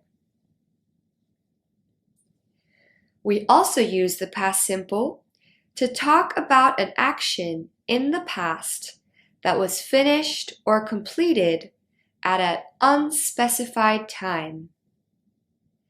I lived in London for 5 years. This sentence means that I do not live in London now, but the sentence does not indicate when I stopped or when I finished living in London. I listened to that song a lot last winter. Finally, we use the past simple to talk about an action that happened regularly in the past. For example, I walked to work every day last year. We can also use the past simple with the phrases I wish or if only to express things that we want now in the present but are usually not possible. For example, I wish I lived in a warmer country. If only he stopped drinking so much. With the phrase I wish, we can use both past forms of the verb to be, was and were. For example, I wish I were taller. I wish I was taller. Both sentences are correct. Another example, Patrick wishes he were smarter. Patrick wishes he was smarter. Once again, both sentences are correct. Now, we form the past simple tense of irregular verbs by adding ed to the end of the infinitive or base form of a verb. For example, talk. I talked. You talked. He, she, it talked. We talked. You talked. They talked. Notice how talked is not pronounced talked. Regular verbs in the past simple tense are pronounced with a t or a d sound at the end. Talked, liked, walked. Also notice that unlike the present simple, the ending of regular verbs in the past simple tense remain the same for all pronouns. For example, I talked to my sister yesterday. I liked your dress at the party last night. I called you this morning, but you didn't pick up. Now, there is a very long list of irregular verbs that are formed differently in the past simple, and we will look into these a little later in the lesson. Now, to form negative sentences in the past simple, we use the auxiliary verb did, which is the past tense of do. We follow the construction subject plus did not plus infinitive.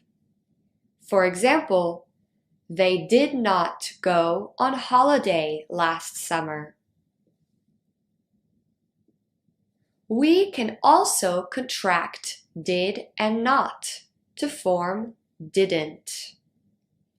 I didn't see you at the party. I didn't like chocolate when I was a child. To form questions in the past simple, we use the auxiliary verb did plus the subject plus an infinitive verb. For example, did she play basketball as a child? Did you move to this neighborhood recently? We can also ask questions in the past simple using question words. We place them before the auxiliary verb did, which is before the subject of the sentence.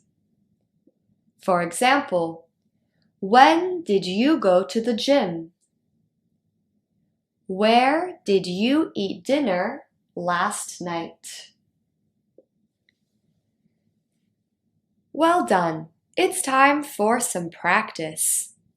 Can you fill in the gaps using the words in the box? Let's go.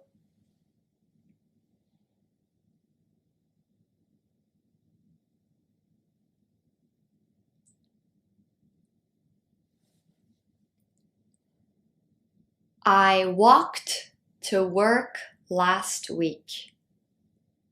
This sentence is affirmative or positive, and therefore we use the past simple of the verb walk.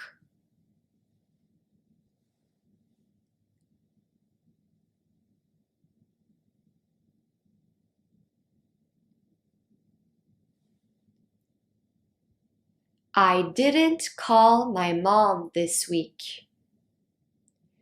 This is a negative sentence, therefore we must use the negative contraction didn't, plus an infinitive verb, call.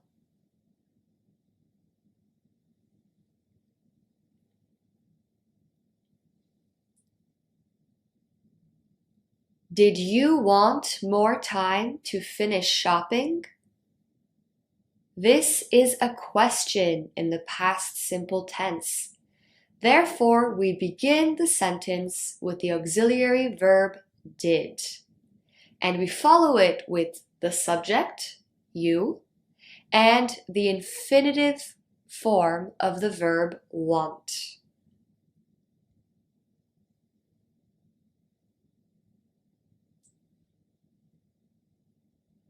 When did you go to Spain last year?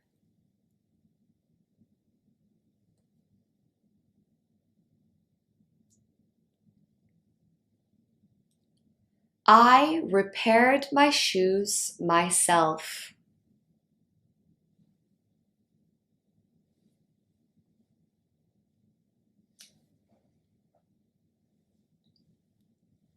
I helped him clean up.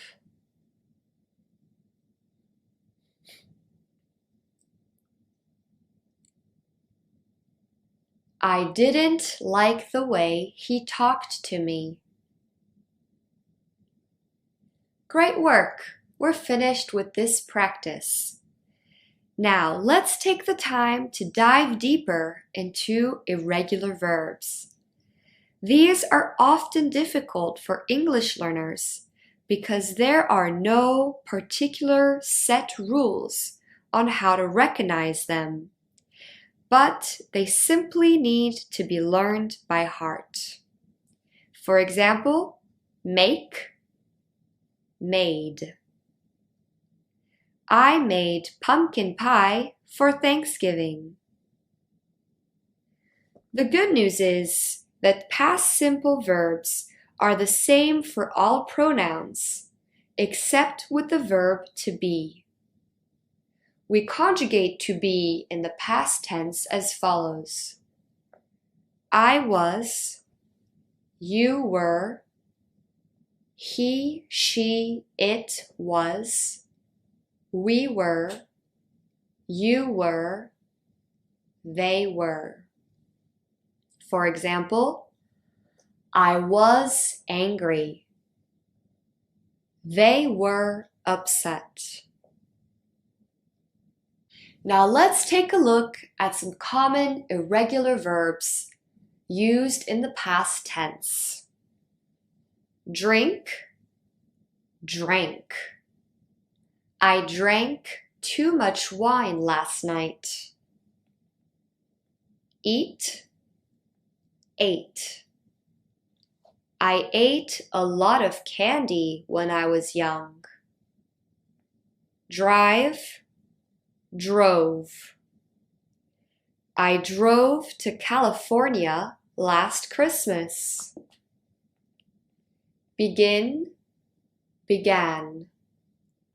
I began learning French last fall.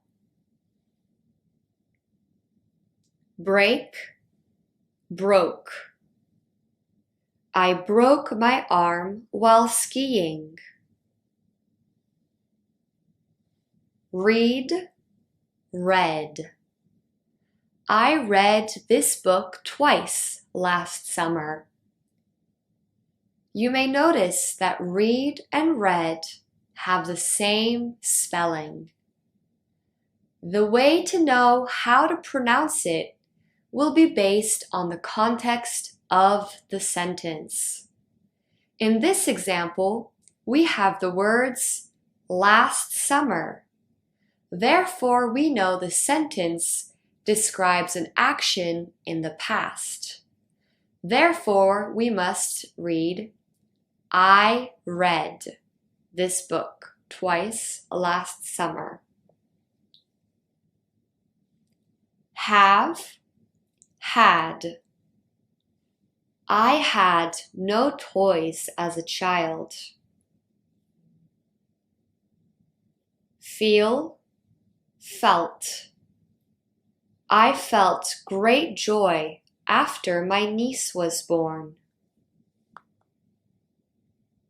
Forget, forgot. I forgot to turn off all the lights. Get, got. I got to the bus stop right on time. Hear, heard. I heard you're moving to Tanzania. Give, gave. He gave her all his love, but she still left. Keep, kept. I kept losing my keys, so I bought a key ring. Pay, paid. He paid the bills on time. Leave, left. She left the door open for you. Run, ran. My brother ran a marathon last year. Speak, spoke.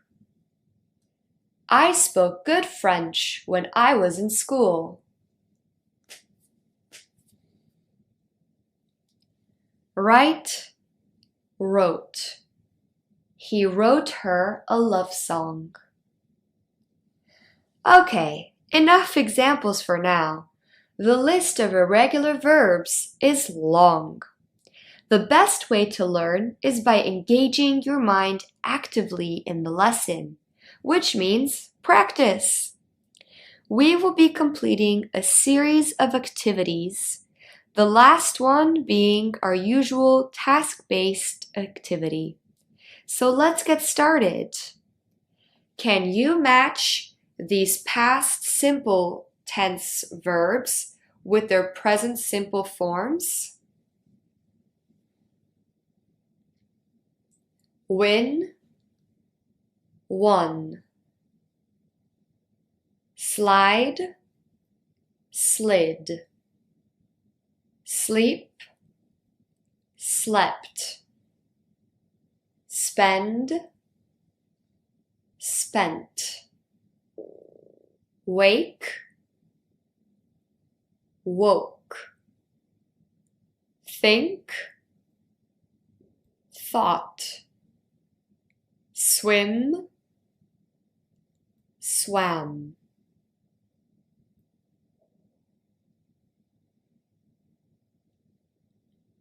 Cut, cut.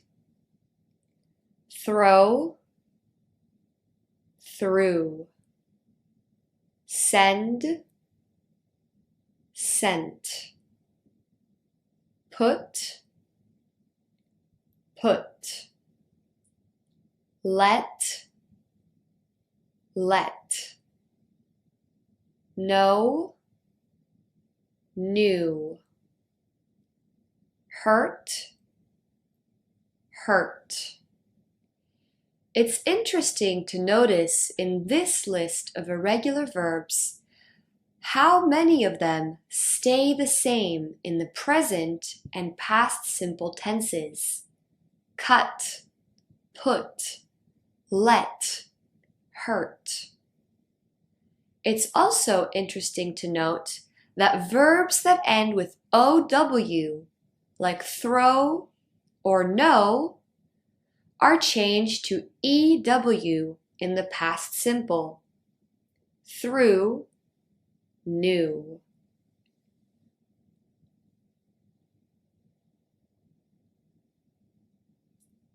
Catch, caught. Draw, drew. Break, broke. Fight, fought. Build, built.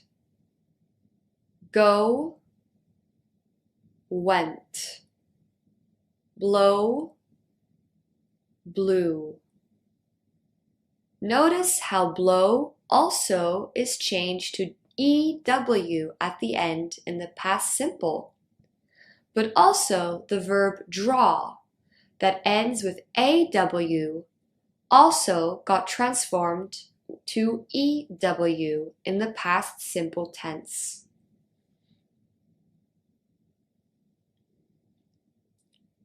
steal, stole, stand, stood, send, sent, tell, told, wear, wore, sing, sang, spend, spent. Notice how send and spend both end with END and got changed to ENT when conjugated to the past simple tense.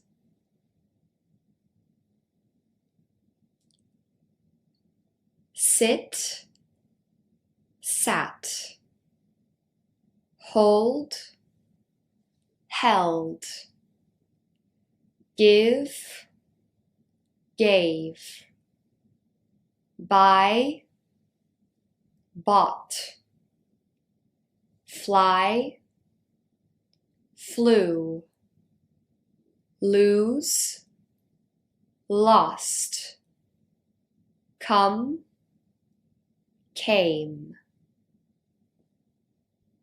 Great work! We're finished with our first activity. Now let's move on to a gap fill one. Can you conjugate the verb into the past simple?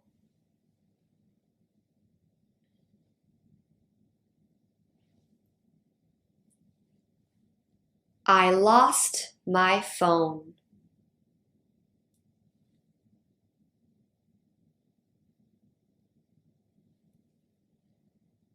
I broke my finger while boxing.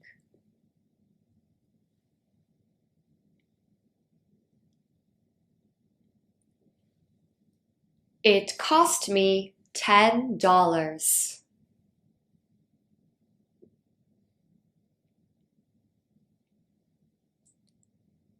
You dealt the cards at the poker game yesterday.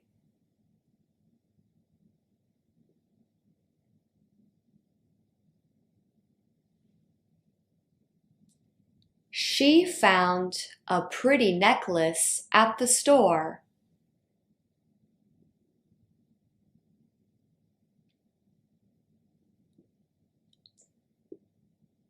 She was tired, so she sat down.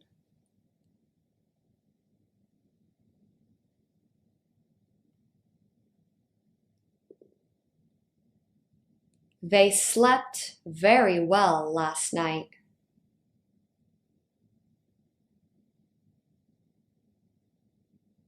He sang it very beautifully.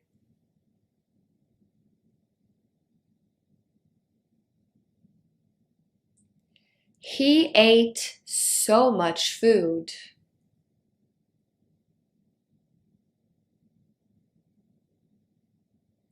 I wrote him a kind note to thank him.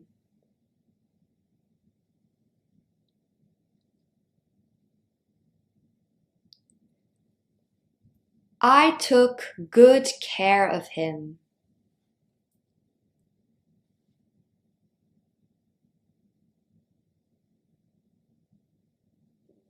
She threw her bag to the ground in anger.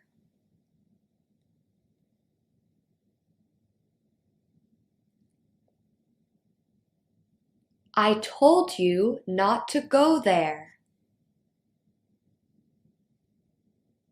Well done! That's the end of our second practice activity. Now time to move on to our task-based one. Here is the opening paragraph of a story called The Frog Prince by the Brothers Grimm. We are going to read this text together. Then you will have 3 minutes to identify all the verbs in the past simple tense. Ready, set, let's go. One fine evening, a young princess put on her bonnet and clogs and went out to take a walk by herself in a wood. And when she came to a cool spring of water that rose in the midst of it, she sat herself down to rest a while. Now, she had a golden ball in her hand, which was her favorite plaything, and she was always tossing it up into the air and catching it again as it fell. After a time, she threw it up so high that she missed catching it as it fell, and the ball bounded away and rolled along upon the ground, till at last it fell down into the spring. The princess looked into the spring after her ball, but it was very deep, so deep that she could not see the bottom of it. Then she began to bewail her loss and said, "Alas, if I could only get my ball again, I would give all my fine clothes and jewels and everything that I have in the world." All right, 3 minutes start now.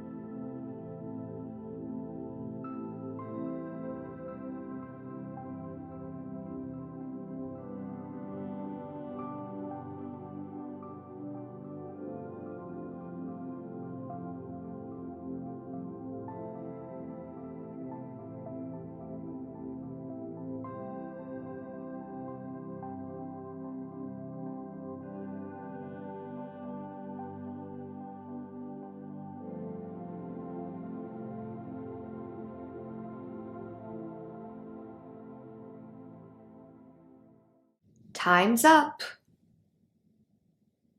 Now, in this text, we have a total of 18 verbs conjugated in the past simple tense. 4 of those verbs are regular verbs. missed, bounded, rolled, and looked. 14 of these verbs are irregular verbs. Put, went, came, rose, sat, had, was, fell, threw, began, and said. The phrase underlined in pink that says, "She was always tossing." This is an example of the past continuous. In this case, was is used as an auxiliary verb and not as an action verb. We will be learning about the past continuous in our next lesson, but I just wanted to bring your attention to it as a bit of an introduction. All right, let's move on to review. The past simple tense is used in 3 ways. To describe an action that happened once in the past. I drove to work this morning. For an action in the past that was completed at an unspecified time. I was so excited to see the play. And to talk about an action that happened regularly in the past. I worked in London last year. To form the past simple of regular verbs, we simply add ed at the end of the infinitive form.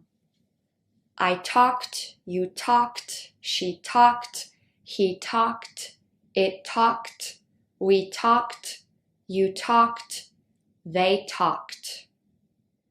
For irregular verbs, the rule is they must be learned by heart. Finally, the verb to be, which is also irregular, but important to mention. We conjugated in the past simple as follows. I was, you were, she was, he was, it was, we were, you were, they were.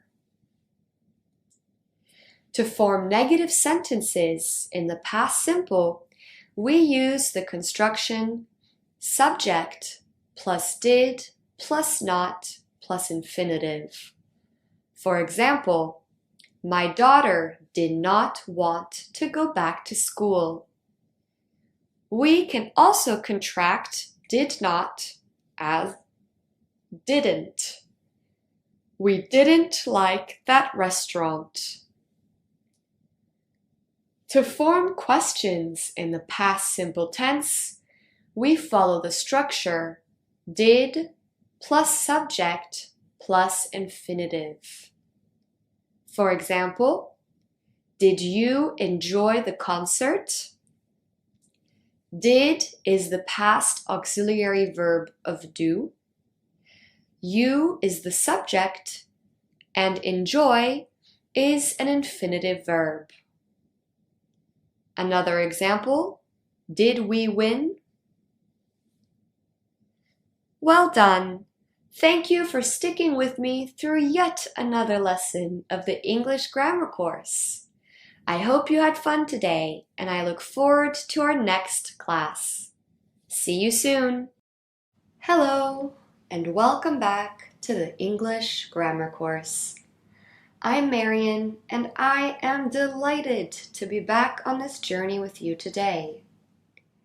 In this lesson, we will be reviewing the lesson contents on the past simple, then advance to learning about the past continuous. So let's begin. The past simple is used in 3 main ways. To talk about an action that happened once in the past. I went to the cinema yesterday. To talk about an action in the past that was finished or completed at an unspecified time. I didn't like that card game we played last week. And finally, to talk about an action that happened regularly in the past. I went shopping every Sunday when I lived in London. We form the past tense of regular verbs by adding ed to the end of the infinitive form of each verb. This applies to regular verbs. For example, I called, you called, she called, he called, it called, we called, you called, they called. With irregular verbs, the infinitive form completely changes. There are many irregular verbs, and the only way to know how to conjugate them is by learning them by heart. The verb to be is also an irregular verb and is worth mentioning here. It conjugates in the past simple as follows: I was, you were, she was, he was, it was, we were, you were, they were. To form negative sentences in the past tense, we use the negative auxiliary verb did not, which can be contracted to didn't. We follow the construction subject plus did not or didn't plus the infinitive form of the verb. For example, my family did not want to go back to New York. Or, we didn't want any more advice from him. To form questions in the past simple tense, we use the auxiliary verb did plus subject plus the infinitive verb. Did you prefer the pasta or the chicken?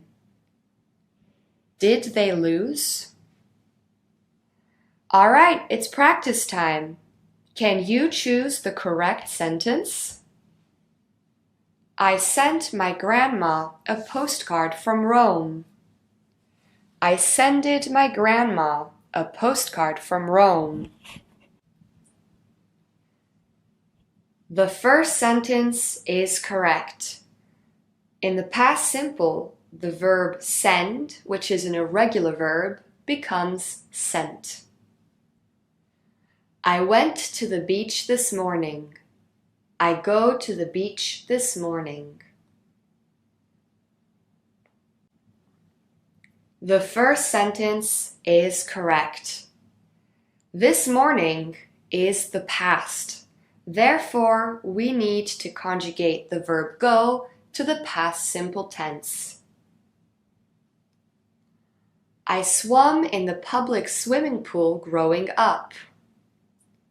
I swam in the public swimming pool growing up.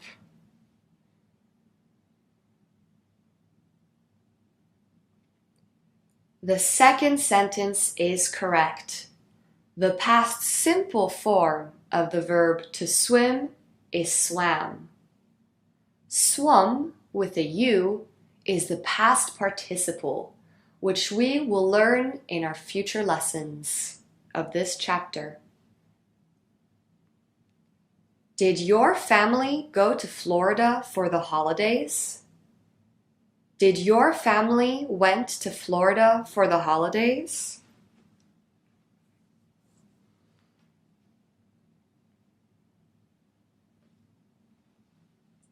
The first question is correct. In questions, we use the infinitive verb with the auxiliary verb do. Did your family go? We do not use the past simple form of the verb. How many times did you read that book? how many times you did read that book.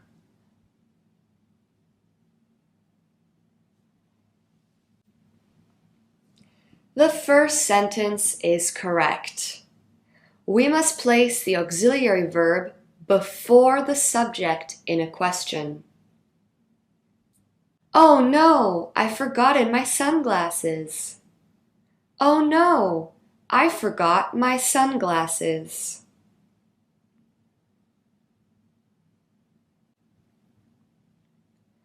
The second sentence is correct. The past simple form of the verb forget is forgot. Did she like her surprise? Did she liked her surprise?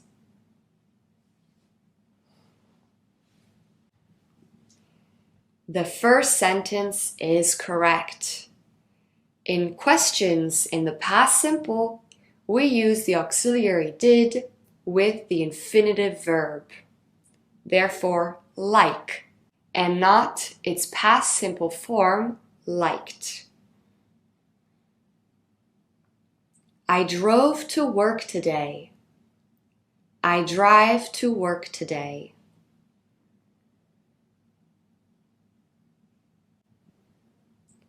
The first sentence is correct. The past simple form of the verb drive is drove. I feel sick. I eaten too much sugar yesterday. I feel sick. I ate too much sugar yesterday.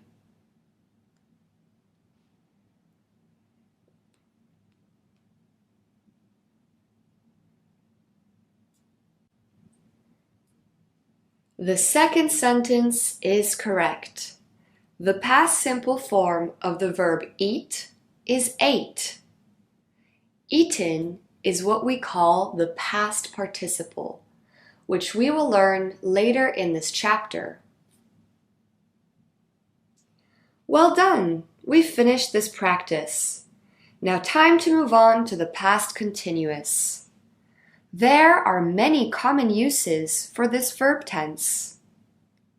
We use the past continuous to talk about an action that was happening in the past until another action started. For example, they were eating outside when it started to rain. I was doing my homework when my mom called me downstairs for dinner. We also use the past continuous tense for an action that happened before or after a specific time. At 9 a.m., I was running in the park.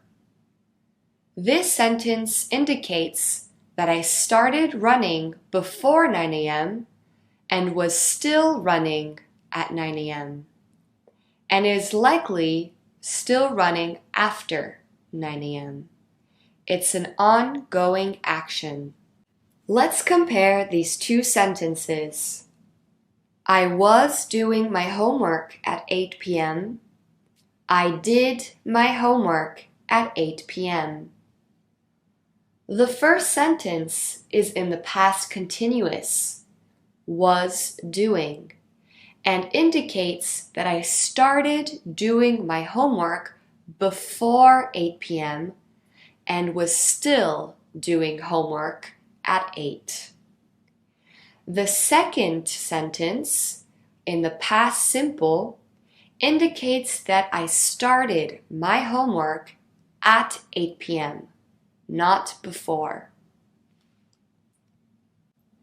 We also use the past continuous to show that an action lasted for a long time in the past. For example, my stomach was hurting yesterday. Everyone was shouting at dinner. We often use the past continuous at the beginning of a story. For example, last Saturday, I was waiting in line at the bank when the man in front of me just started shouting for no reason. We also use the past continuous to indicate a change of mind. For example, I was going to eat pasta for dinner, but my stomach wasn't well, so I had soup instead. Just like with the past simple tense, we can use the past continuous with the words wish or if only to express things that we want now in the present. She wishes we were traveling in first class. If only I wasn't running late to work. Equally, just like with the present continuous, we do not use the past continuous with stative verbs, which are verbs of thinking and feeling, of senses, or of opinion. We never use these verbs with continuous tenses, whether that may be the past, the present, or the future. For example, we do not say, "When I arrived at the restaurant, I was needing to use the bathroom." Using the past continuous with the verb need is incorrect. Instead, we must say, "When I arrived at the restaurant, I needed to use the bathroom." To form the past continuous, we use the past tense of the verb to be, which we use as an auxiliary verb, and we add it with the present participle, which means verbs ending in ing. For example, I was calling her phone when she showed up. A quick reminder on how to conjugate the verb to be.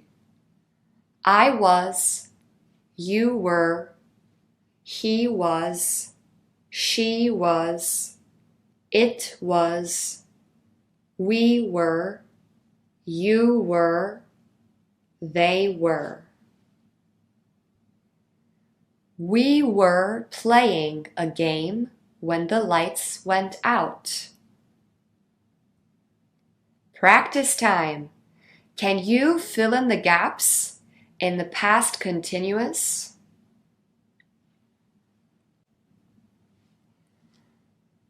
I was waiting for the bus when the car crashed.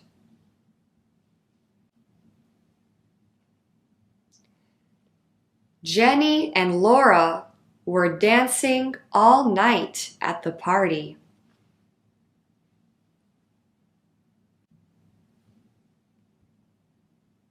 They were reading all summer in order to finish that book.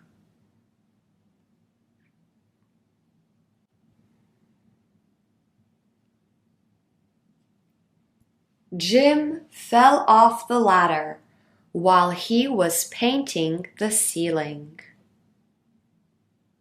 Great work! Now let's move on to negative sentences. To form negative sentences, we can use the structure subject plus was or were plus not plus the present participle. For example, we were not sleeping at 10 p.m. We can also contract the auxiliary verb be with the word not. Was not becomes wasn't, and were not becomes weren't. For example, we weren't sleeping at 10 p.m. I wasn't eating yet. Just a reminder, that in spoken and informal English, native speakers almost always use contractions, and it's important for you to practice them too. Only in formal or academic writing should you not use contractions. Now, to ask questions with the past continuous, we place the auxiliary verb to be before the subject and follow the construction was or were plus subject plus present participle.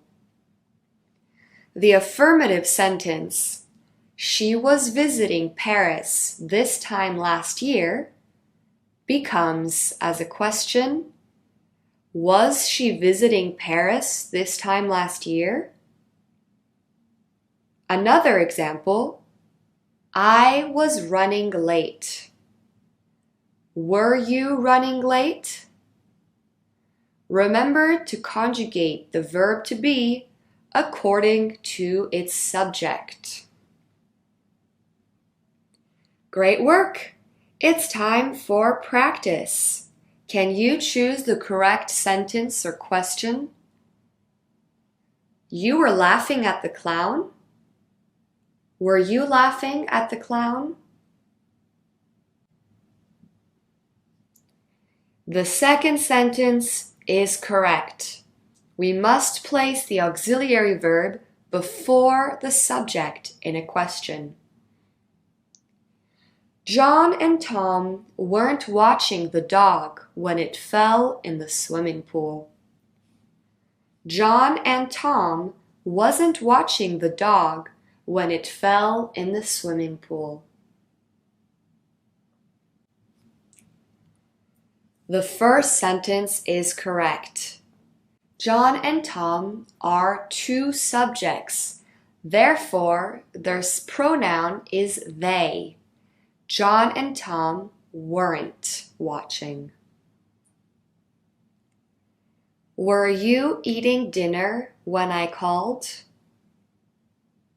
Were you eating dinner when I called?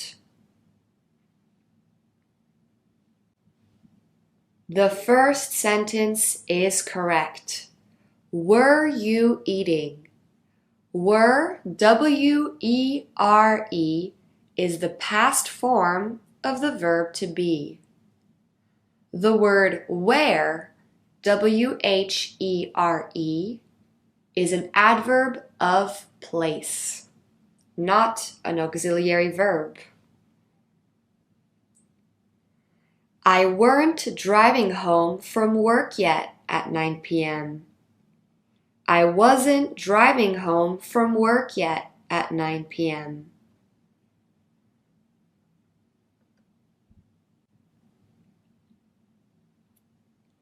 The second sentence is correct.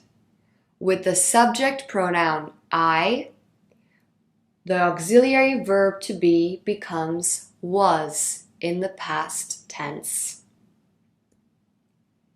At 8 p.m., we still weren't getting ready.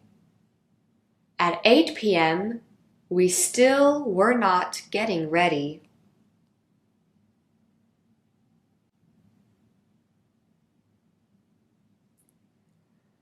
The second sentence is correct. We are not using a contraction, but that's okay. Better to use the verb without a contraction than with an incorrect contraction. In the first sentence, weren't should be spelled W-E-R-E-N''T.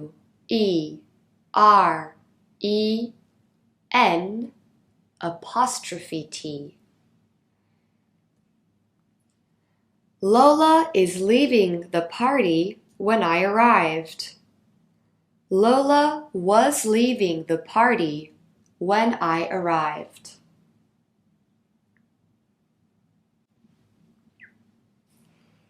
The second sentence is correct.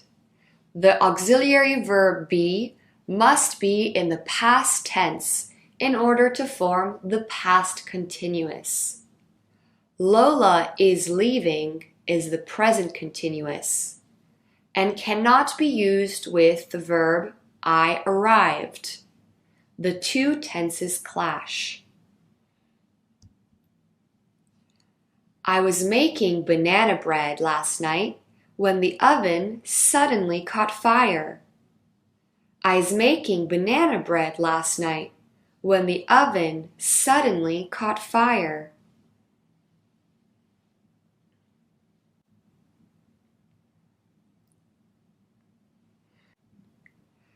The first sentence is correct. When using the auxiliary verb be in the past tense, we do not contract it with the subject. Great job! Now time to move on to our task-based activity. This is an extract from the book Eat, Pray, Love by Elizabeth Gilbert, a very famous and popular book about a woman traveling around Italy and Asia. In this text, we have some examples of the past continuous. We will read the text together, then you will have 3 minutes to find the uses of the past continuous. Are you ready? Let's go. My original plan had been to stay here for just 6 weeks, have a bit of a transcendental experience, then continue traveling all over India. Looking for God.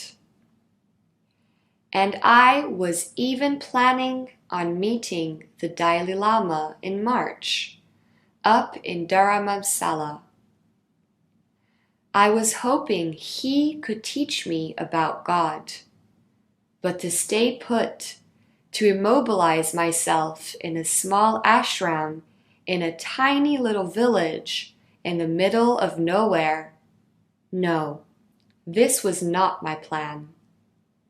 On the other hand, the Zen masters always say that you cannot see your reflection in running water, only in still water.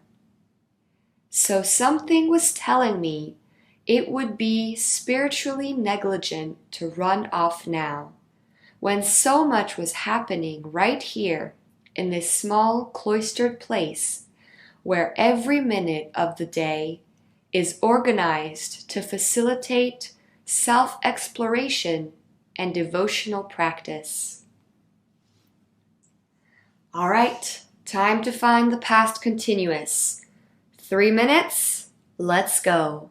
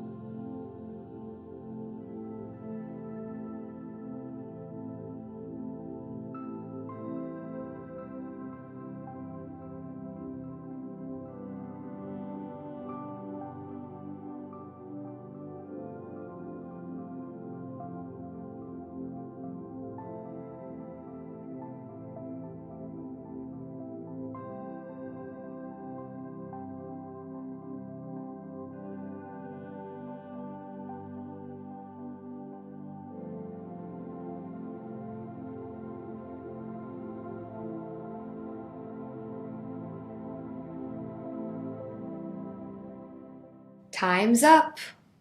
Let's take a look. In this text, there are 4 uses of the past continuous. The first one is, I was even planning.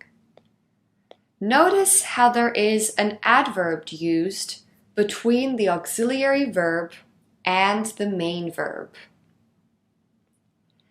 The 3 other instances are was hoping, was telling, and was happening. Well done! We have finished with today's lesson and only have review to go.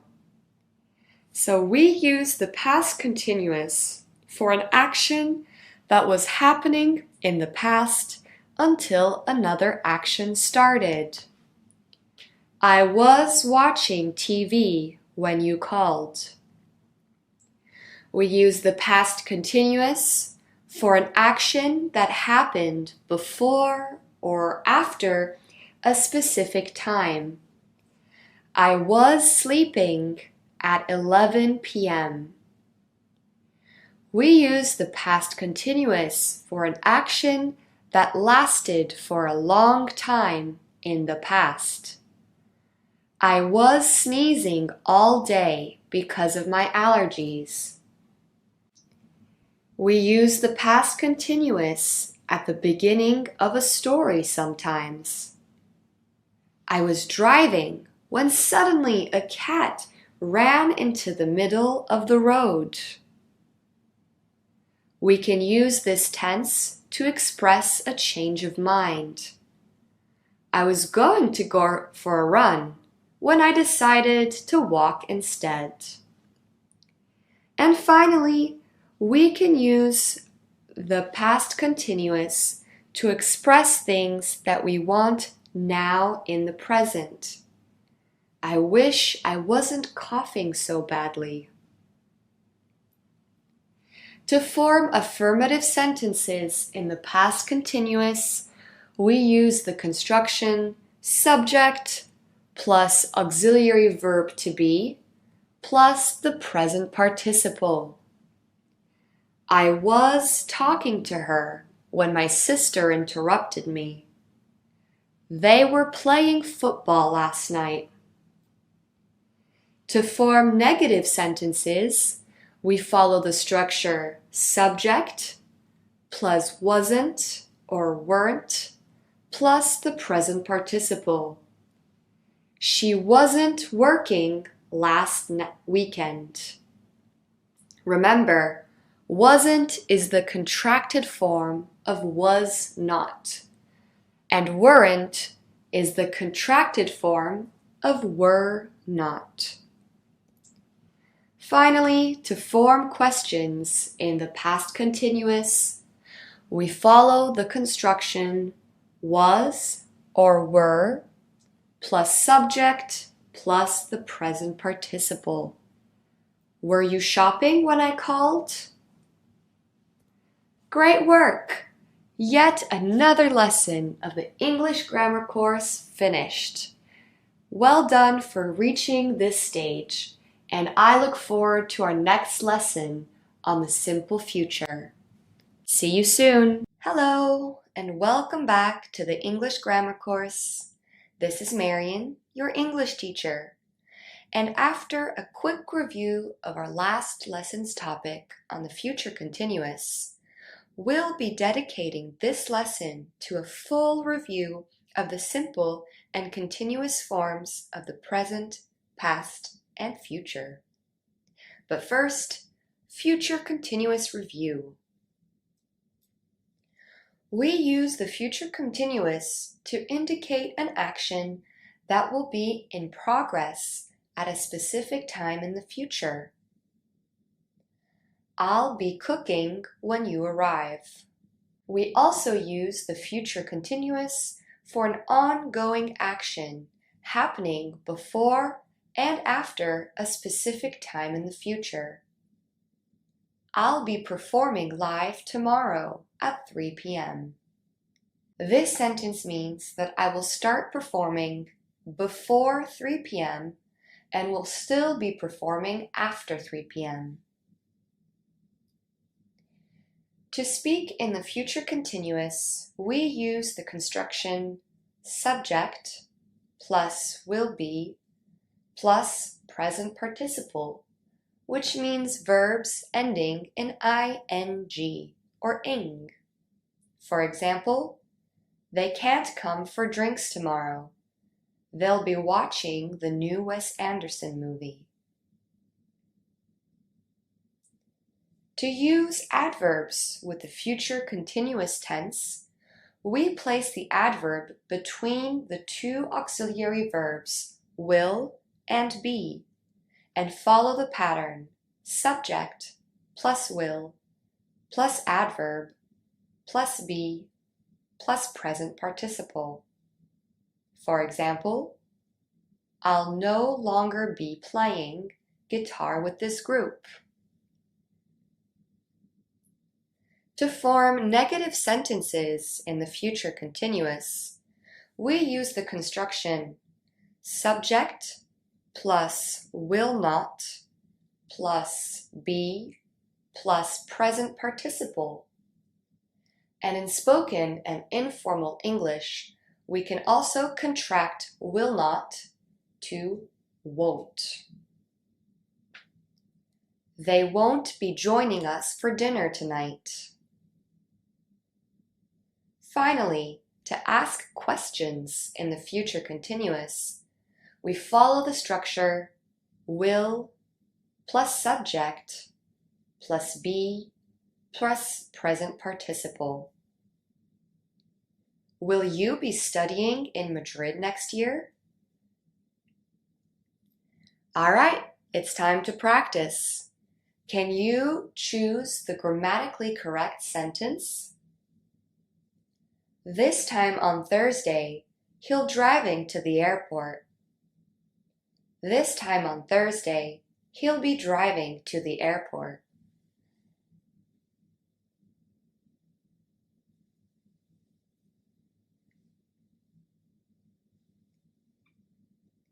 The second sentence is correct.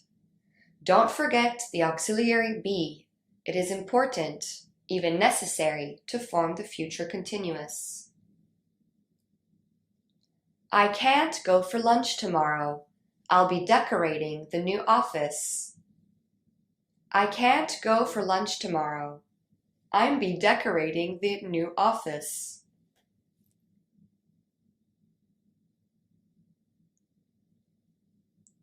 The first sentence is correct.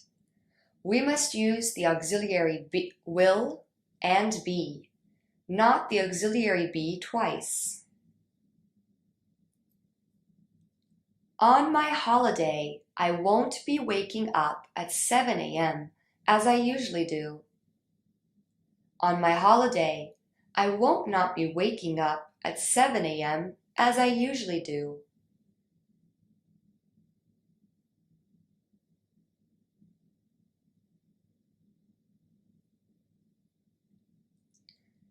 The first sentence is correct. The proper way to contract will and not is won't, W-O-N''T.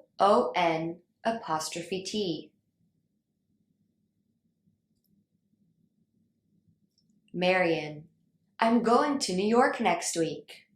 Katie, cool. Where will you be staying? Marion, I'm going to New York next week. Katie, cool. Where will you be staying?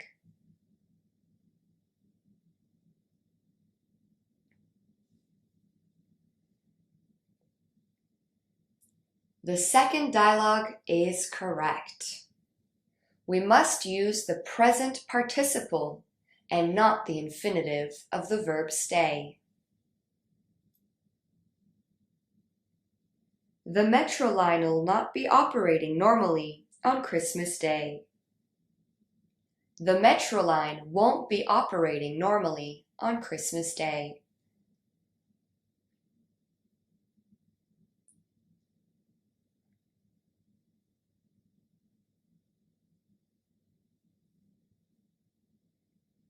The second sentence is correct. The point of contractions is to make spoken language easier and more fluent. Contracting the auxiliary will with the noun metro line only makes it clunkier and therefore not easy to say.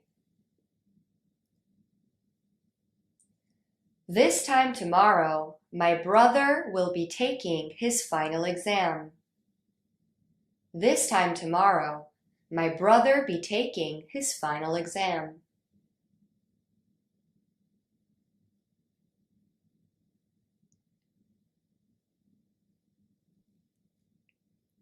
The first sentence is correct. Don't forget the auxiliary verb will when forming the future continuous. Great work! We've finished. Now let's move on to our full practice and review session of the simple and continuous tenses. Let's start with the present simple and continuous. We use the present simple to indicate an action we do regularly. I walk to work. We use it to indicate something that is true now or always true. I live in Paris. And to express feelings that are happening right now. I'm happy. We use the present continuous for an action we are doing now. I'm walking to work. For something that is changing or growing. She's getting taller. Or to indicate that an event happens regularly or repeatedly. It's always snowing here in winter. Great work! Let's begin our practice. Can you fill in the gaps using either the present simple or continuous?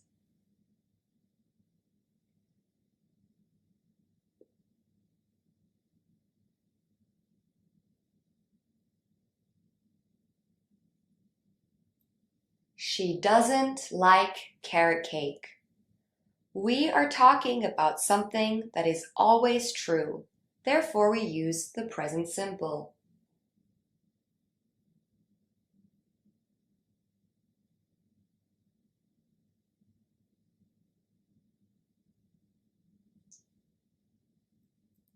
We're not having pasta for dinner. I made pizza instead. We are talking about an action happening now. Therefore, we need to use the present continuous.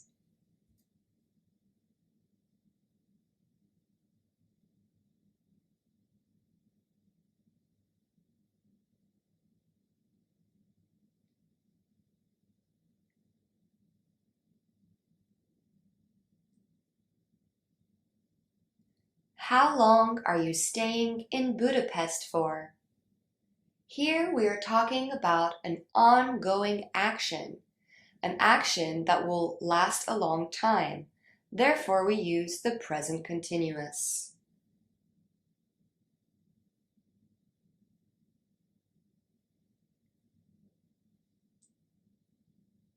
I like to read before bed.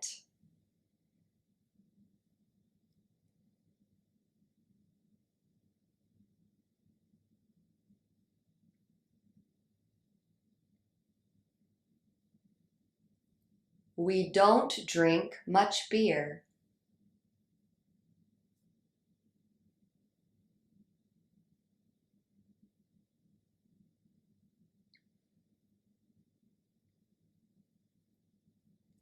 I clean my apartment every Sunday. This is an action we do regularly. It's a routine. Therefore, we use the present simple.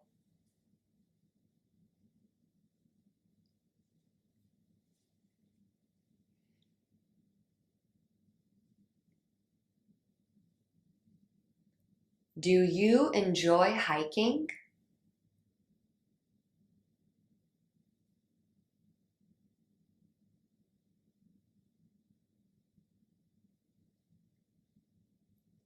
What do you want?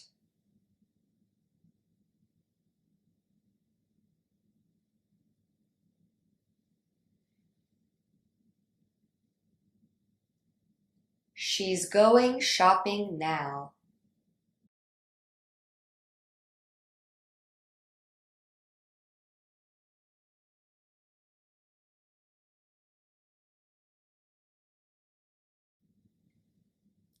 We go to the beach every weekend.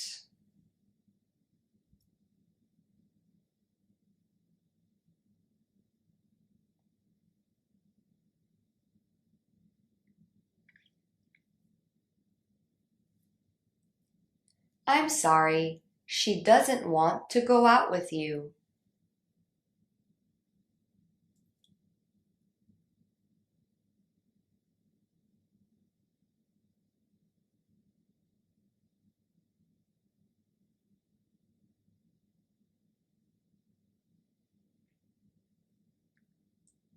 He has a dog.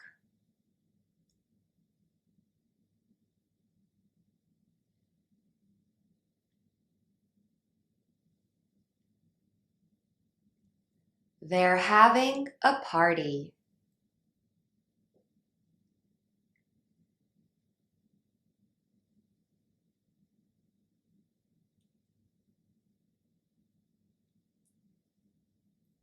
I'm watching the new season of Stranger Things. It's my favorite show.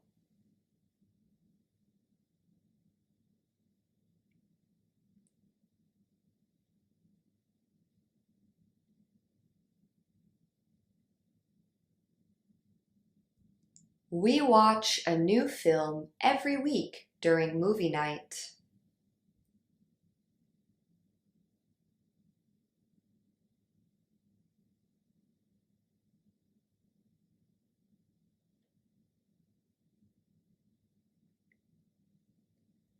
I never eat mushrooms.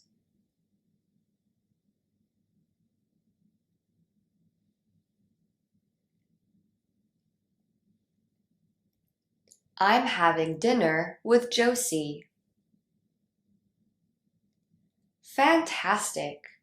Now we can move on to a review and practice of the past simple and continuous. We use the past simple to indicate that an action happened once in the past. I broke my toe last week.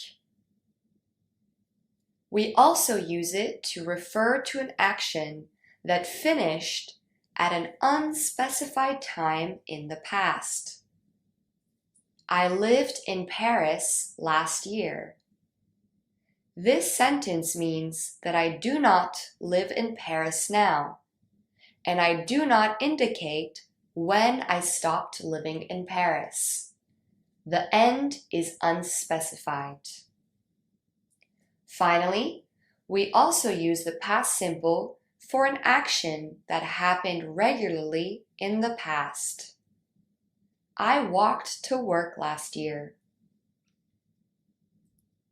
Now, we use the past continuous for an action that was happening in the past until another action started, usually in the past simple. I was walking to work when someone tried to rob me. We use the past continuous for an action that happened before or after a specific time. I was already sleeping at 11 p.m. Notice how we can use an adverb between the auxiliary verb be and sleeping. Finally, we use the past continuous to indicate an action lasted for a long time in the past. I was running late for work this morning. Let's get practicing. Can you fill in the gaps with either the past simple or the past continuous?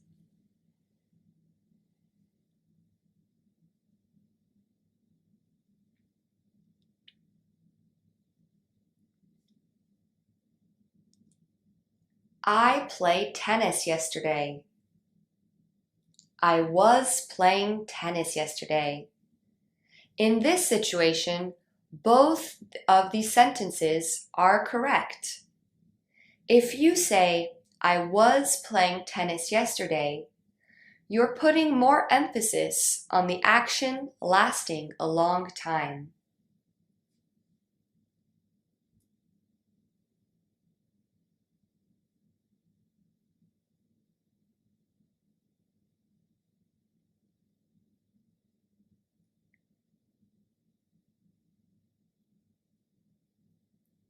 She had a heart attack while she was working. While she was working was the action that was happening in the past continuous until another action started, which is generally in the past simple. Don't be fooled by the order of the sentence. Working was the first action, and having a heart attack was the second one that interrupted it.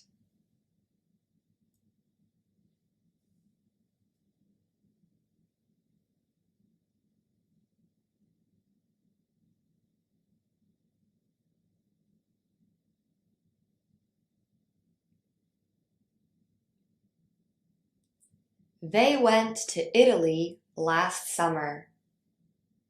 This is an action that happened once at a specific time in the past.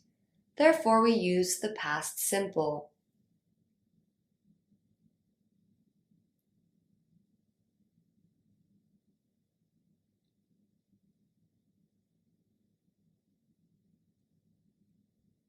My sister started a new job yesterday.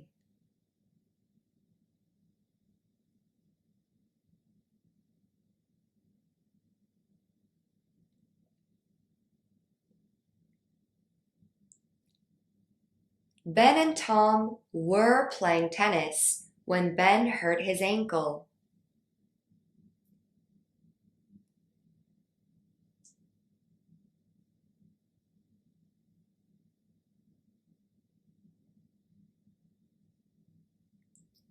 Josh was partying when his mother called.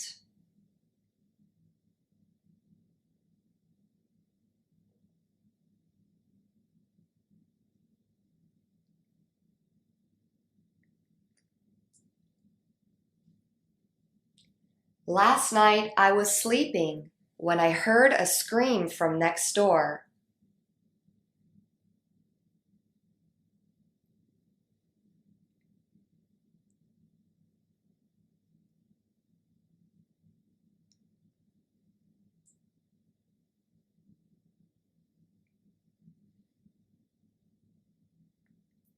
The ribs were cooking for hours in the oven.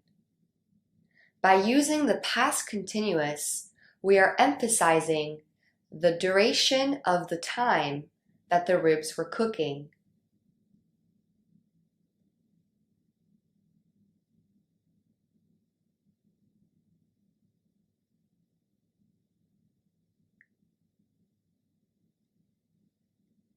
My mom lost her keys at the supermarket last week.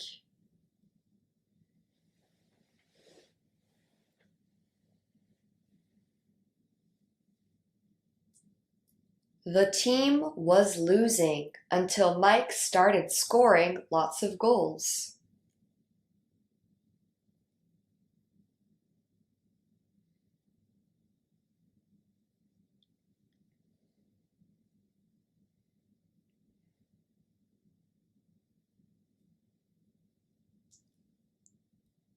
I decided to call a friend while I was shopping.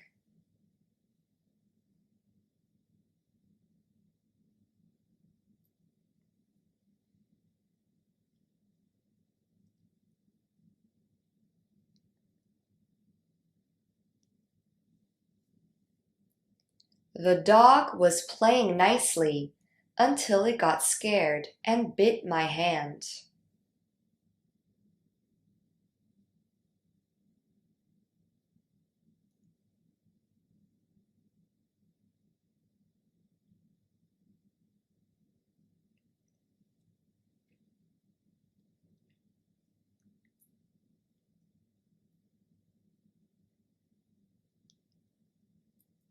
The police caught the bank robbers as they were driving away.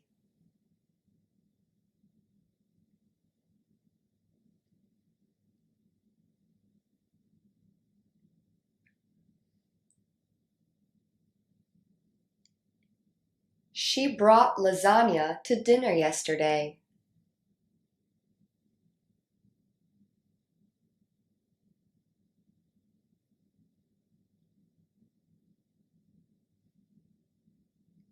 I swam in the sea today.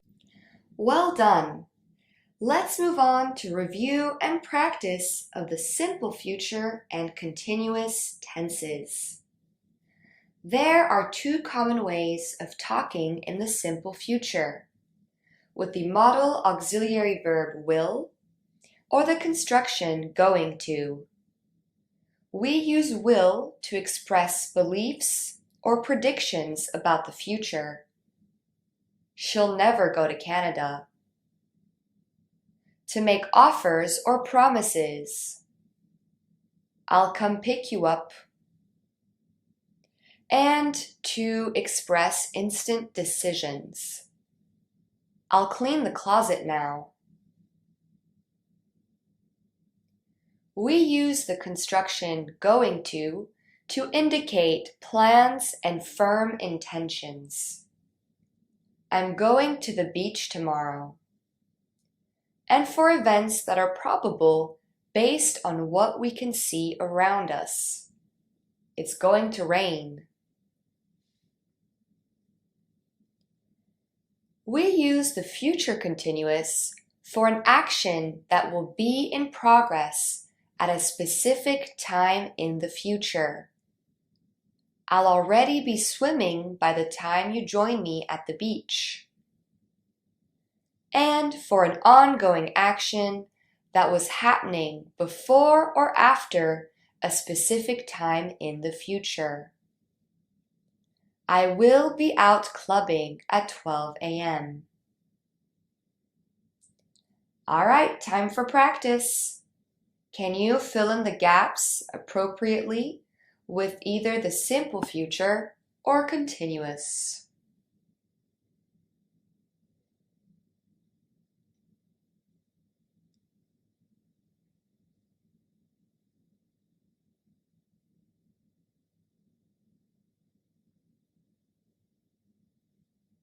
You look cold. I'll make you some tea. This is an instant decision from the speaker. Therefore, we use the future simple with will.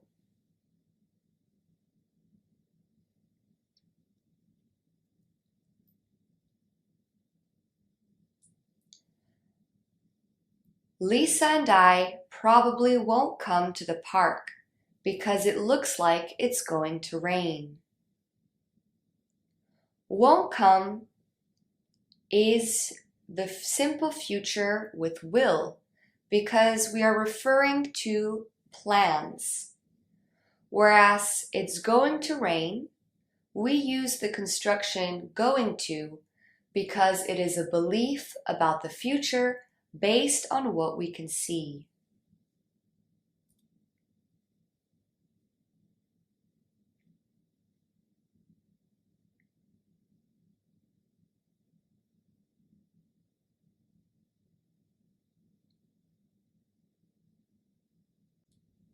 By tomorrow night, you'll be celebrating in London, and we'll be flying to Morocco. These are firm plans and intentions. Therefore, we are using the simple future with the auxiliary verb will.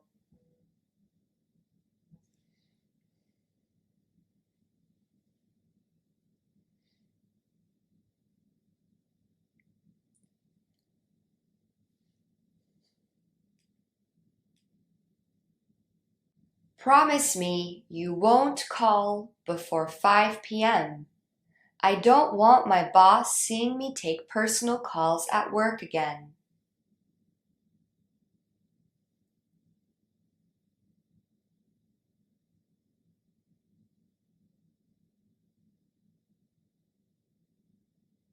I'll be sleeping when you arrive, so please don't be too loud. Here we use the future continuous to indicate an ongoing action in the future, and in this case, that will be interrupted by another event or action.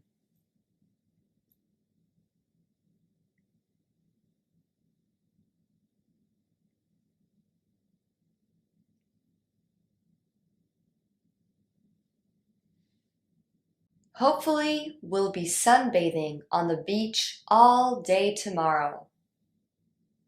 We are emphasizing an ongoing action that will last a long time in the future. Therefore, it's appropriate to use the future continuous.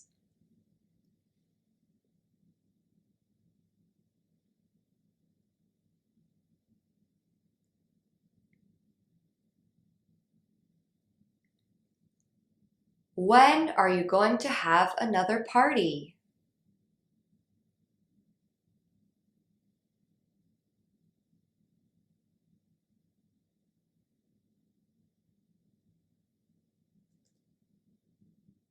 People will drive flying cars in the future. This is a prediction about the future. We can also say, people will be driving flying cars in the future.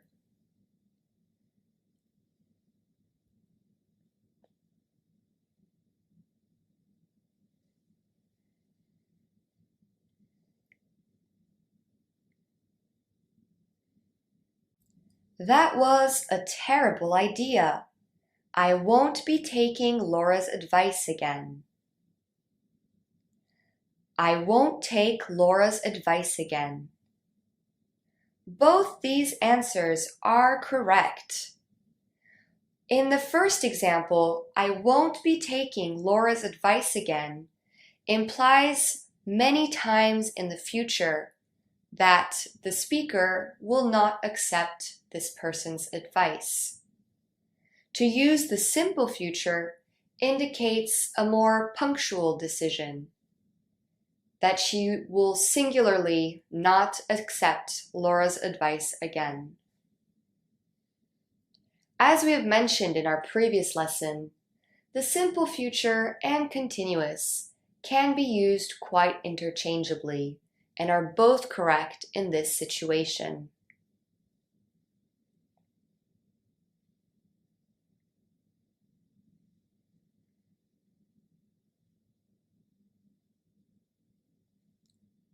At this rate, you'll be speaking Spanish fluently in no time.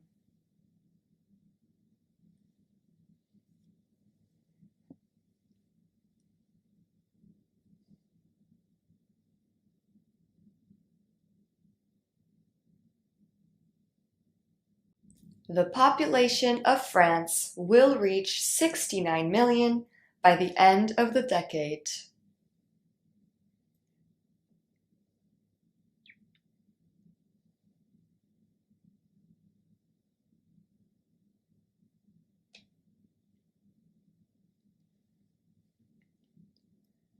Sorry, I forgot to clean the kitchen. I'll do it after lunch.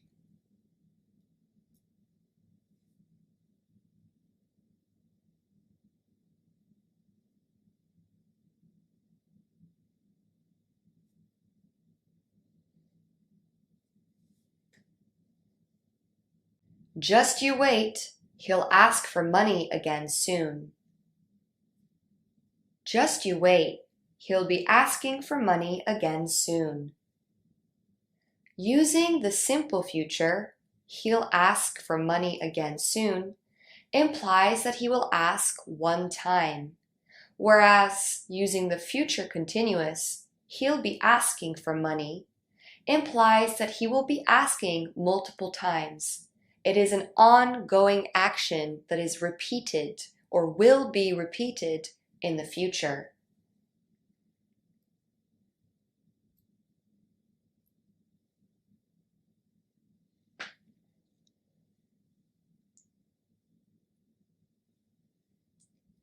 Look at that nasty gray cloud. I bet it's going to rain soon.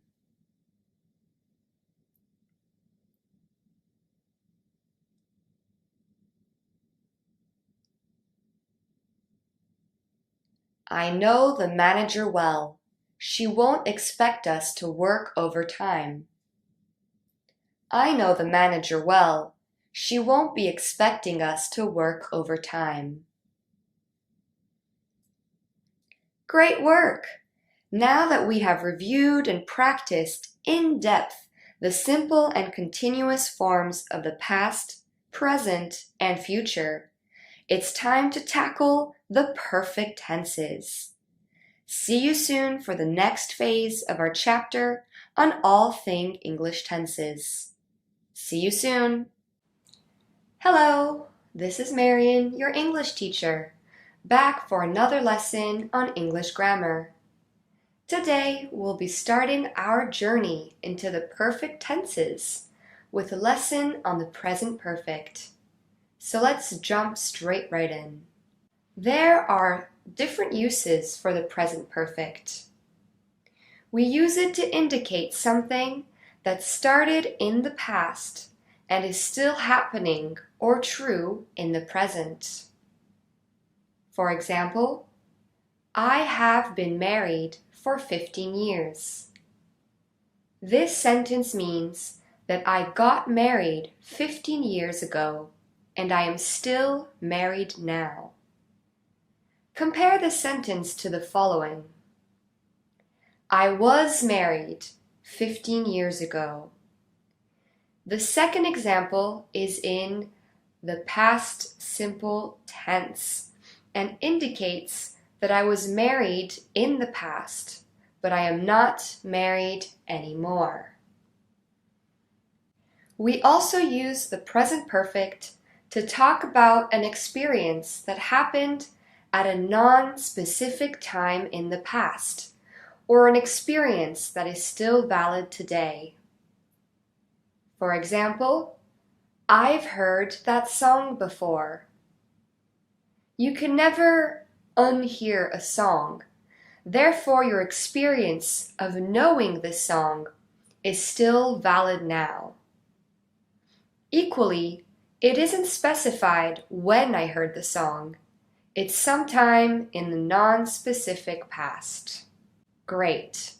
Now that we know the functions of the present perfect, let's learn more about its form. To use the present perfect, we must use the present participle. In our lesson on the past simple, we learned that to form the past simple tense of regular verbs, we add ed to the end of the infinitive form. This is also true to form the past participle. We simply add ed. I talked, past simple. I talked, past participle. You may notice the form remains the same for all pronouns. Here is another regular verb, to want. I wanted, I wanted. You wanted, you wanted, etc. For example, I have wanted a doll since I was a child. I have never liked tomatoes. Want and like are both regular verbs. Therefore, we add ed to form the past participle. We also learned in our lesson on the past simple that there is a very long list of irregular verbs that form differently in the past simple tense. This is also the case when forming the past participle. Look at this example, the verb to eat, which is irregular. I eat, present simple. You ate, past simple. You eat, you ate. He eats, he ate. She eats, she ate, etc. All verbs that are irregular in the past simple are also irregular in the past participle. I eat, present simple. I ate, past simple. I have eaten, past participle. Notice how the past participle form of a verb remains the same for all pronouns, just like the past simple. For example, I eat vegetables every day. Eat is in the present simple tense. I ate vegetables yesterday. Ate is in the past simple tense. I've eaten vegetables my whole life. Great work!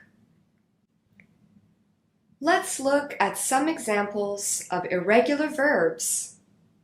Some verbs keep their infinitive form in the present, past, simple, and past participle. Cut, cut, cut. Hurt, hurt, hurt. Hit, hit, hit. Put, put, put. Set, set, set. Read, read, read. Notice how many verbs ending in a vowel and the consonant T remain the same for all tenses.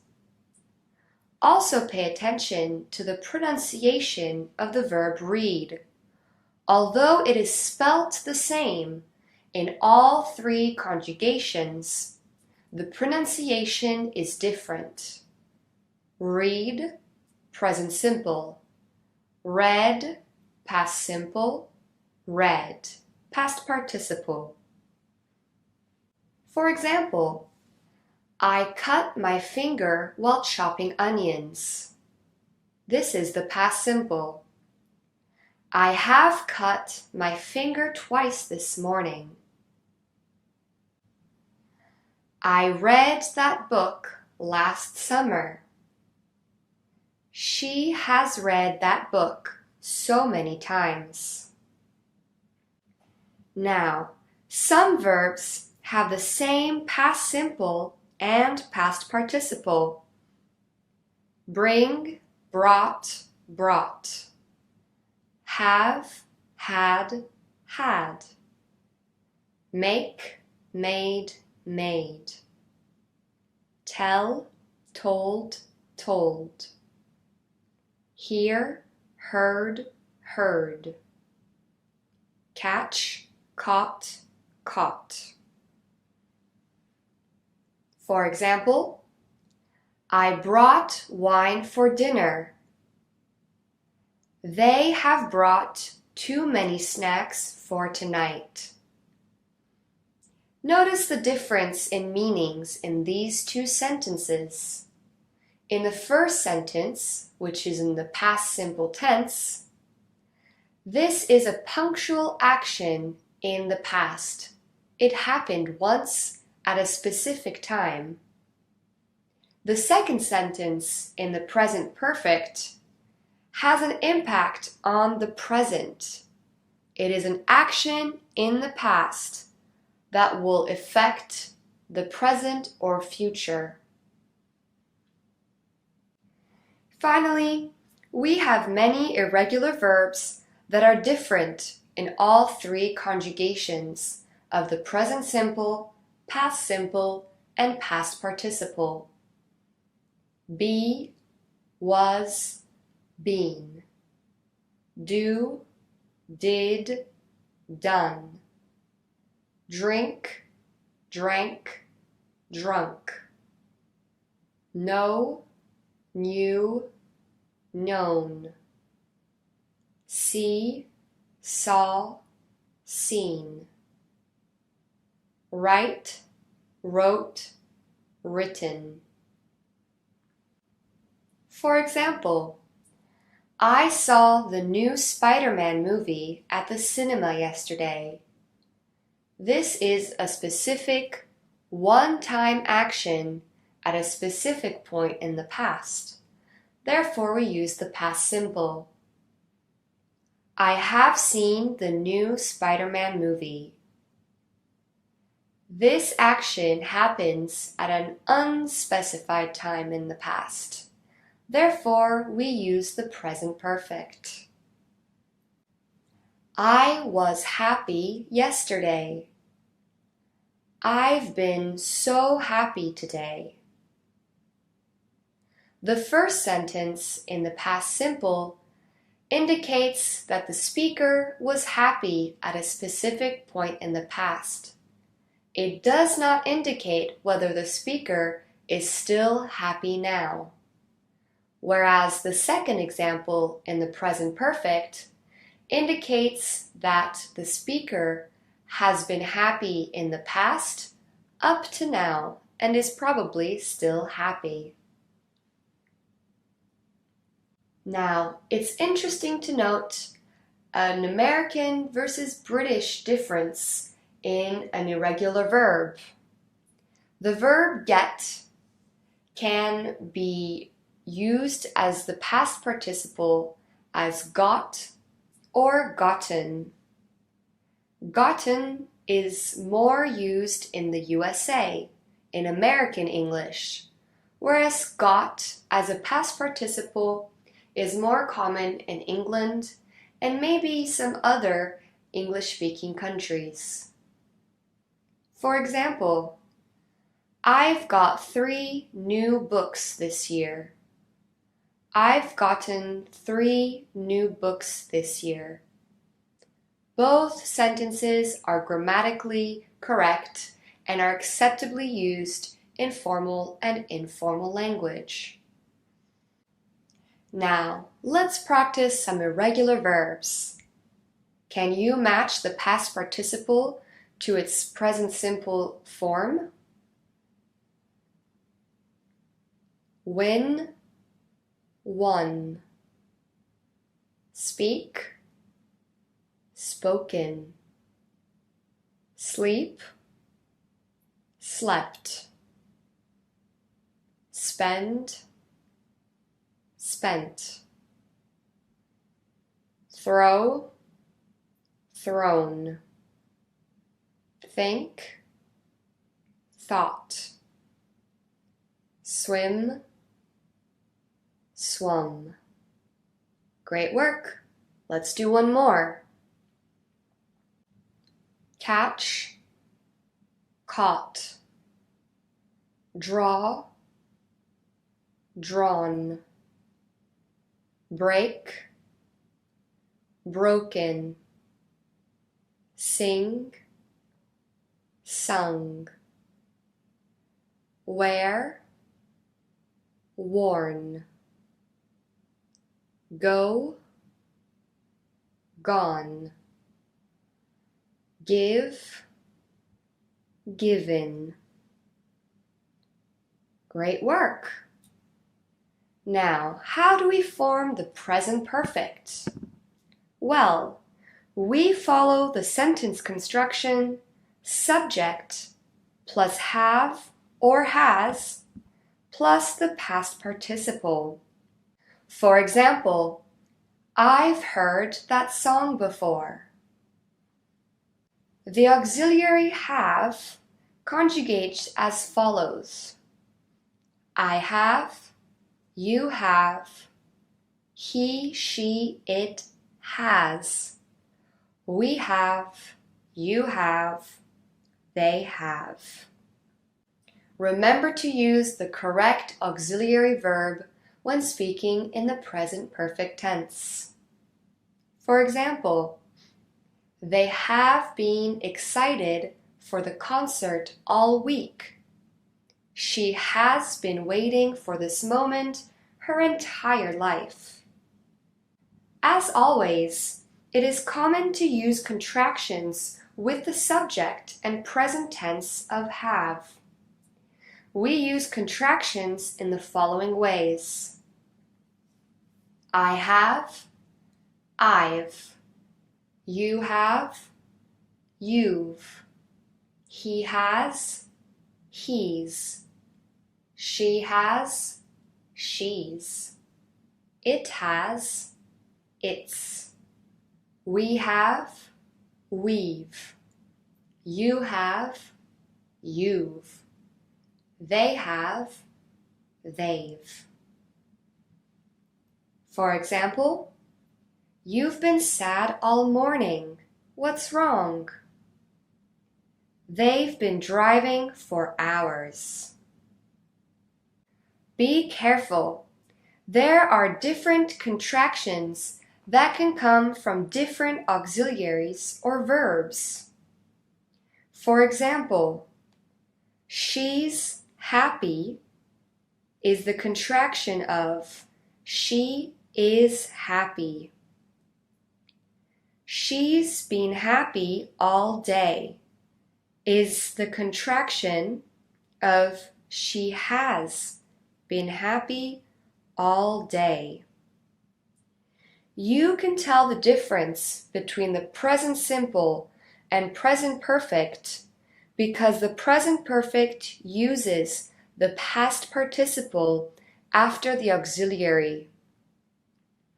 She's happy does not have a past participle, therefore it's the present simple.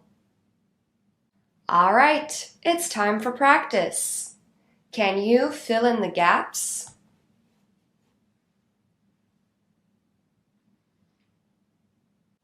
Julia and I have known each other for 10 years.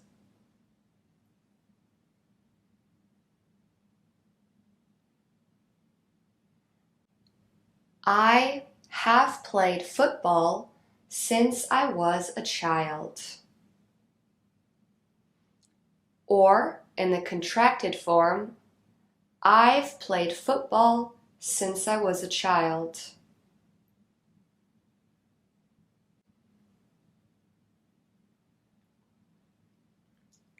My brother has been in the hospital twice already this year.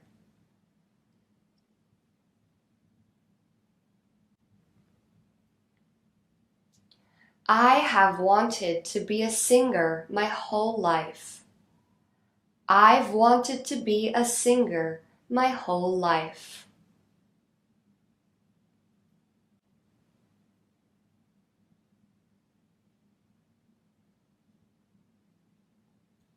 Since starting his gap year, he has traveled to over 10 different countries. Since starting his gap year, he's traveled to over 10 different countries.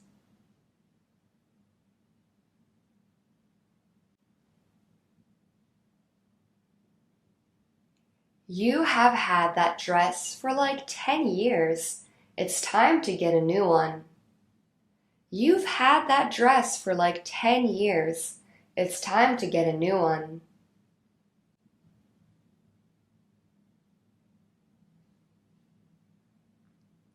We have eaten too many cookies today. I feel sick. We've eaten too many cookies today. I feel sick. Fantastic work, everyone. Now, to form negative sentences in the present perfect, we follow the structure subject plus have or has plus not plus the past participle. For example, I have not seen him today. Or, my cat has not gone outside to play. We can also contract have not and has not to form haven't and hasn't. I haven't seen him today. My cat hasn't gone outside to play.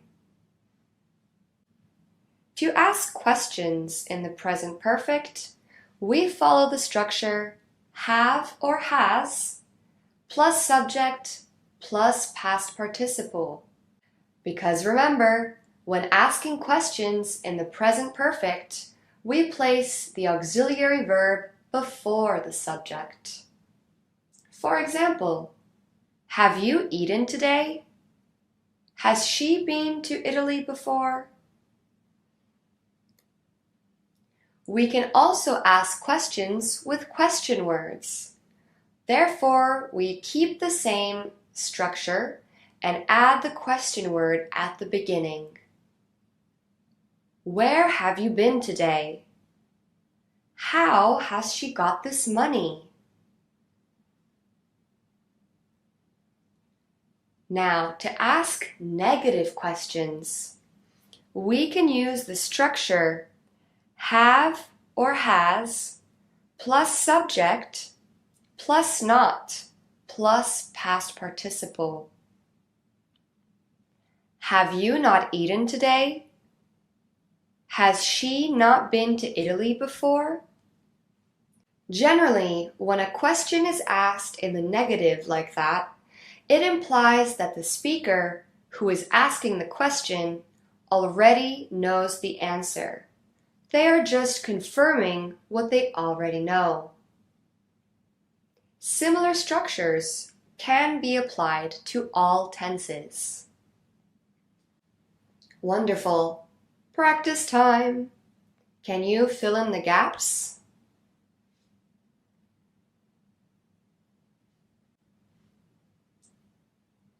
She hasn't started her project yet.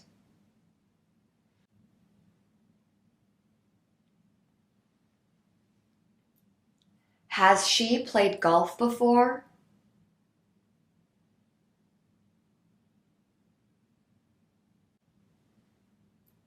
I haven't read that book.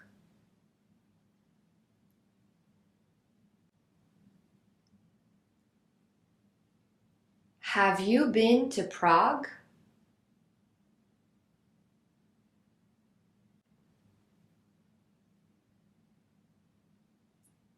They haven't called.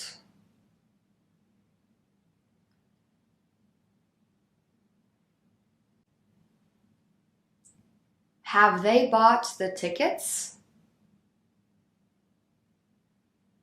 Great work. All right. Now let's look at using adverbs with the present perfect. There are certain adverbs that are commonly used with this tense.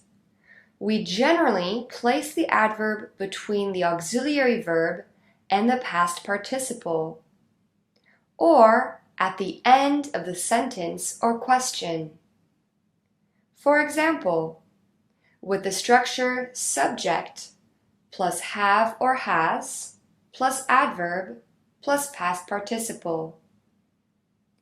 You've never eaten cookies this good before.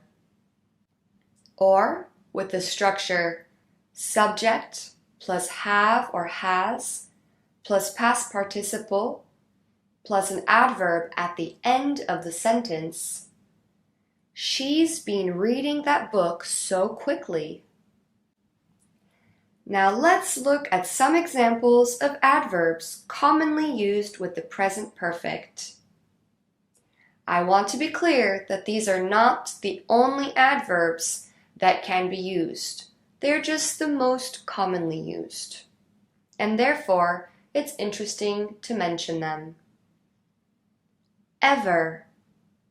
We often use ever to talk or ask about an experience up to the present. That was the best cake I've ever eaten. This sentence means that the cake was the best they've had in the past and is still the best the speaker has tasted up to today. Have you ever been to Belgium? Never. We use never instead of not in negative forms for emphasis. I've eaten snails, but I've never tried frog legs. I've eaten snails, but I haven't tried frog legs. Both sentences mean the same thing. They're just expressed differently. Make sure not to use never with the negative auxiliary have not, because then that would change the meaning of the sentence.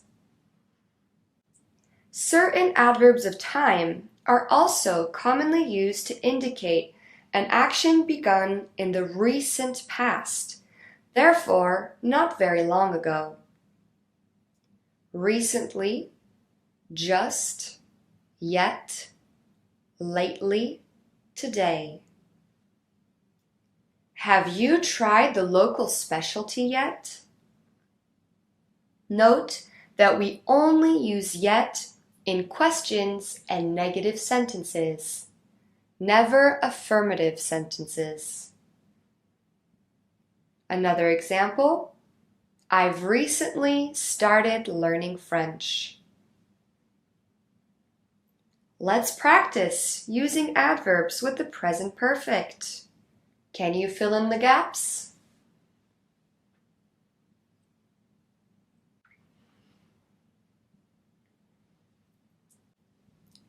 What's the craziest city you've ever visited?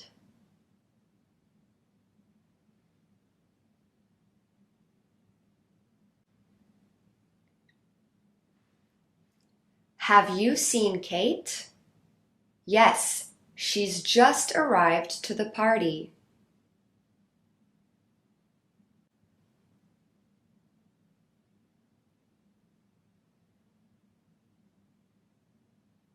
I sent out many job applications, but I haven't received any replies yet.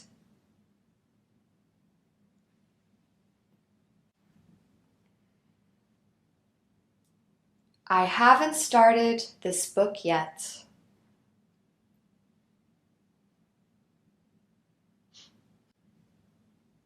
Have you ever flown in a helicopter?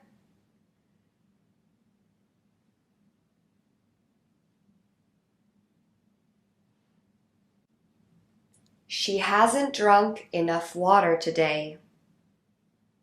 Good job.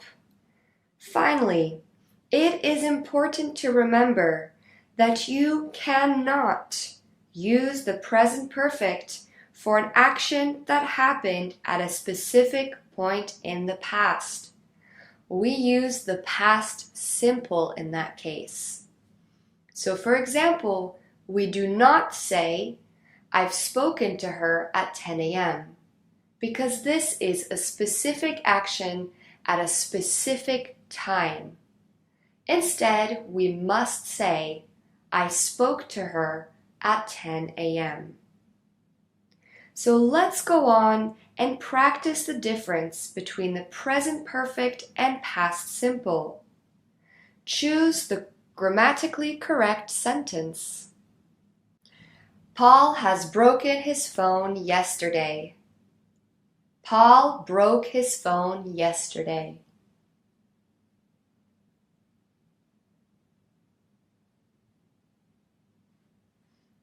The second sentence is correct.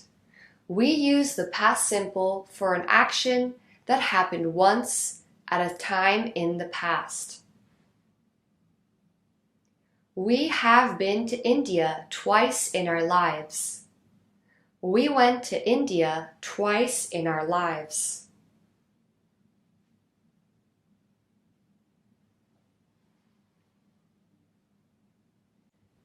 The first sentence is correct.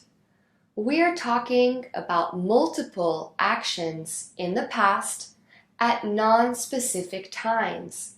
Therefore, we use the present perfect. You make me so happy. I have always loved you. You make me so happy. I always loved you.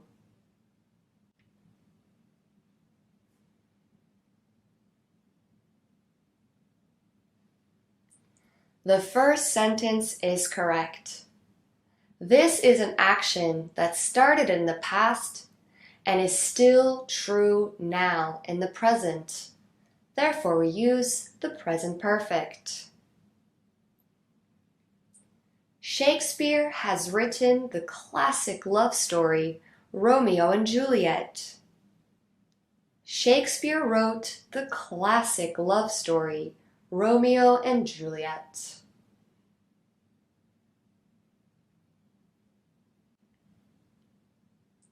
The second sentence is correct. We must use the past simple for an action that happened once at a specific point in the past. What have you done last weekend? What did you do last weekend?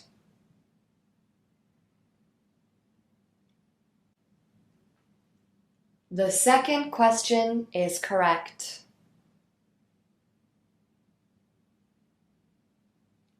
Did you ever eat snails? Have you ever eaten snails?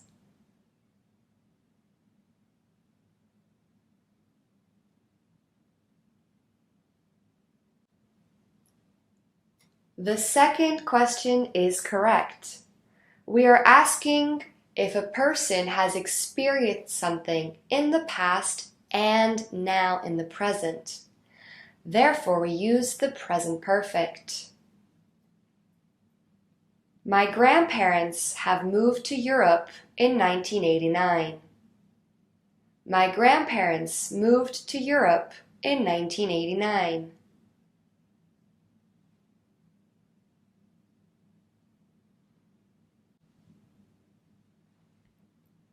The second sentence is correct.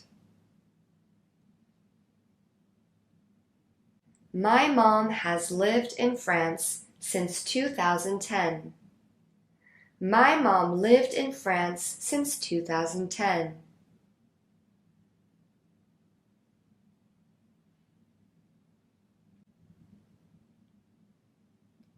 The first sentence is correct.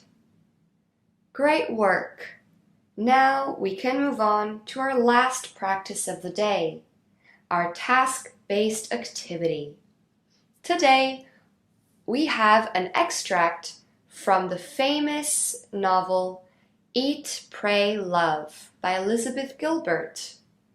It's a story which is biographical of the author as she travels throughout Italy, India, and Indonesia to find food, balance, and spirituality. We will read the text together. Then you will have 3 minutes to find all instances of the present perfect. So, let's begin. I sat there for 2 hours. A bird might very well have landed on my head. I wouldn't have noticed. Let me be clear about one thing. I recognize that this experiment wasn't the most stoic act of fortitude in the history of mankind, and I'm not asking for a Congressional Medal of Honor here. But there was something mildly thrilling for me about realizing that in my 34 years on Earth, I have never not slapped at a mosquito when it was biting me. I've been a puppet to this and to millions of other small and large signals of pain or pleasure throughout my life. Whenever something happens, I always react. But here I was, disregarding the reflex. When it was all over, I stood up, walked to my room, and assessed the damage. I counted 20 mosquito bites, but within half an hour, all the bites had diminished. All right, 3 minutes to find all uses of the present perfect. Let's go.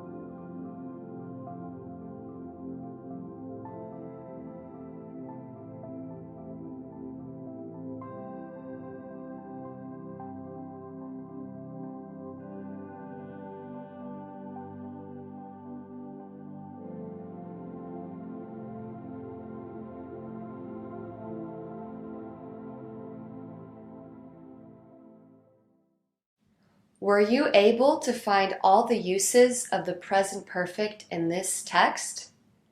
There were 4 in total. Have landed, have noticed, have never not slapped, which includes an adverb and a negation, and I've been. Well done on all your efforts. We can move on and conclude this lesson with a review. We use the present perfect to indicate that an action started in the past and is still happening in the present. They've been on the road since yesterday. This sentence means that they are still on the road now. We also use the present perfect to talk about an experience that happened at a non-specific time in the past and may still have an influence on today. I've loved him since I was 10 years old. This sentence indicates that the speaker still loves him. To form the present perfect, we use the construction subject plus have or has plus the past participle. I have lost my keys, or in its contracted form, I've lost my keys. To form negative sentences in the present perfect, we follow the structure subject plus have or has plus not plus past participle. We can also contract the auxiliary with the adverb not, therefore creating haven't and hasn't. I have not gone shopping yet. I haven't gone shopping yet. Finally, to ask questions in the present perfect, we follow the structure have or has plus subject plus past participle. Have they found the missing puzzle piece? There are certain adverbs that are commonly used with the present perfect.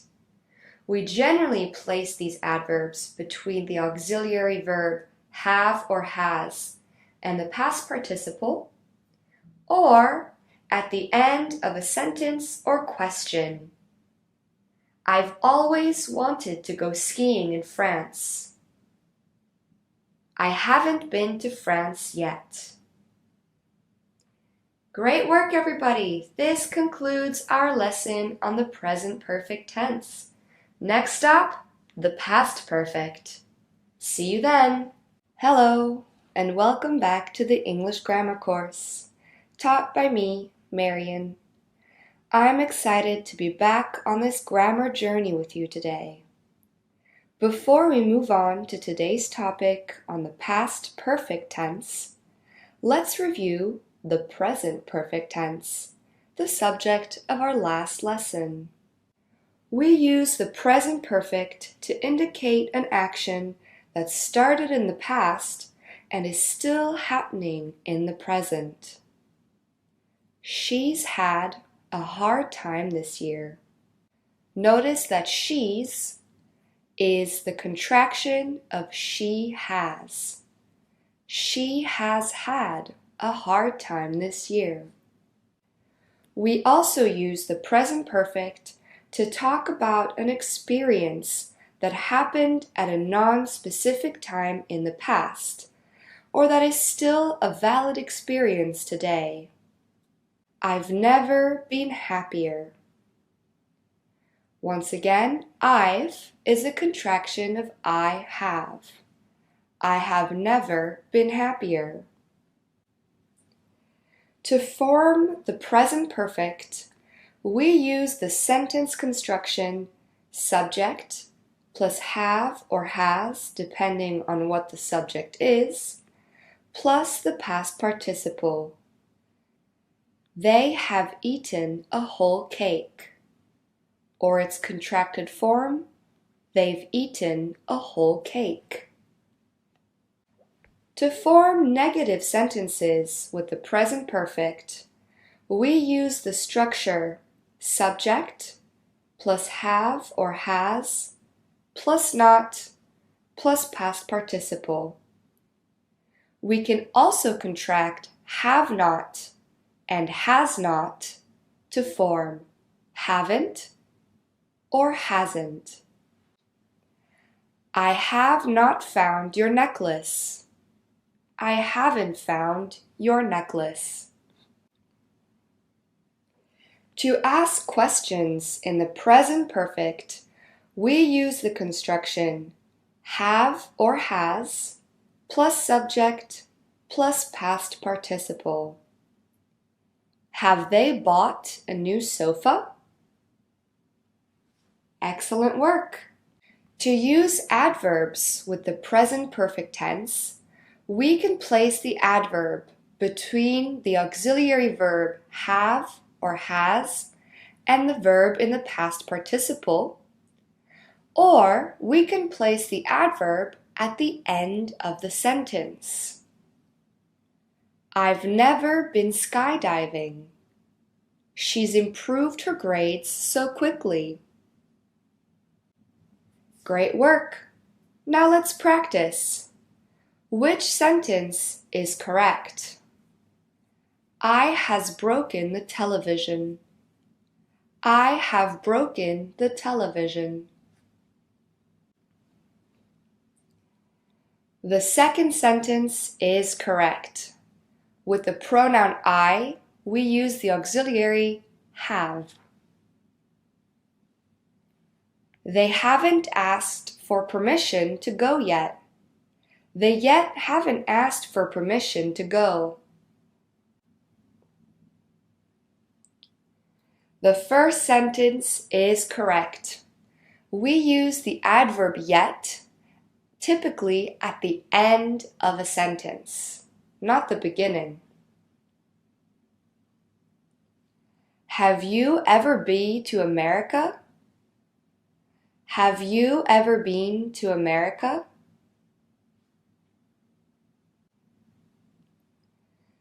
The second sentence is correct. To form the present perfect, we use the past participle and not the infinitive or present simple forms. She haven't washed the car yet. She hasn't washed the car yet. The second sentence is correct. We use the auxiliary has not with the third person singular pronoun she. We've always been poor. We always been poor.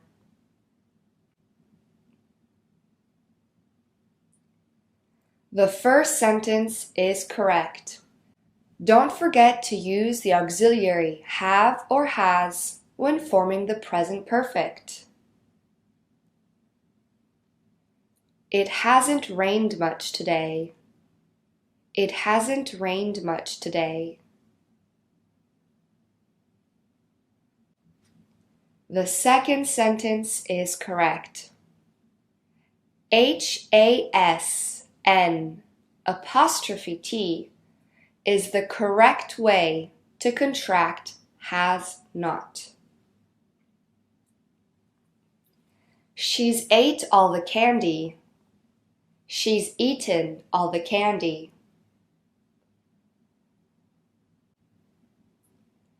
The second sentence is correct. The verb eat must be in the past participle and not the past simple tense. Well done! It's time to move on to the past perfect. If the present perfect is mainly used to describe an action that began in the past and is ongoing now, the past perfect is generally used to indicate an action that started and ended at different times in the past. Therefore, we use the past perfect to show the order of two past events. I had been single for 5 years when I met Tom. This sentence indicates an ongoing action in the past. I had been single, and indicates the time at which that action stopped, when I met Tom. Notice how the past perfect is often followed by the past simple, in this sentence with the verb met. Therefore, we combine the past perfect with the past simple to indicate that an action was ongoing when another interrupted it. When my mom arrived, I had finished making dinner. Arrived is in the past simple tense. Had finished is the past perfect tense. Notice how we can change the order of the sentence without changing its meaning. I had finished making dinner when my mother arrived. When my mother arrived, I had finished making dinner. It's important to pay attention to the order of the clauses in order to use correct pronunciation. When the main clause is at the beginning of the sentence, we do not need a comma. When the subordinate clause, in this example, when my mother arrived, is at the beginning of the sentence, we must follow it with a comma. Either way you write the sentence, the meaning remains the same. It's also very important to note that if there is a single event that happened in the past, especially at a specific time, then we do not use the past perfect. For example, the boys played guitar at the talent show. This is a one-time event. Therefore, we use the past simple. The boys had played guitar at the show is incorrect. To form the past perfect, we use the structure subject plus had plus past participle. The movie had started when we arrived at the cinema. The movie is the subject, had is the auxiliary verb, and started is the past participle form of the verb to start. As usual, in spoken and informal written English, we generally use contractions with the past perfect.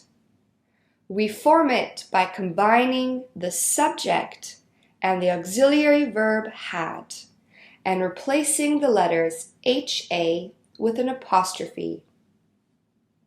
I had, I'd. You had, you'd. He, she, it had. He'd, she'd, it'd.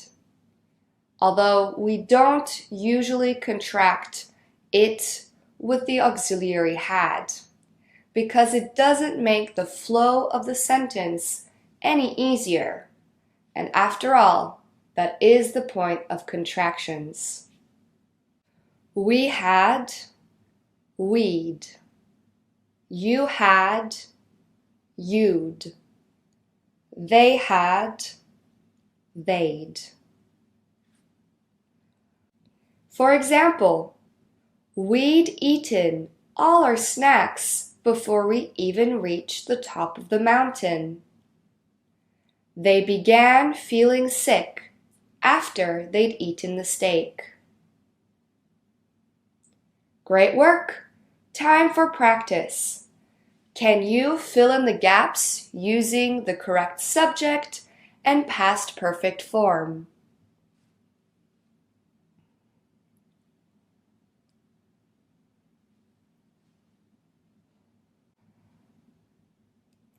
When I left the taxi, I realized that I'd forgotten my keys inside.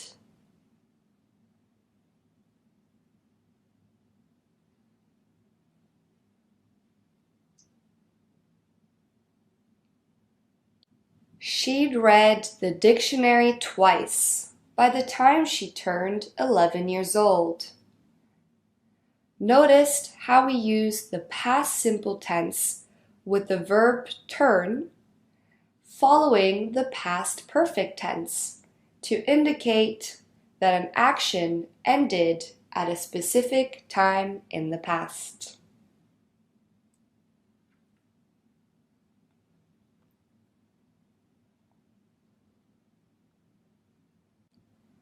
I looked at the photograph and remembered that I'd seen that man before.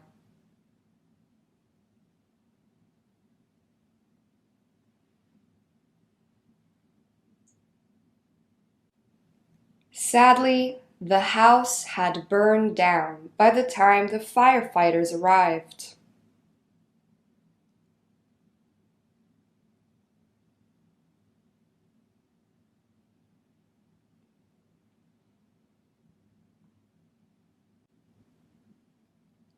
I couldn't see the game live. It had finished by the time I could get off work.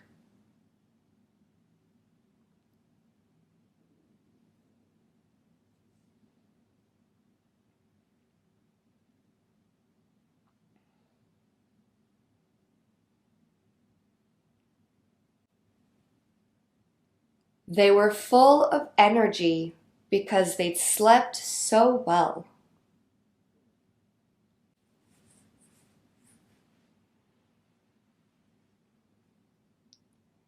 If you'd listened to me, you would have got the internship. Great work!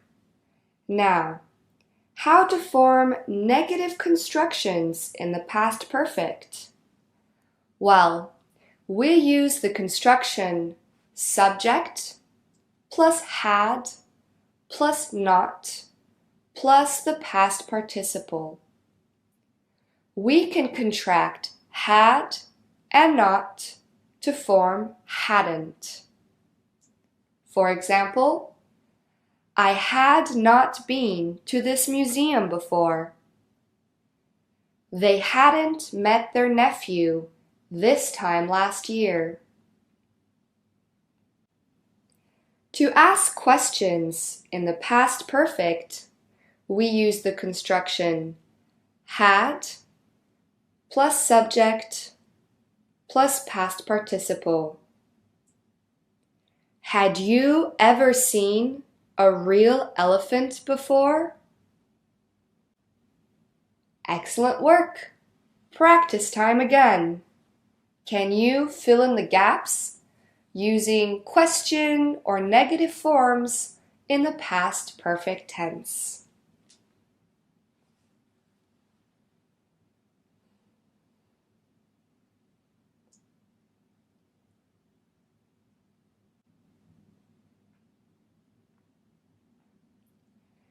It was time to leave, but Annie hadn't showered yet.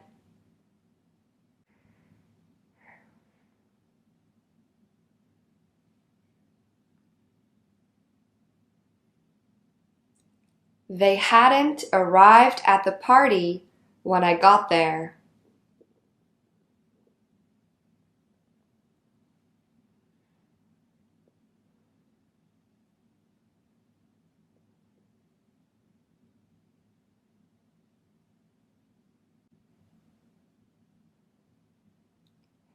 Had they eaten the whole cake, or were you able to have some?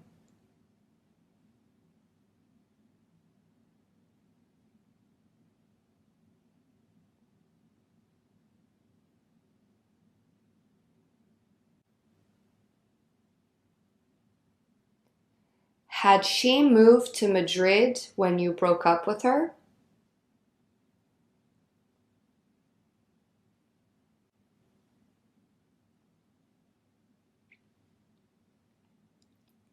She hadn't chosen a name when he suggested Marco.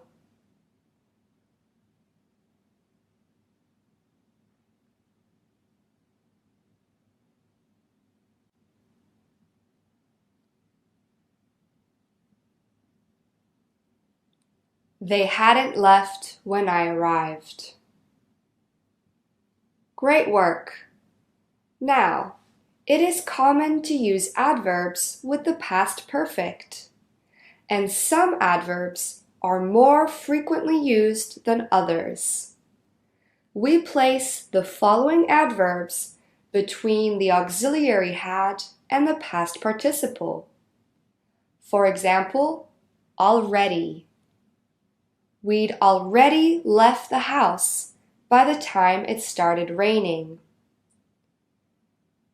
Already means before the specified time. Still, which means as previously. Had you still not finished your homework at 4 p.m.? Just, which means a very short time before the specified time.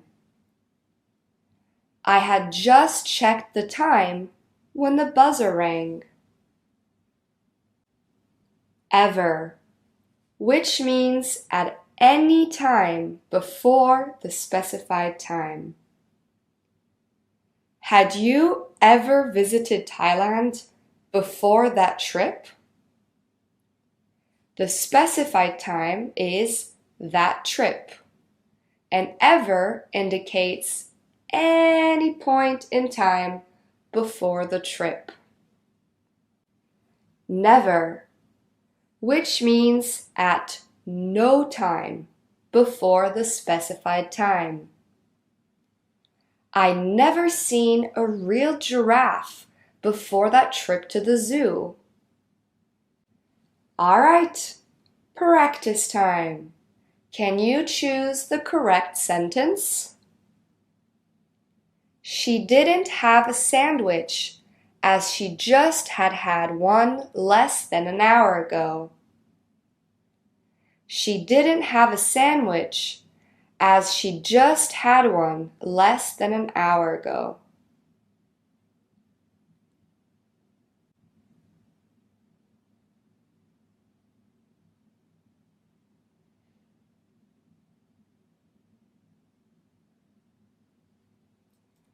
The second sentence is correct. In this sentence, we have two uses of had. The first one is the auxiliary verb, whereas the second one is the main verb in the past participle form. We must place the adverb just between the auxiliary and the past participle. When I got to the party, Ben had already left. When I got to the party, Ben already had left.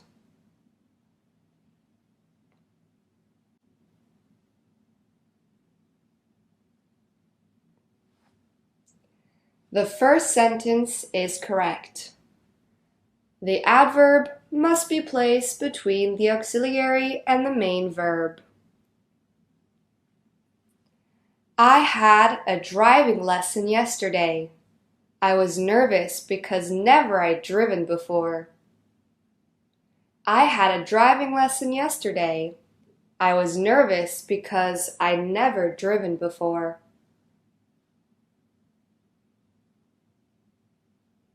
The second sentence is correct. The thieves had just escaped when the police arrived. The thieves had escaped just when the police arrived.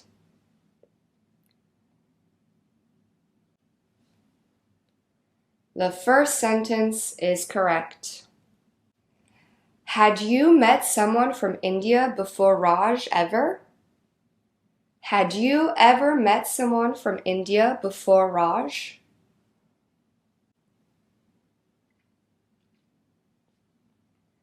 The second sentence is correct.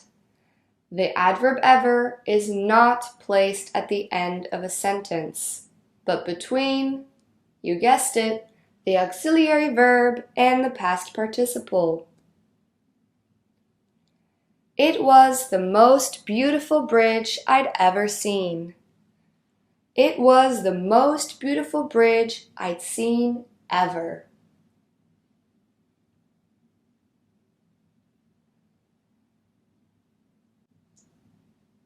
That's right. The first sentence is correct. Great work. Now it's time for a task-based activity. Here is an excerpt from the famous and popular novel Eat, Pray, Love by Elizabeth Gilbert. We will start by reading this excerpt together. Then you will have 3 minutes to identify all the uses of the past perfect tense. Let's get reading. So, as I chanted each verse, I realized that I needed to find something or somebody to whom I could devote this hymn of pure love. But something had been stopping me short from offering up that love in sincerity. Nick, my nephew, is an 8-year-old boy, skinny for his age, scarily smart, frighteningly astute, sensitive, complex. He is a gift from God to all of us. I told him this fact through this old Sanskrit scripture, and soon I noticed that I was weeping cool tears. But before I could wipe the tears away, the Guru Gita was over. The hour and a half was finished. It felt like 10 minutes had passed. I realized what had happened, that Nikki had carried me through it. The little soul I'd wanted to help had actually been helping me. All right, let's go.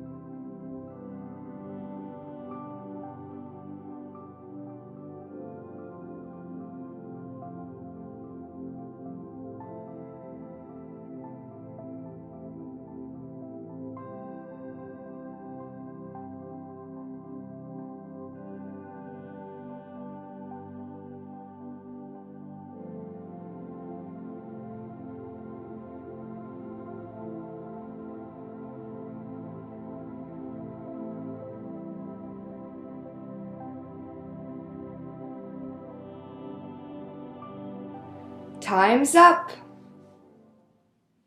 There are 5 instances of the past perfect in this text. 10 minutes had passed.